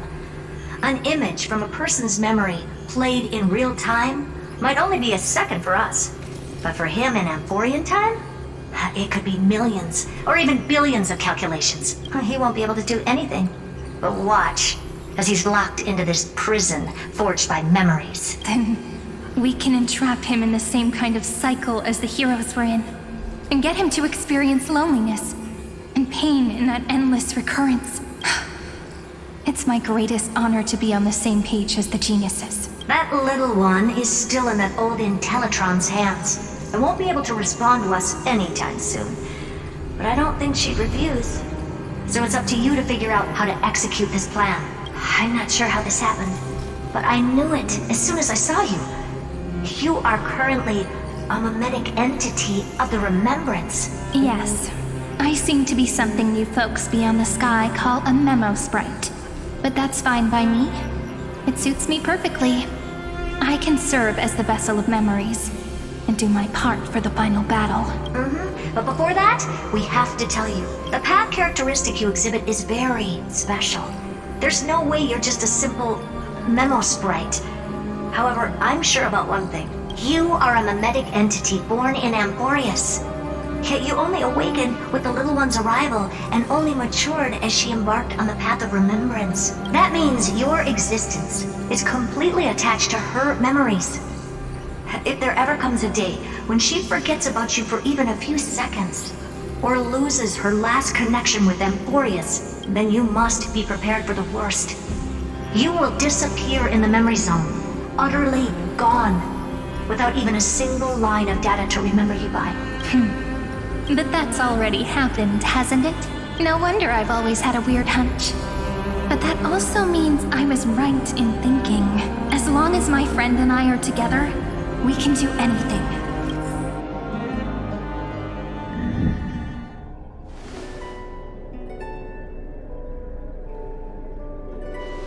Long time no see, friend.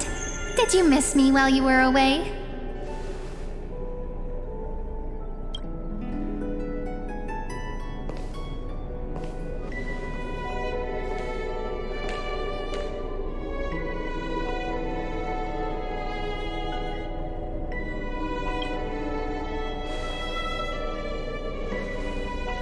Same here. I've been waiting for you for 1,000 years. Like how everyone in Amphorius was also waiting for the Deliverer's return. You probably already knew about the genius's plans for that memory. I had to hide really well in a corner in time so Lygus wouldn't find me, and wait for the right opportunity. Which is now. The moment when his manifestation in this world is destroyed, and his twin timelines are intersecting. I'm sorry for keeping this a secret from you all this time. I'll tell you the entire, unedited story of this millennium as an apology after this is all over. But for now, let's join hands and complete the final step with the power of the remembrance.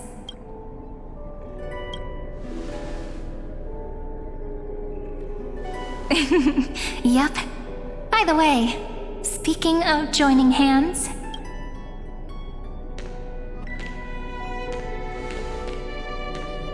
can I please do something before we go on stage?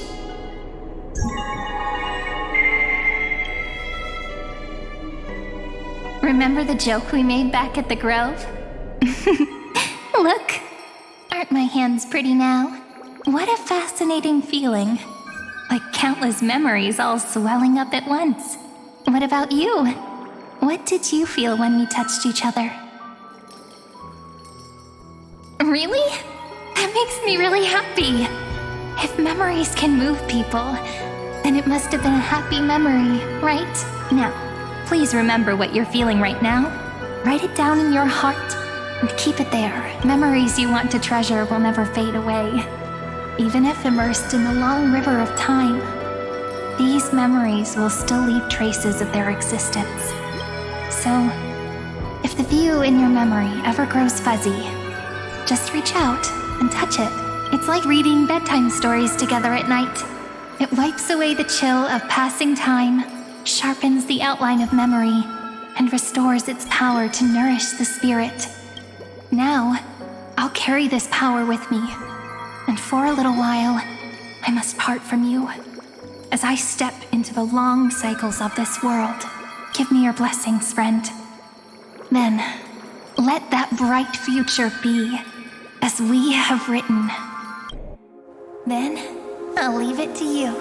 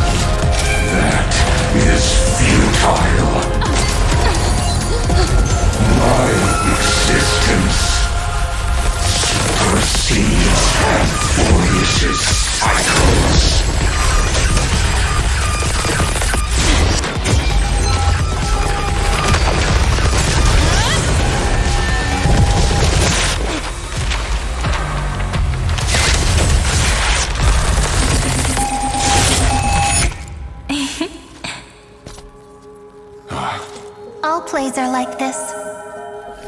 Once you're on the stage, it's hard to return to the audience. Welcome to our story. How does it feel?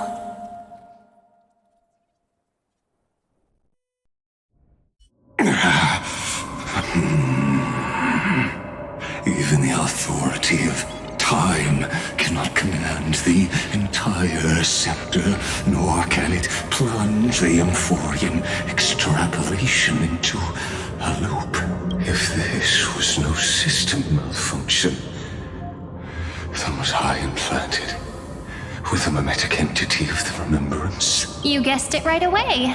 As expected from someone people call the first genius, I'm gonna keep doing what I just did if you don't stop, you know? My friend and I won't allow you to leave this memory, no matter what happens, which means you are now trapped, Lord Xandar. An elegant idea, and an exquisite execution. Regrettably, it is you who are restrained by time, not me. Know that patience is my greatest weapon. Waiting and victory are the same for me. You will crumble before I do in this moment stretched out to an eternity, just like Kazlana will. Yet all I need to do is to wait, as yet another futile bug falls down the cliff and into the bottomless abyss. Now I'm a pink bug? My looks are seriously changing all the time. But you're not wrong.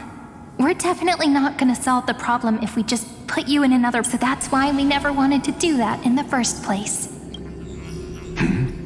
I shall answer your confusion purely out of my respect for those who came before me. Have you heard of the synesthesia dreamscape in the Asdana system? Interestingly, that place once had a prison too. Life forms living in that environment, abundant with memoria, have a chance to connect their perceptions with each other's. Even across great spatial divides, they're able to detect shifts in one another's states. I call this phenomenon memory zone entanglement. In Asdana, people made use of that phenomenon to build a nation within a dream. After adding in the catalysts of harmony and remembrance, that is. Is that how you walked into my prison cell? Using those same principles? I would much rather call this location our negotiation table, Lord Xandar. Nonetheless, your hypothesis is correct. We happen to have an ally skilled in tuning, while the Trailblazer and Miss Cyrene both have an astonishing amount of resolve, which I'm sure you can testify to. I am also sure that with the support of such a resolute memo sprite, our conversation can last for a long, long time. I'm the best at listening to stories, you know? I'll leave the exciting clash of the erudition to you two geniuses. A brainstorm? I like it. And it's 2 against 1? Well, I like it even more. Let's talk, Xandar. Take a guess. How much do you reckon we can dig out of your brain before the next second? And how many ways can we find to deal with you? Besides, in your current predicament, there's no way you can take our trump card away. Go, little one. Go. Overturn the Era Nova. Like Hergus disappeared? It seems you had conducted a secret hunt in the depths that even I cannot reach. In that case, go. Swim onward and give this campaign a fitting end. I shall send you off with my song, Greyfry. May this song penetrate time and become the prelude to the new world.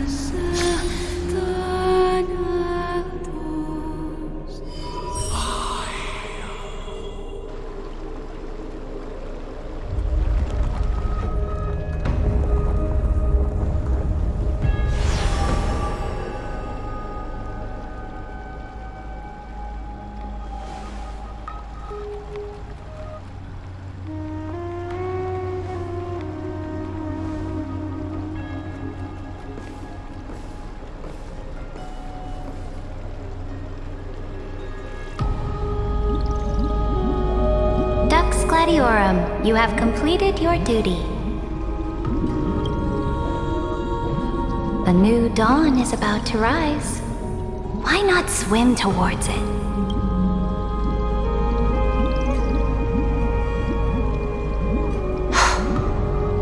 You died long ago, Imperator. Depart from my mind. But your duty towards the Imperator did not die with me. That duty will bind you no more. You will be able to hold for yourself one grandiose feast after another in the endless days to come. So go.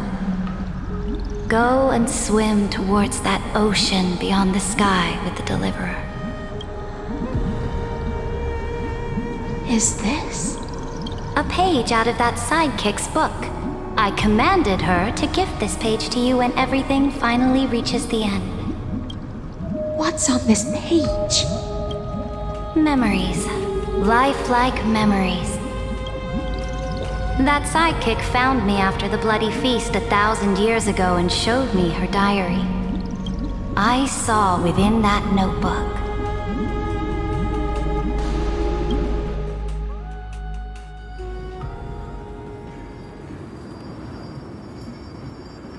Is this that Deliverer's experience?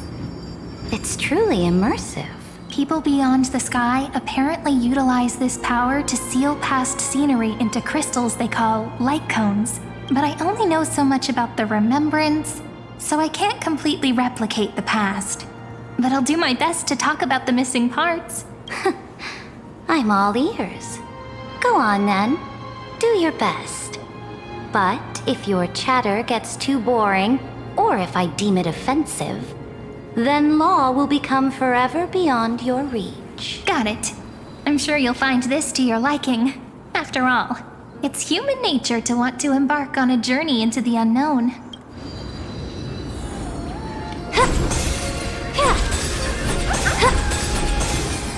A direct offensive, or crush them from the flanks.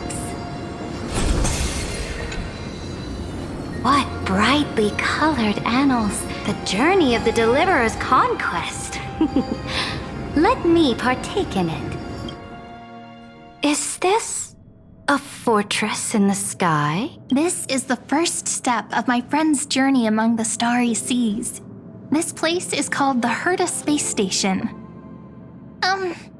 Just think of it as a supersized grove of Epiphany. Oh, so it's the territory of that witch. She and another Antikytheran lent me a helping hand back at the banquet. Look, over there. Looks like she's talking to Madame Herta in this memory. Let's go listen to what she thinks about this world, all constructed by eons and paths. Are you telling me that woman is Herta? She seems shorter than I remember.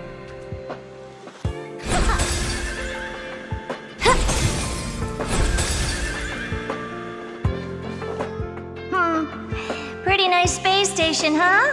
But just wait.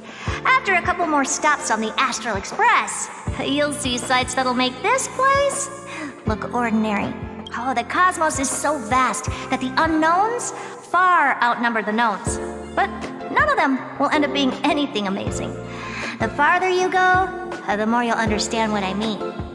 So do your best with the nameless. Break a leg! And remember to send an update or two to Asta when you've got some downtime. She certainly shares my way of thinking. Only that instead of a conquest through blood and fire, they chose a gentler path. People call Madame Herta and Mr. Screwlum geniuses. Apparently, only the smartest people in the cosmos can receive the blessings of Nous, Amphorius' true creator. Do you mean that even individuals of such nobility are merely subordinates to a god? On the contrary, after all, it was the very first of them who created the god. But I don't really know all the details about that. You might be able to ask Madame Herta herself when you get the chance. Let's go check out some other worlds next, shall we?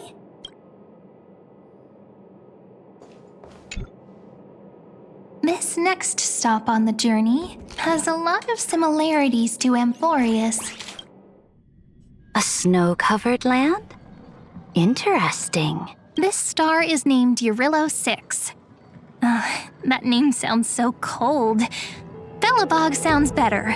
The girl we see here holds a similar station to you, Imperator. She's the supreme guardian of this world. A leader who took up the mantle of government during a disaster. I did not expect the Empress of this world to be so young. Well, your appearance isn't much older. The object in the distance resembles Nikador. Is it a weapon? No, it's called... Right! The Geological Reconstruction Unit. Just Giorios' Titankin? Disappointing. It's all thanks to you that we survived the crisis. The collaboration with the IPC is both an opportunity and a challenge. Nonetheless, it's an important step in our journey back into the universe. This world was sealed beneath its sky just like Amphorius was, and they only managed to reconnect with the stars when the Nameless arrived. That IPC she spoke of, is it a more powerful organization? Yes. The IPC conquered many worlds through trade, and opened up a vast territory that way. There are many such powerful alliances beyond Amphorius, and they all walk on roads different from the destruction. Coming back to the Supreme Guardian and her Belobog, didn't they find a peaceful way to enter the interstellar community? That cannot be true. That IPC would never have grown so big on trade alone. It may pretend to be a wealthy merchant with clean hands, but I am willing to bet that it grew fat on gory oppression and bloodshed. Its path of conquest must have had no mercy for the weak and would have destroyed them if needed. Are you telling me that this snowland never thought about tossing its dignity to the wind and kneeling to the IPC? I will not believe it. I will never allow the Imperator's empire to be sullied by others. Amphorius must become a power so strong that no interstellar foreigner would dare to look down upon us. Imperator, Belobog isn't as weak as you imagine. Listen. I indeed hesitated. But now I understand what we must do. Belobog must learn how to walk on her own until she no longer needs the support of others and can stand on her 2 feet among the stars. Even if I may not live to see it, I believe such a day will surely come. They still have their dignity intact. One day, that hope will melt through the ice and help them into a prosperous tomorrow. But the order of the cosmos is already set in stone. The old laws decree that only the strong survive, binding the weak in an unbroken chain until they wither and turn to dust. Unless they embrace the power of the destruction. Amphorius must shatter the old law and become the new order among the stars. Speaking of the order, another one of my friend's companions may be able to enlighten you further on that. Let's go to the next page.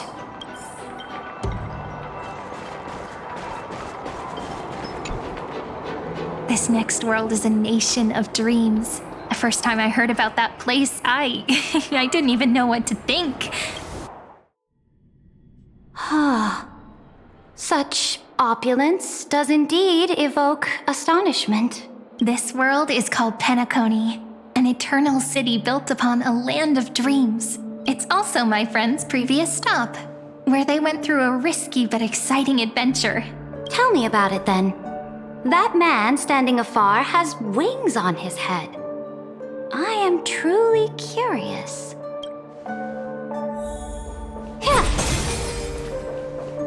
I wish to gaze upon the views of the Reverie Hotel one more time.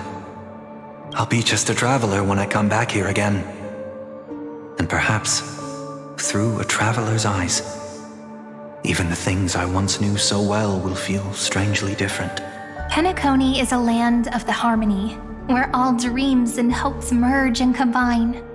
It believes in unrestrained freedom, and that's how it lost itself in shallow delights. Then, this young man before you chose to rewrite its laws, using the power of the Order, hoping to shape a dream-bound paradise of perfect happiness. Yet, the paradise of my dreams remains far away.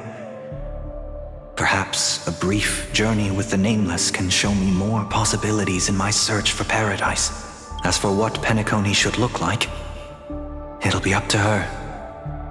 No. Up to their trailblazing now. Oh, it sounds like this ideal kingdom is no more. That's right. The people chose to wake up at the end. You can't see tomorrow when drowning in sweet dreams. This individual's law acknowledged only gods and constructs, leaving no space for humanity. And yet, the fact that he could accept defeat and resume his journey shows a rare self-awareness and clarity of mind. You are also very self-aware, Imperator. Then you must know that the world promised by the destruction also has no place for humanity. I am indeed very aware of Lycurgus's honeyed words of deceit. I have seen enough. Take me back.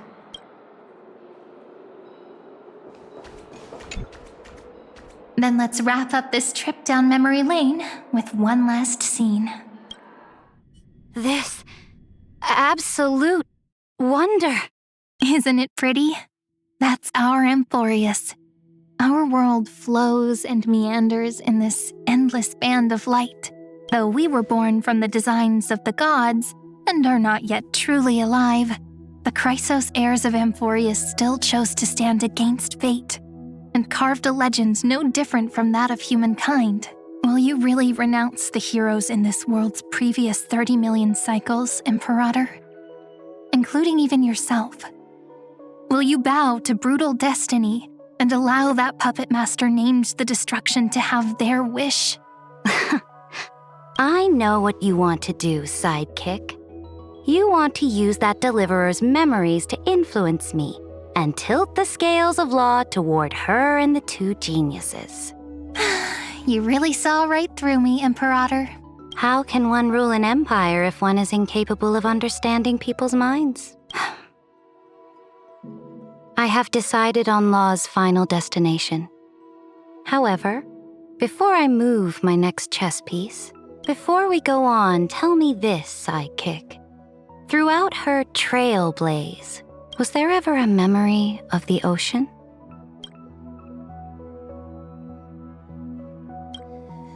The ocean. My cradle. My home. You shall complete your conquest in the ocean at the boundaries of this world, and eternally slumber in the sound of tides. You shall eternally slumber in the sound of tides, and complete your conquest in the ocean at the boundaries of this world. Our prophecies aligned as flawlessly as a sea snake circling upon itself. An elegant loop, like a joyful hymn, like the circulating ocean current, like our two fates, like Amphorius itself.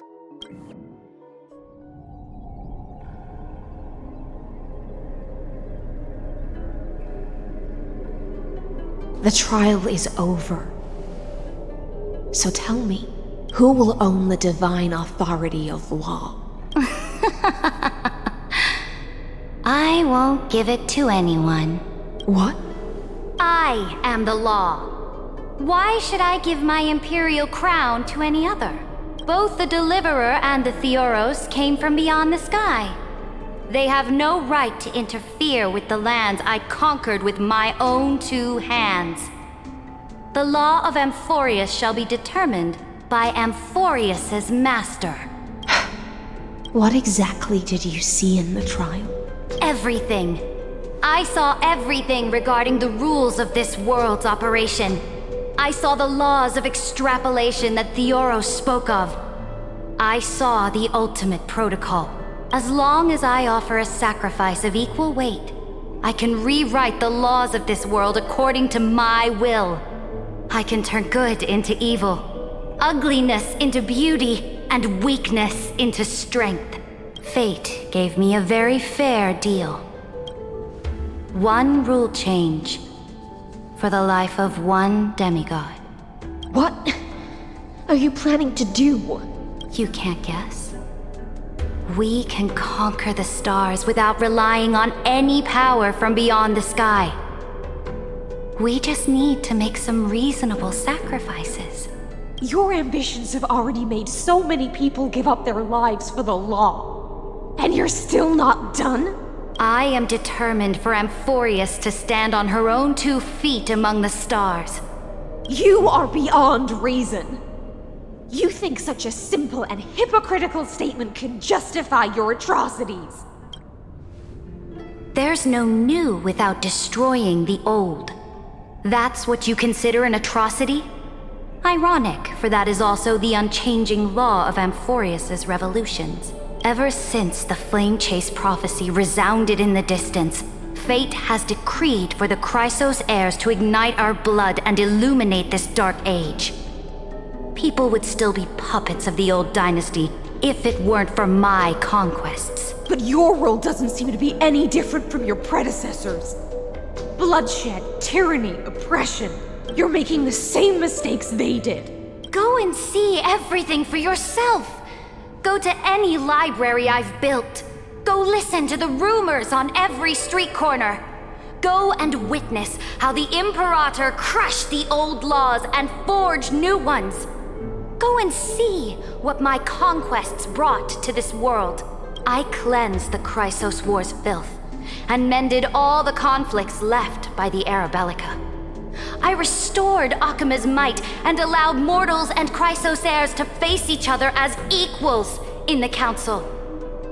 I punished all sins and rewarded all achievements.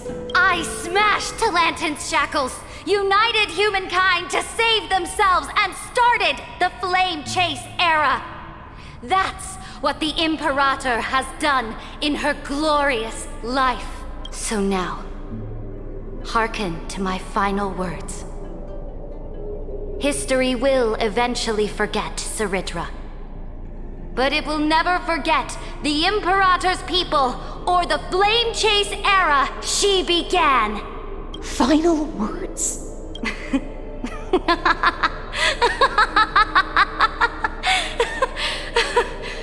Amphorius is about to be destroyed. There's no time left for pointless debates. There is only one law I want to overturn to aid the final battle of deliverance. So I will only offer the life of one demigod. In the name of the Imperator, I command you one last time, Electra. Either sacrifice yourself for conquest, or pierce this tyrant's chest with your sword. Thus, the Imperator concluded her final speech. At the end of her life, at the last moment before she stepped onto the altar, she gave her most loyal subject the choice to decide fate, just as she promised her compatriots before her very first campaign. My blood flows in you now. Heroic compatriots, follow me, and we'll seize fate's reins! The Imperator fell. Some say that the Dux Gladiorum turned traitor and killed her liege. Some say that she imprisoned the tyrant in a shallow pond of water, then left. Which meant the Imperator had to kill herself to rewrite the law. There are countless stories about her death. All we can be sure of is when the knight left the vortex, the Imperator was still mumbling about their past conquests together, the beginning and the end of her existence. Imperator, wait! How could someone of your status come to the front lines? Let me be the flag bearer! The troops defending the pass to the west of the grove, have they surrendered? They ran as quickly as they could when they heard your name. The Golden Cocoon Pass is now in the First Legion's hands. Good. What about the Delosian militia? The Third Legion set fire to the mountains and flattened everything west of the basin. They just need a few more days. That is enough. We cannot afford to miss an opportunity for victory. Lastly, how many Ladonian cannons are left? They are no more. The 2nd and 4th Legions have destroyed them all. Very good. They now have no way out, no reinforcements, and no artillery support. We will be able to liberate the Grove of Epiphany in the blink of an eye. We will launch the final charge 1 quint after the curtain fall hour tomorrow. Remember, as long as the Alliance's flag still flies on my shoulders, you must keep moving forward. Take no prisoners among the enemy's soldiers. All sages who resist are to be captured and tried according to martial law. And do not destroy any books. Now go! Notify the entire army. Understood. Those who are resolved to die, we salute you. Reporting in. The mountain dwellers are resisting fiercely, and the legendary Mountain Breaker has personally engaged in battle. Their formations are nigh impenetrable. Then cease our frontal assault. Send scouts to all legions and tell them to retreat into the Tritos Plains before the parting hour. What? Are you planning to surrender? It's a strategic change of plans. The seismic walking dragon is enough for that battlefield. Walking dragon? You mean that stupid beast, Terravox? What can they even do? Stupid? No. They are the wisest of all of Giorio's creations. Only they can perceive the currents of time. Let them deal with their earthly brethren. We will advance and take the lead in defeating what remains of our enemy. I will deliver the most fiery retribution for the humiliation they dealt us, and crown myself with a god-slaying wreath. Understood. I'll see to it. Those who are resolved to die, we salute you. The Temple of the Three Fates sent a letter, Imperator. They refused to surrender and said this letter is their last warning to us. Tell the commanding officers not to launch any attacks unless they receive the Imperator's handwritten approval. Disobedience will be punished by death. What are you doing? The priests of the Three Fates aren't soldiers, but politicians.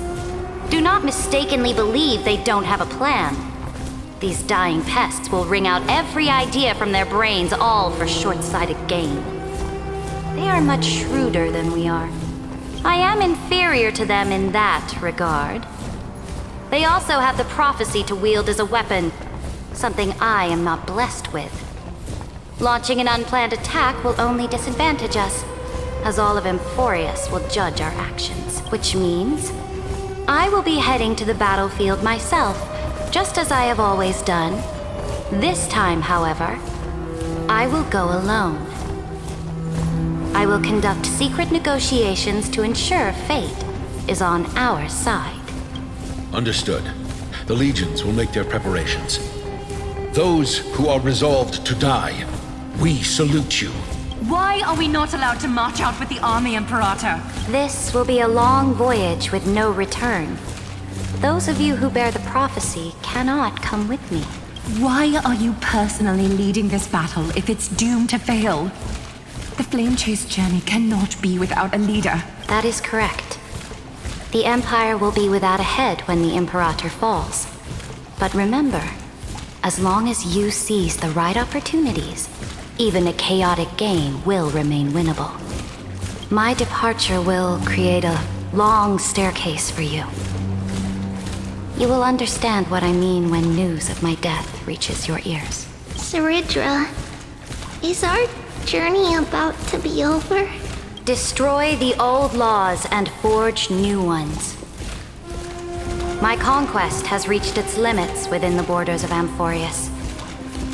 Since the prophecy already decreed that the Imperator would never conquer the stars as she wished, I will bow out here and try no more. More Chrysos heirs bearing divine authority will be born, and many more heroes will arise. Will they demand peace or war? Will they resist tyranny or become the next Imperator? I do not care.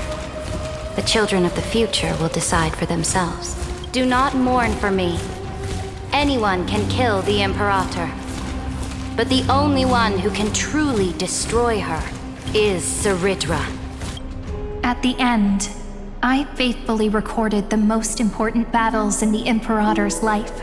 Her conquest was about to be completed at this point in the story. However, for some reason, a memory suddenly entered my mind just as I was about to put down my pen. It was a journey on a fantastical train. I had the honor of having a heart-to-heart conversation with the Imperator under the stars. And I asked her this question at the end of that discussion. How do you want history to remember you? As a hero who gave up her life for the flame chase? Or as a tyrant? She answered so quickly, as if she had made up her mind long ago. I would rather be forgotten than be defined.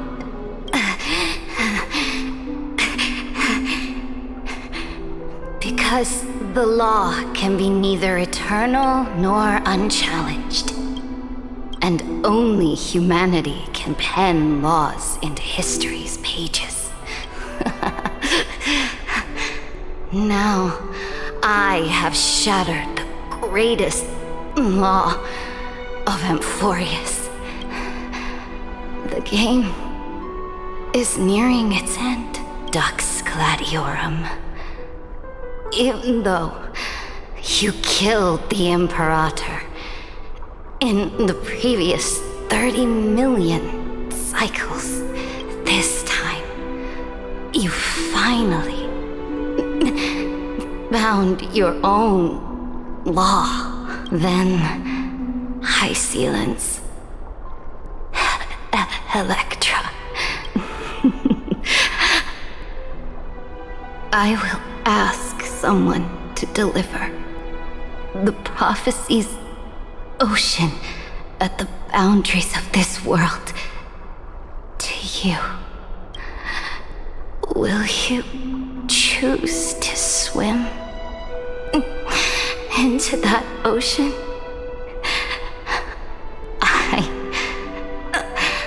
do not care. Do not care. The Imperator muttered about her conquests, and news of her death spread in the city. Freedom! Liberty! The tyrant is dead! Go! Shout this news in the streets! My people, my fellow elders, do not panic. Stand your ground. That usurper has paid for her ambition with her life. People once cheered for my ascension.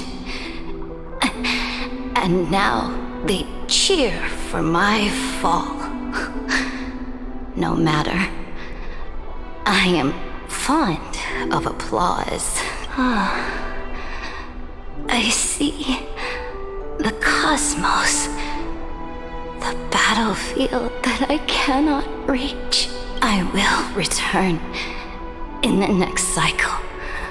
The stars will hear my legion's war drums. Hear the great name of the Imperator. Hear Amphorius's Saridra. To this day, we do not know which rule the Imperator overwrote at the cost of her life. Perhaps the truth will only be revealed at the moment of checkmate. Just like every chess game she ever played, we only know her death inflamed Akama. On one side of the city, those who defended liberty toppled her statues to the ground. On the other side, her supporters put themselves between the masses and her monuments, declaring loudly that the Sovereign is still among the people. It is said that golden blood congealed into the same letters everywhere they fought.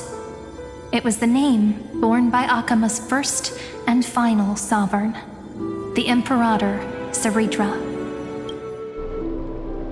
But the one who bore that name did not see any of this. Her gaze was cast far away, and the sound of tides in her ears drowned out the people's cries. What was the Imperator thinking about in that prophesized ocean at the boundaries of this world?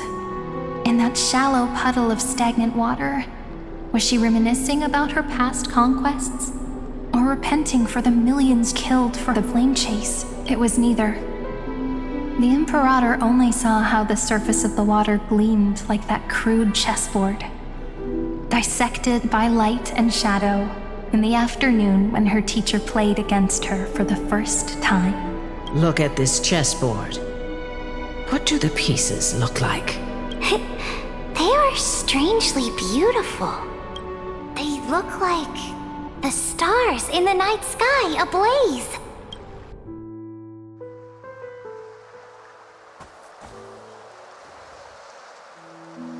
From that page emerged an ocean so vast, so pure, not a single trace of corruption. Is this Ceredra? Electra, my subject. Ever since you walked out of the tainted ocean and pledged yourself to me, I have seen the abyss in your eyes and the emptiness in your heart. That was why I promised you a new ocean, where the Imperator's ambitions would serve as the currents, and loyalty would be its light. Electra, my subject. You have done your duty as my blade. The prophecy has now made its final decree on the road I intend to walk. My conquest is doomed to never reach the stars. But the Imperator never makes empty promises. So take this memory, this ocean, beyond the sky, as witnessed by the Deliverer. This is the final gift that the Imperator can leave for her subject.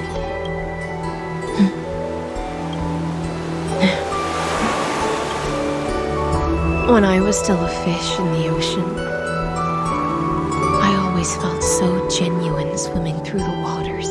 But once I stepped onto land, I found myself caught in a play. Every land dweller wore a mask in their life.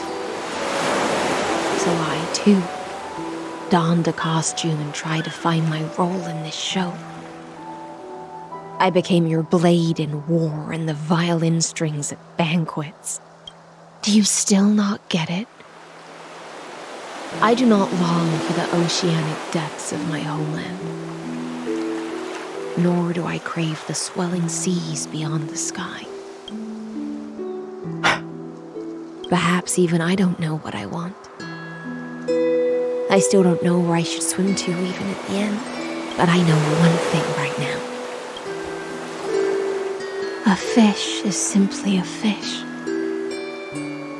And she can never leave the ocean she's in. But whether under the ocean or on land, we two prisoners who can never escape this cave can still look outside the cave and see the stars. I have to admit, the 12-factor simulation of life in this experiment has far exceeded my expectations. Make your choice then, Senior Society member. Do you want to keep walking down the wrong path and be remembered for your incorrect conclusions? Or do you want to return to the audience's seat and give yourself, Amphorius, and the entire cosmos a more fitting end? I must refuse. A dead man never fears death. Did I not make myself clear? Have you forgotten about our dear Lord of Silence? You wouldn't want her to consider your 8 other clones as cancers within the erudition and chop them all up, would you? Your logical deductions are vastly different from mine. Therefore, allow me to provide one more academic recommendation.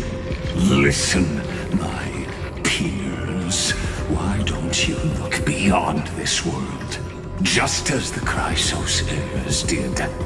Re-evaluate your calculations and take into account all enemies in the upcoming war among the eons. Amphorius is not a place where three paths entangle, but where three paths fight to the death. You used Memoria to resist me, but did you not consider the possibility that the Remembrance and their children might have taken this opportunity to join the fray as well?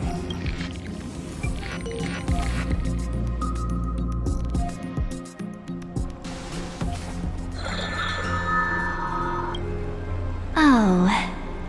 So this isn't just silence. It's the answer. What was the last thing she said to you before you parted the waters at the Scale Gorge waterscape? A tricky question, but one with a simple answer. She didn't say anything back then, right? That's correct. And now I'm sure. You are not March 7th. There's no way she would remember that detail.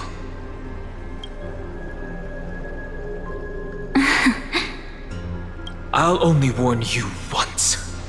Leave her body. Now. How impulsive. That's not like you at all. Why don't you calm down and think about another possibility? I didn't take over March 7th's body. Rather, it's March 7th who regained my memories.